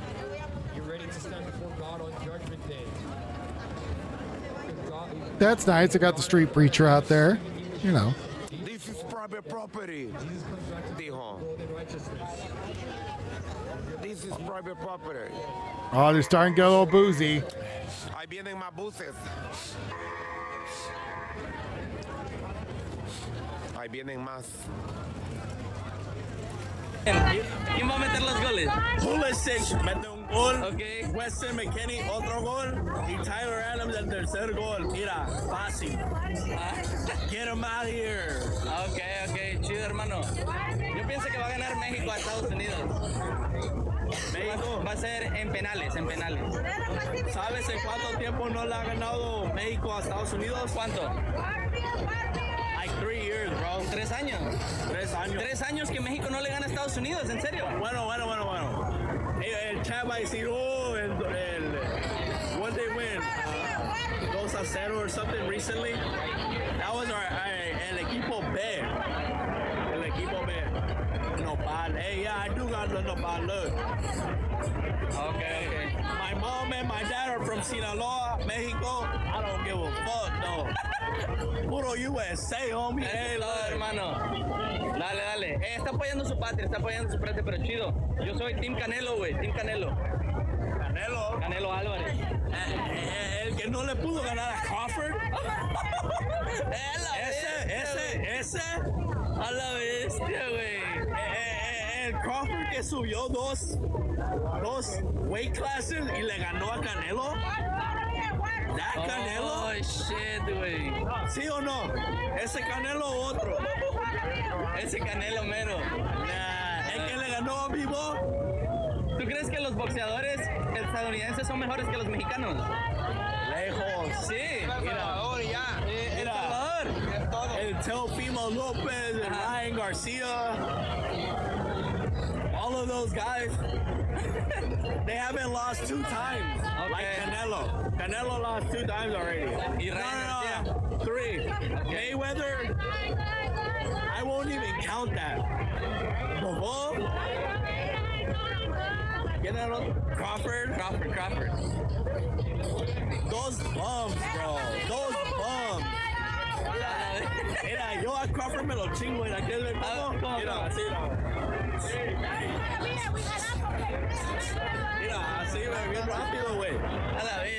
So I guess Raw Alerts is now Heated Report. It's their new thing.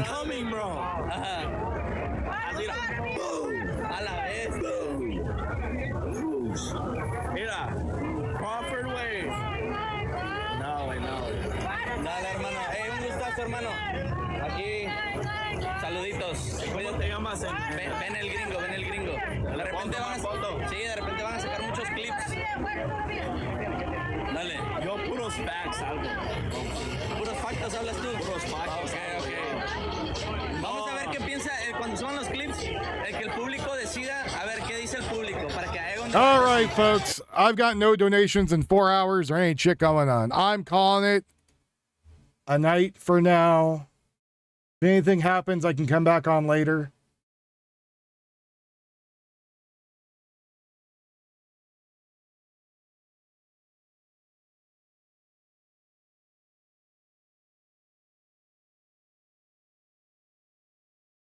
So,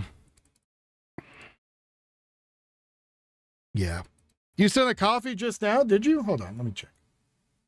You did! Oh, okay. Thank you, Flathead. I appreciate that, buddy. Now I have to stay. El muchacho ese que tenía el nopal en la frente, güey, y decía que puro Estados Unidos y todo eso. Que gane el mejor. Eso es todo, mi peso pluma. Tú sí eres neutral, güey. I'm putting in the thing right now, Flathead.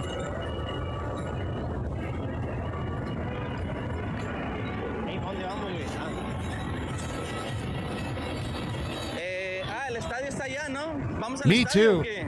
Gives me anxiety, to be honest, because I'm like worried about my bills. Estamos Oh God! A ver, vamos a ver el mundial. Digo, el I've been trying to like look for El Alfa se ríe. like an at-home job, but man, are they hard to get? It's a very, very Hubiéramos traído la mochila IRL, güey. hard industry to get into. Hay que traerla, güey. Sí. Flathead 85 has just tipped $15. Mochila IRL para aprender stream en Kick. Yo saqué clip, güey, lo van a funar los mexicanos, bro. Ese clip está viral ahorita, lo van a funar, bro. La mochila stream, legendario. Sí, hay que traer la mochila, güey, hay que jalarnos peso. Vinimos a chambear, güey. Vamos por la mochila y regresamos. A ver.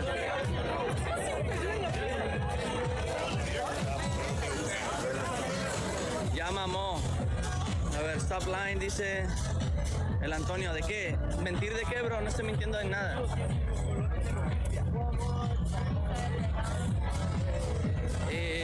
De hecho, tengo un chingo de clips virales. Because like I wouldn't mind doing my show here and doing data entry while I'm talking to everybody, because I could do it simultaneously. ¿Qué va a ganar, México o Estados Unidos? Mira, va a ganar ¿De dónde eres? Yo de Guatemala. Ah, de Guatemala. ¿Y Guatemala llegó al mundial? ¿Sabes qué? Para tus seguidores, les quiero decir que los Apes, mira, los Board Apes Yacht Club, estamos remontando, papá. Ok. Los Mutant Yacht Clubs, ahí estamos también. Ay, mira, ¿Sí sabes, no? No sé, la verdad. ¿No sabes? No sé. No sé. Pero sí, esa mierda está bien bajo, güey. No manches, ¿quién compra esa mierda, güey? Eso es una estafa. No mames. Es una fucking estafa, güey, los Bored Apes. Estafa, hermano. No, pero... ¿Has comprado eso? ¿Qué prefieres comprar? ¿Cuando estás en lo alto o cuando estás en lo bajo? Güey, eso ya pasó de moda, ya no va a subir. Es lo que dice. No, el cripto sí, las criptomonedas sí, pero esa mamada del NFT, no, bro, estás mal. Mira, yo un 50% arriba ahorita. 50%. Medical billing need to get licensed for. Yo soy millonario. Sí, no, pues sí, está bien. No, de hecho, si no me crees, mira mi Instagram, tengo un chingo de Lamborghinis yo. Ah, no, está bien. Pero, ajá. Entiendo. Porque yo le hago esa madre, yo hago todas las criptomonedas, bolsa de valores, todo eso. Simón, pero un ejemplo nomás. A ver. Si tú tienes la oportunidad de comprar algo abajo. No, pues obvio se compra las bolsas de valores, se compra todo cuando está en rojo. Like I wouldn't mind getting. Las criptomonedas en rojo, pero las NFTs yo las he estudiado. Chick almost got her foot caught in the wheel well of that car. Bro, yo he perdido como 250,000. Yeah, it just costs money.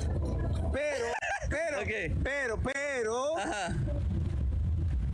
Looks like someone might have fell again from trying to fight the car and lost.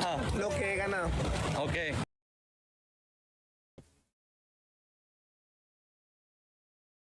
Le va mal. A mí me fue mal en los NFTs. Hot dog in the bush. Te usaron de exit liquidity. Sí. Dale, pues un gustazo, hermano. Estamos. Te espero que le hagas. Yo le estoy yendo. Let's see, BG on the scenes running into something.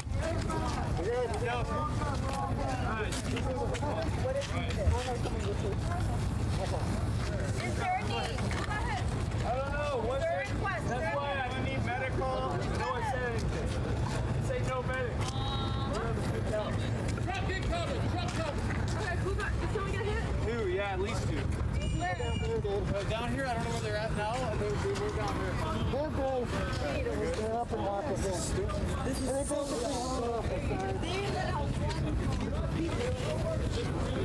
Welcome back. Yeah, I wouldn't mind getting it. I just need to pay for the license. I don't know how much it is. I think it's like $500.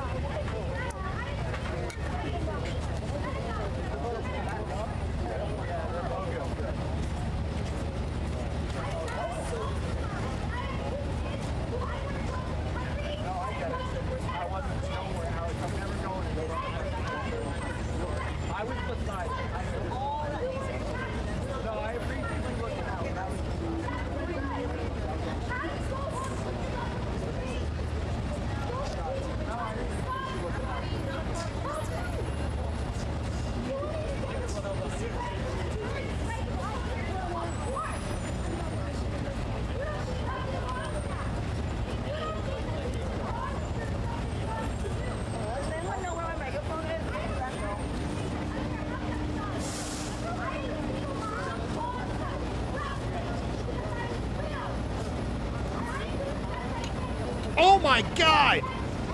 Obtaining the medical spilling certification typically costs between $1,000 to $5,000. For the training program, a certification exam fees costing an additional $300 to $600. God damn!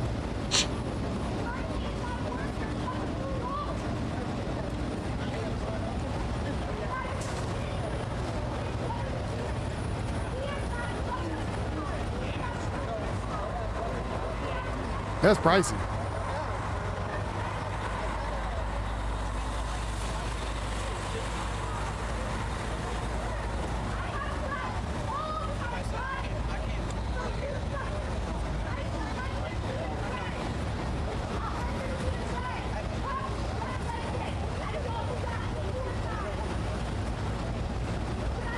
Though there might be some state ones that will do it for damn near nothing.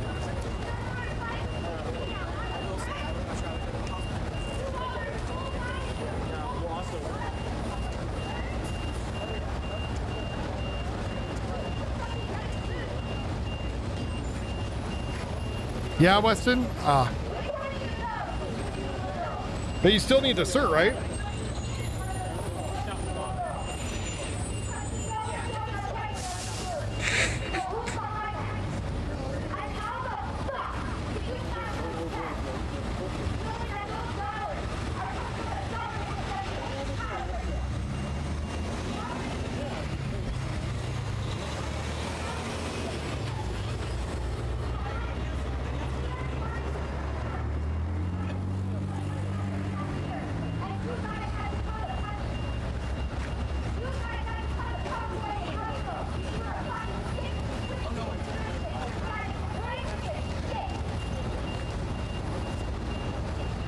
There's two things going on in Los Angeles.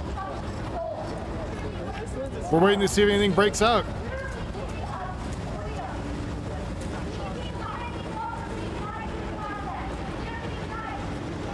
Well, whatever it is, I have to be able to do it from home.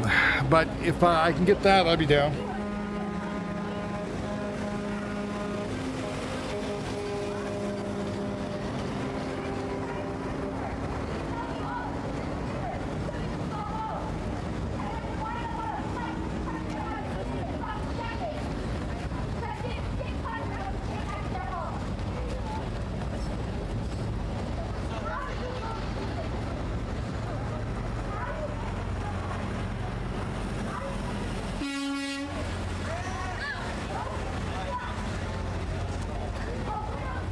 Yep, people just walking around after the game.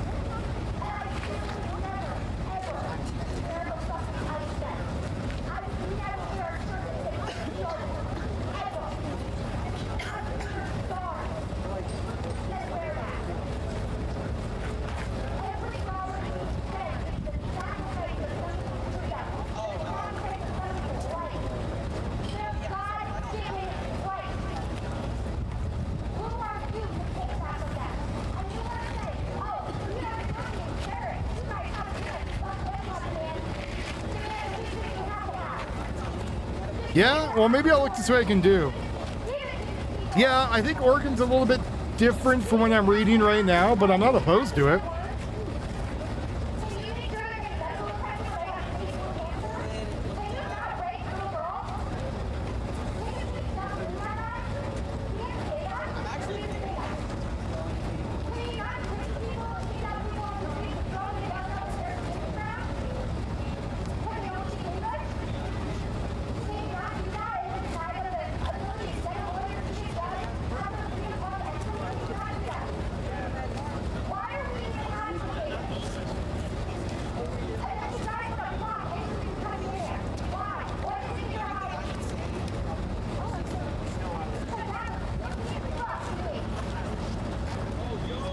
I could sit here and be doing that while I'm talking to everybody.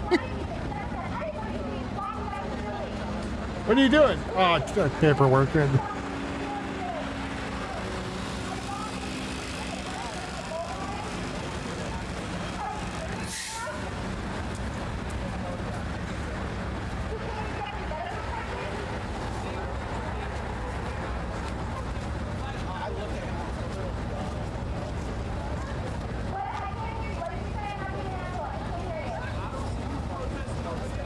Yeah, I think I had to start moving to a universal one because it was easier.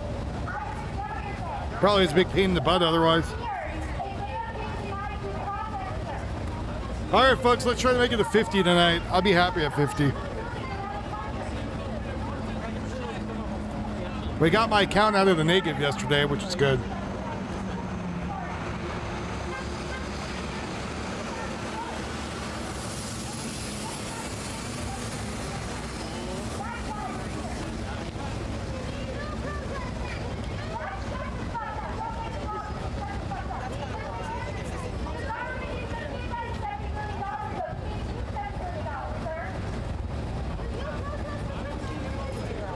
Well, I went to school originally to be an acoustician. So that was the initial thing I went to school for.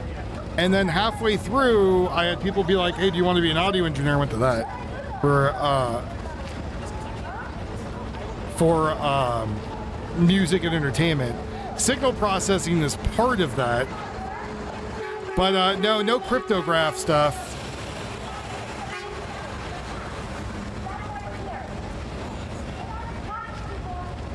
That would be cool if I did learn that, but no cryptograph stuff. Lots of different types of signal processing.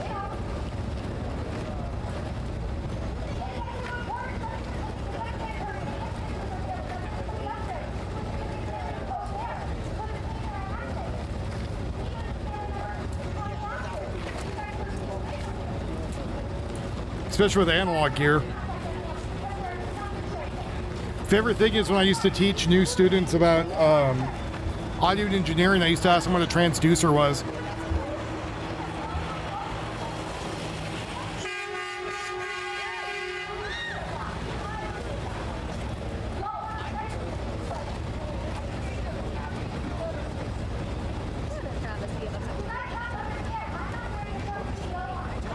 Cryptograph would be cool, but I have no reason to learn that. Unfortunately, I was not in the military.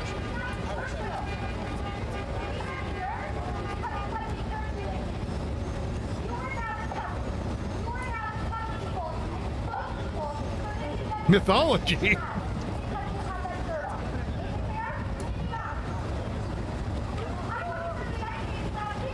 No, I'm good.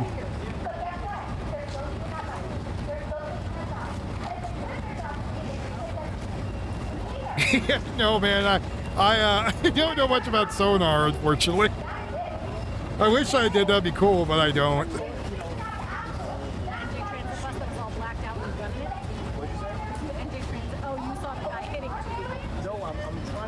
Digital processing I do know about.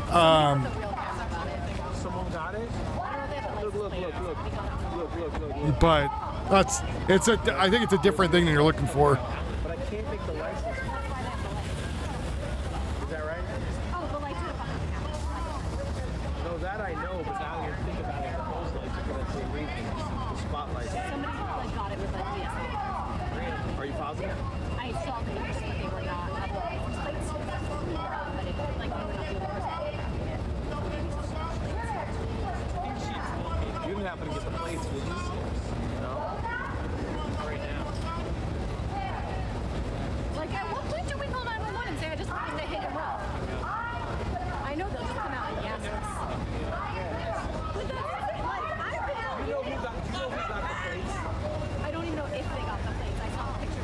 Again, it's literally in the safety of the person.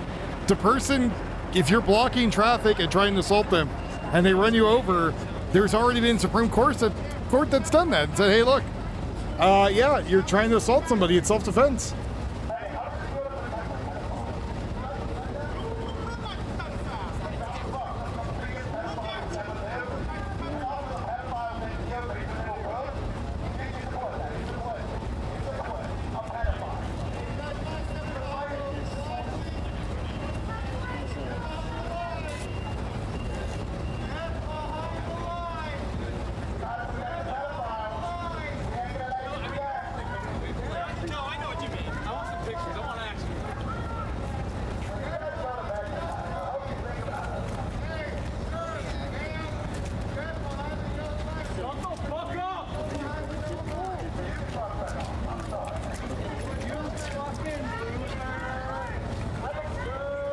So again, they said they're never on their property, and now they're literally in their property.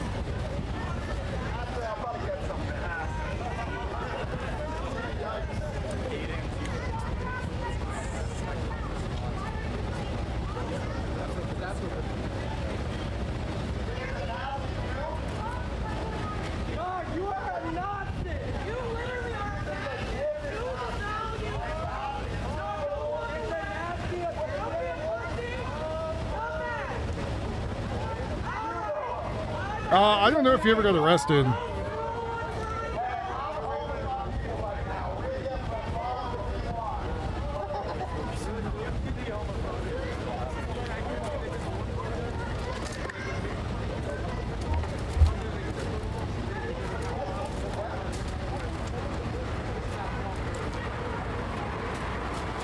I imagine you did. I'm hoping you did.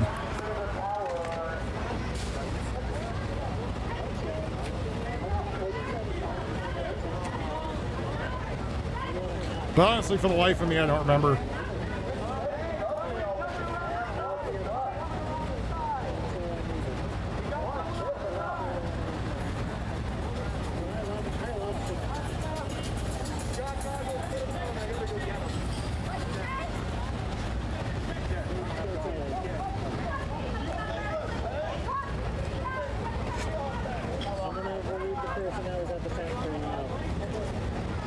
Apparently, somebody in Portland was on a bike and spread paint on somebody in Portland.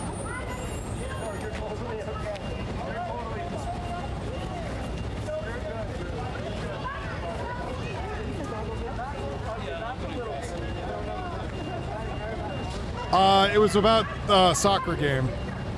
We're waiting to see if they were going to ride over the soccer game.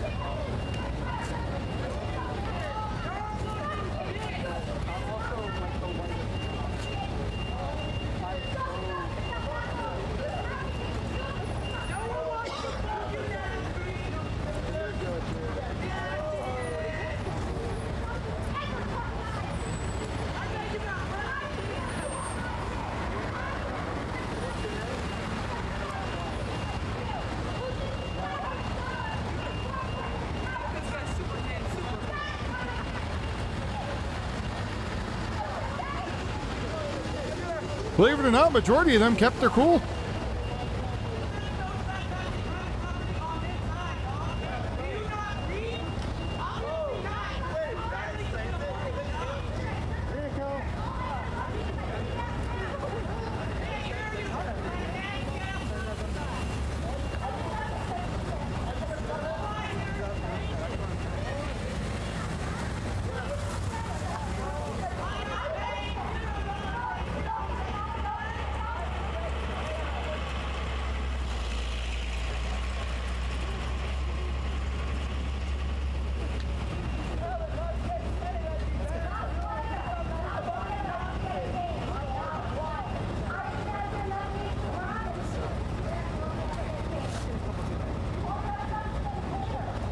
You know, I feel like it should have a protest in GTA 6. I feel like that would be the true experience. Why not?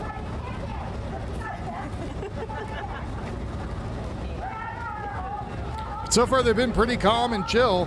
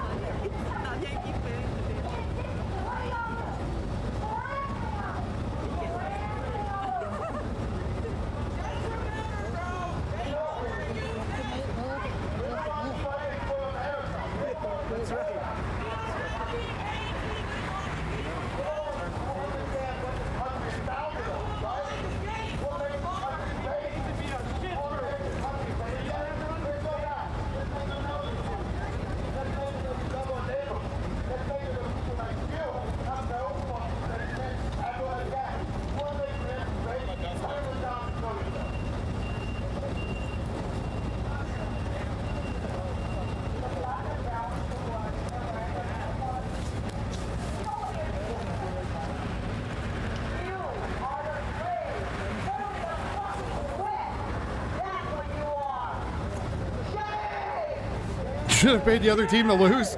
Maybe. But the Americans won.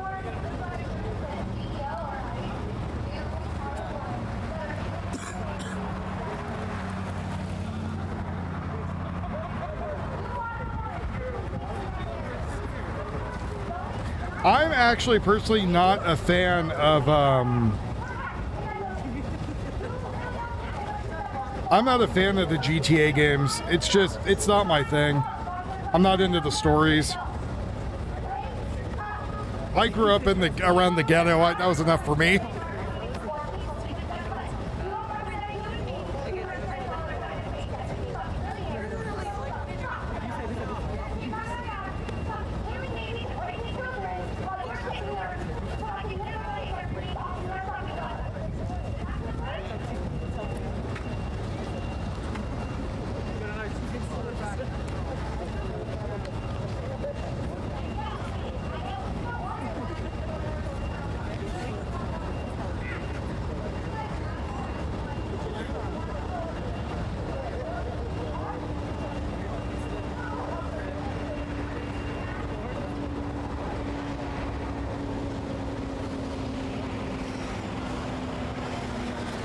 And again, I don't see anything wrong with it if you enjoy those games. It's just not for me.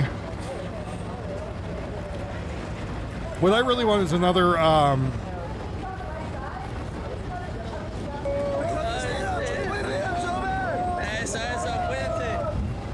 what I want is another Cyberpunk. That would make me happy.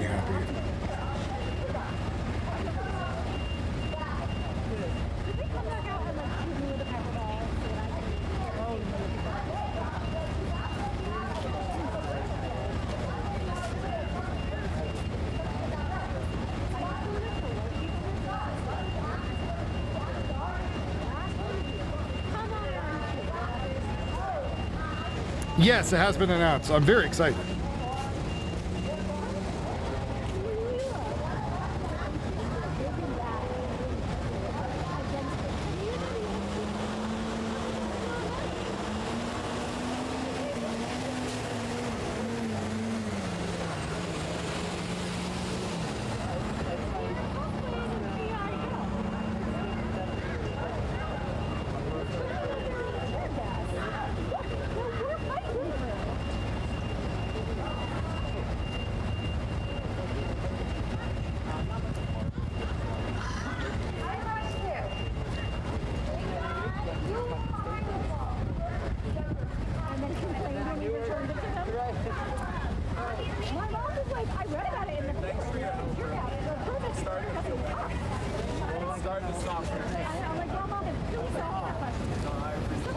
No, Mom, the news is telling you lies. Okay.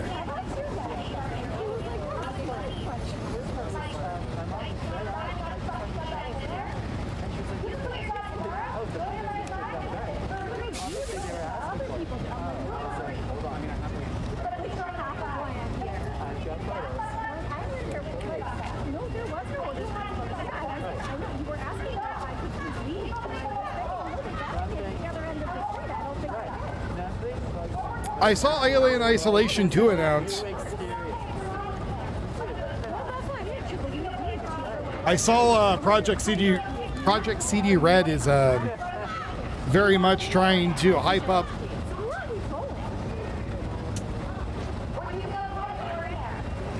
Trying to very much hype up a bunch of them.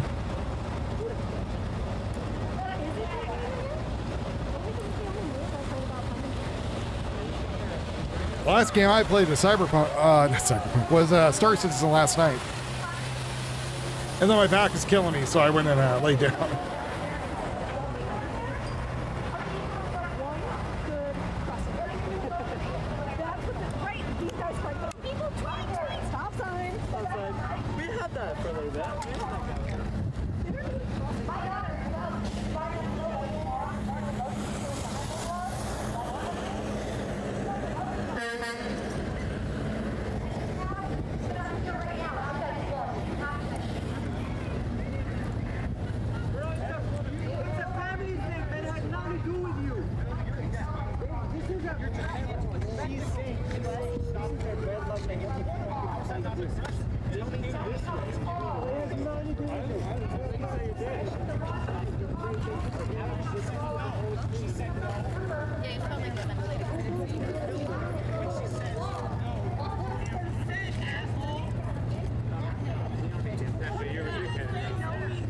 Was I carrying my friends in Star Citizen, or are you talking about when he was playing Destiny 1?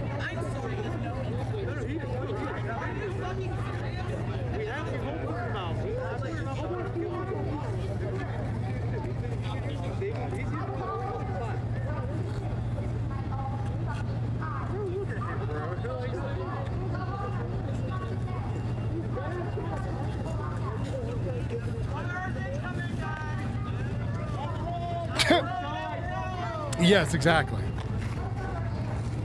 All on my back.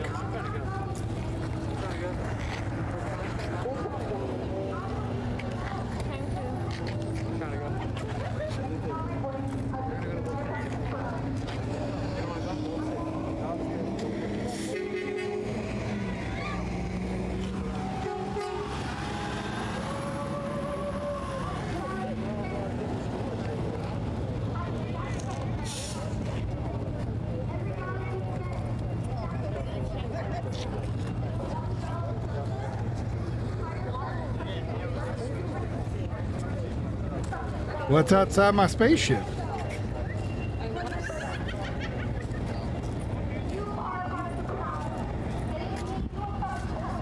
Yeah, it's a slower thing today.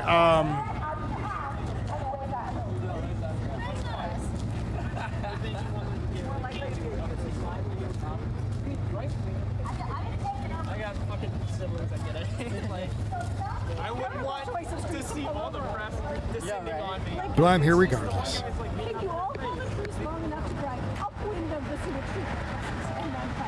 Yeah, the Odin thing was bullshit, personally.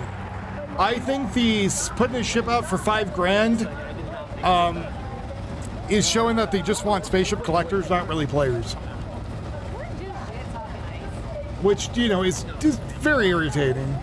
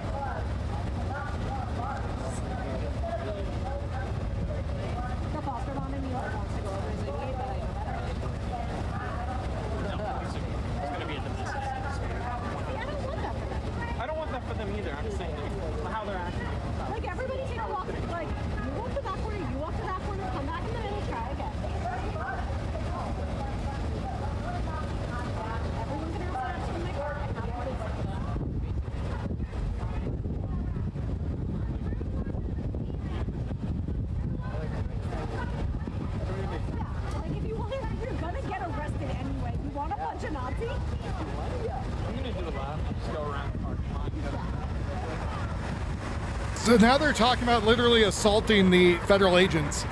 That's that Asian chick saying, oh, you're getting arrested anyways, you might as well assault a Nazi. It's like,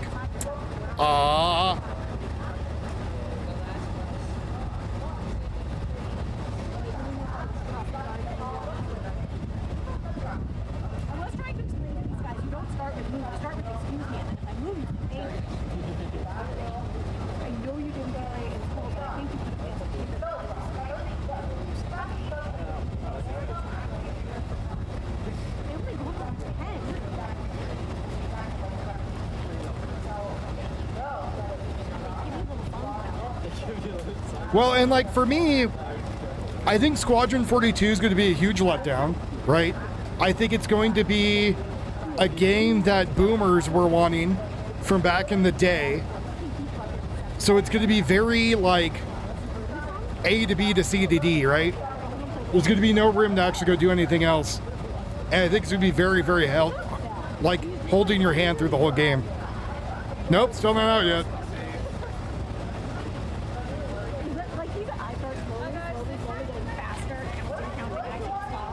So I think it's going to be that. And I think people are going to be upset when it finally comes out.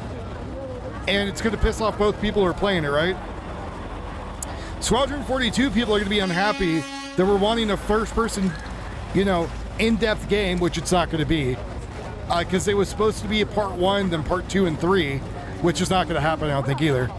And I've been told that the game's finished for, 6 years, 7 years. Devs are like, oh no, the whole game's finished. Oh no, the whole game's finished. I'm like, bullshit.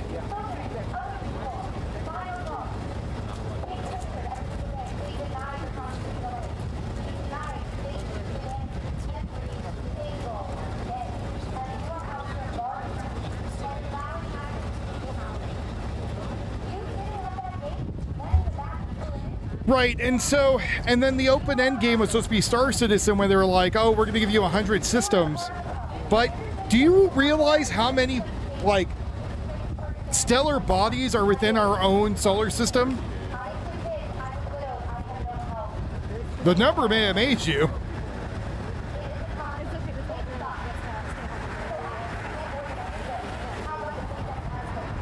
I got someone that got injured, it looks like, in Los Angeles, number 2. Someone might got hit by a car, it looks like. But there's probably like 1,000 stellar bodies in here. Again, Bez, you could yell and be like, my favorite YouTuber is dying of starvation and bills. And I bought the stupid book. Pay me double, Amazon.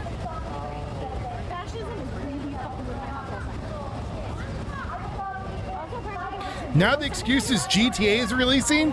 So let me get this straight. They're worried that they're going to be outshined by GTA 6. Is that really what they're saying? Yeah, I don't know what's going on with Subnautica too.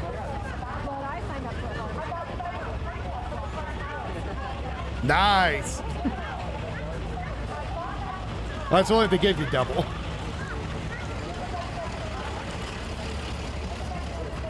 But yeah, it was it's definitely been a disappointment. And the other thing I hate too is like you get people who like, please help me fill the bar and like the video. Yeah, exactly. Well, it's the thing is like check it out. If you were a video game and that you knew you didn't have to release any real content because these morons would go out there and drop thousands of dollars on your thing for a promise, why ever put anything out? Like, all you gotta do is just keep dangling the carrot.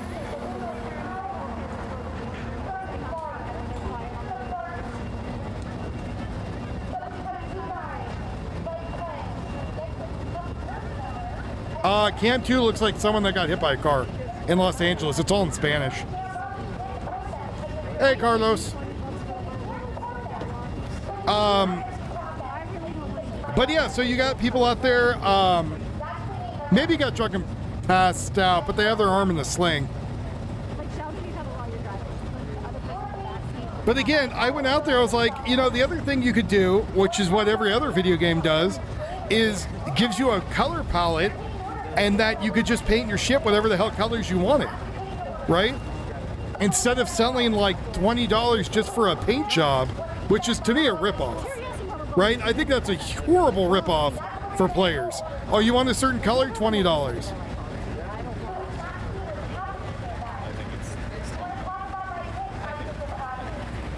Oh my God, Weston. You made it the Legatus? That is... Ugh. But you, okay.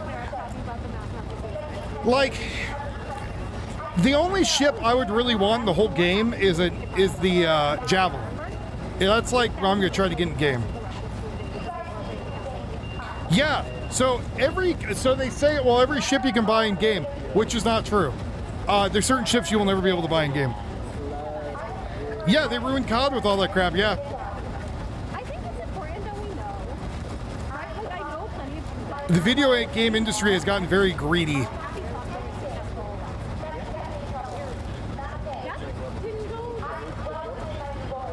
So I've been backing Star Citizen since 2014, and I think I'm a Marshal? No. The hell am I? I don't know. Let me go see. I don't remember what the hell I am. Grand Admiral or some shit. Shadow Labyrinth? That seems fun. What is my Grand Puma status?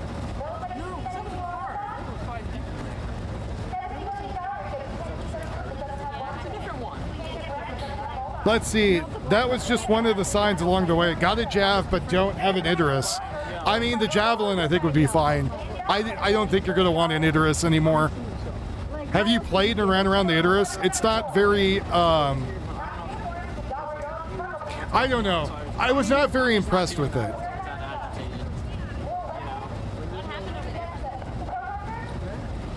You have an excessive amount of paintings in Cyberpunk? That's awesome. Have you been just stealing them, collecting them?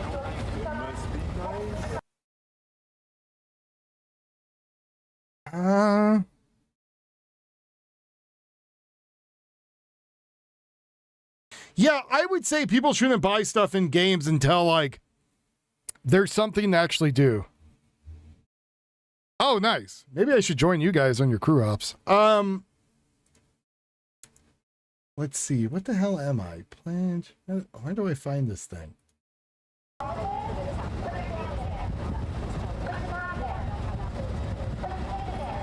Yeah, I'm a Grand Admiral. That's what I am. I'm 56% the Space Marshal. So, but that was over the course of like, I don't know, 10 years plus? I've been, so 12 years, 14 years, somewhere in there.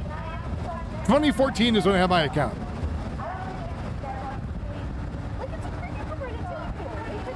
And then I did a lot of horse trading too to get up there.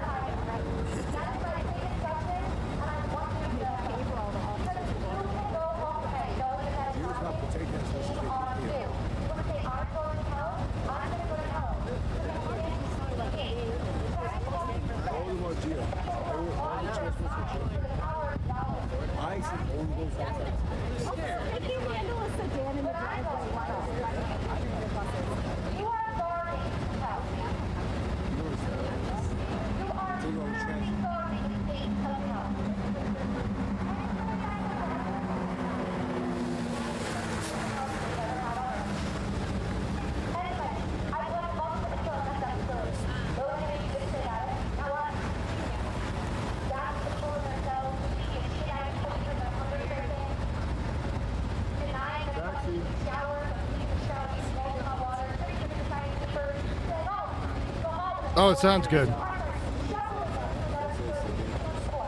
Speaking of Disco Lando, I pissed that guy off quite a few times too. I've literally got it like, gotten into yelling matches with him on Twitter. And once in person. That was funny.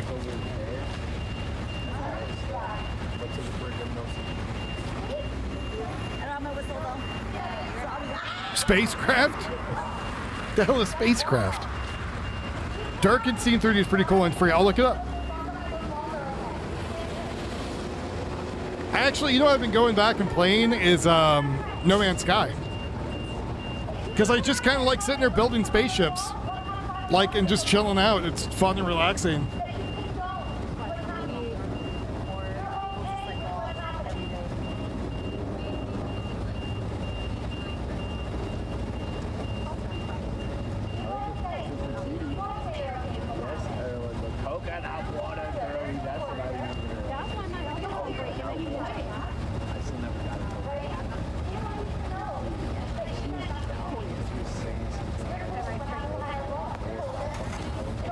Ooh.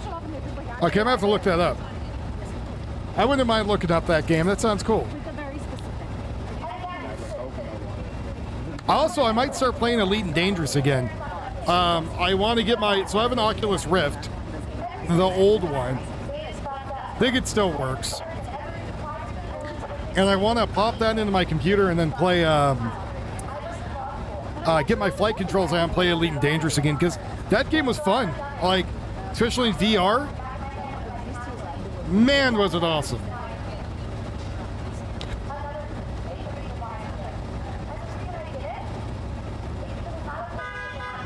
And you know, that's the most too, like,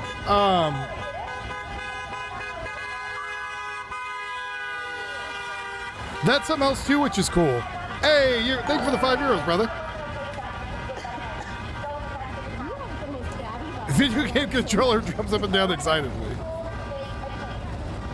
Well, thank you very much for the €5. We need to get Carlos on the buy me the coffee thing. I know that was a float, but the way that you did that just now just looked like you were dropping your You ever use buy me a coffee, Carlos? Don't get me wrong, I will take your super chats, but just check out that.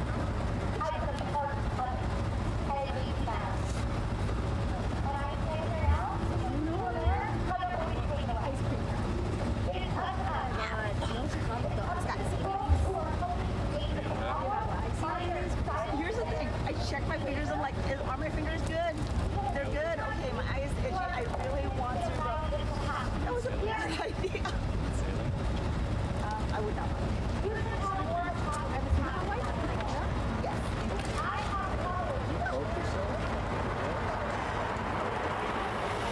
Oh, you're right, it was. Sorry, I tend to forget things. All right. I am going to call it a night, though. There ain't shit going on. I'm headed out for the night, folks. I will see you all tomorrow. Hopefully get on earlier tomorrow and see what's going on. Been kind of slow the last couple days. So, but we'll talk about stuff soon. Hopefully, BG on the scene gets back to me about all the crap going on.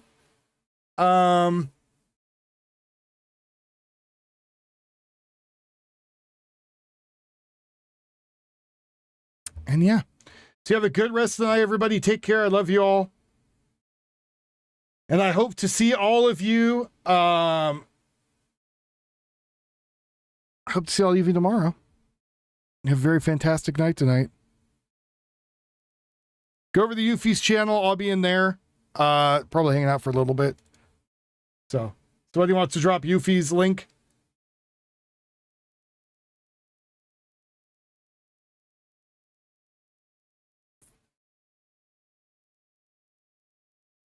Got to get new music queued up.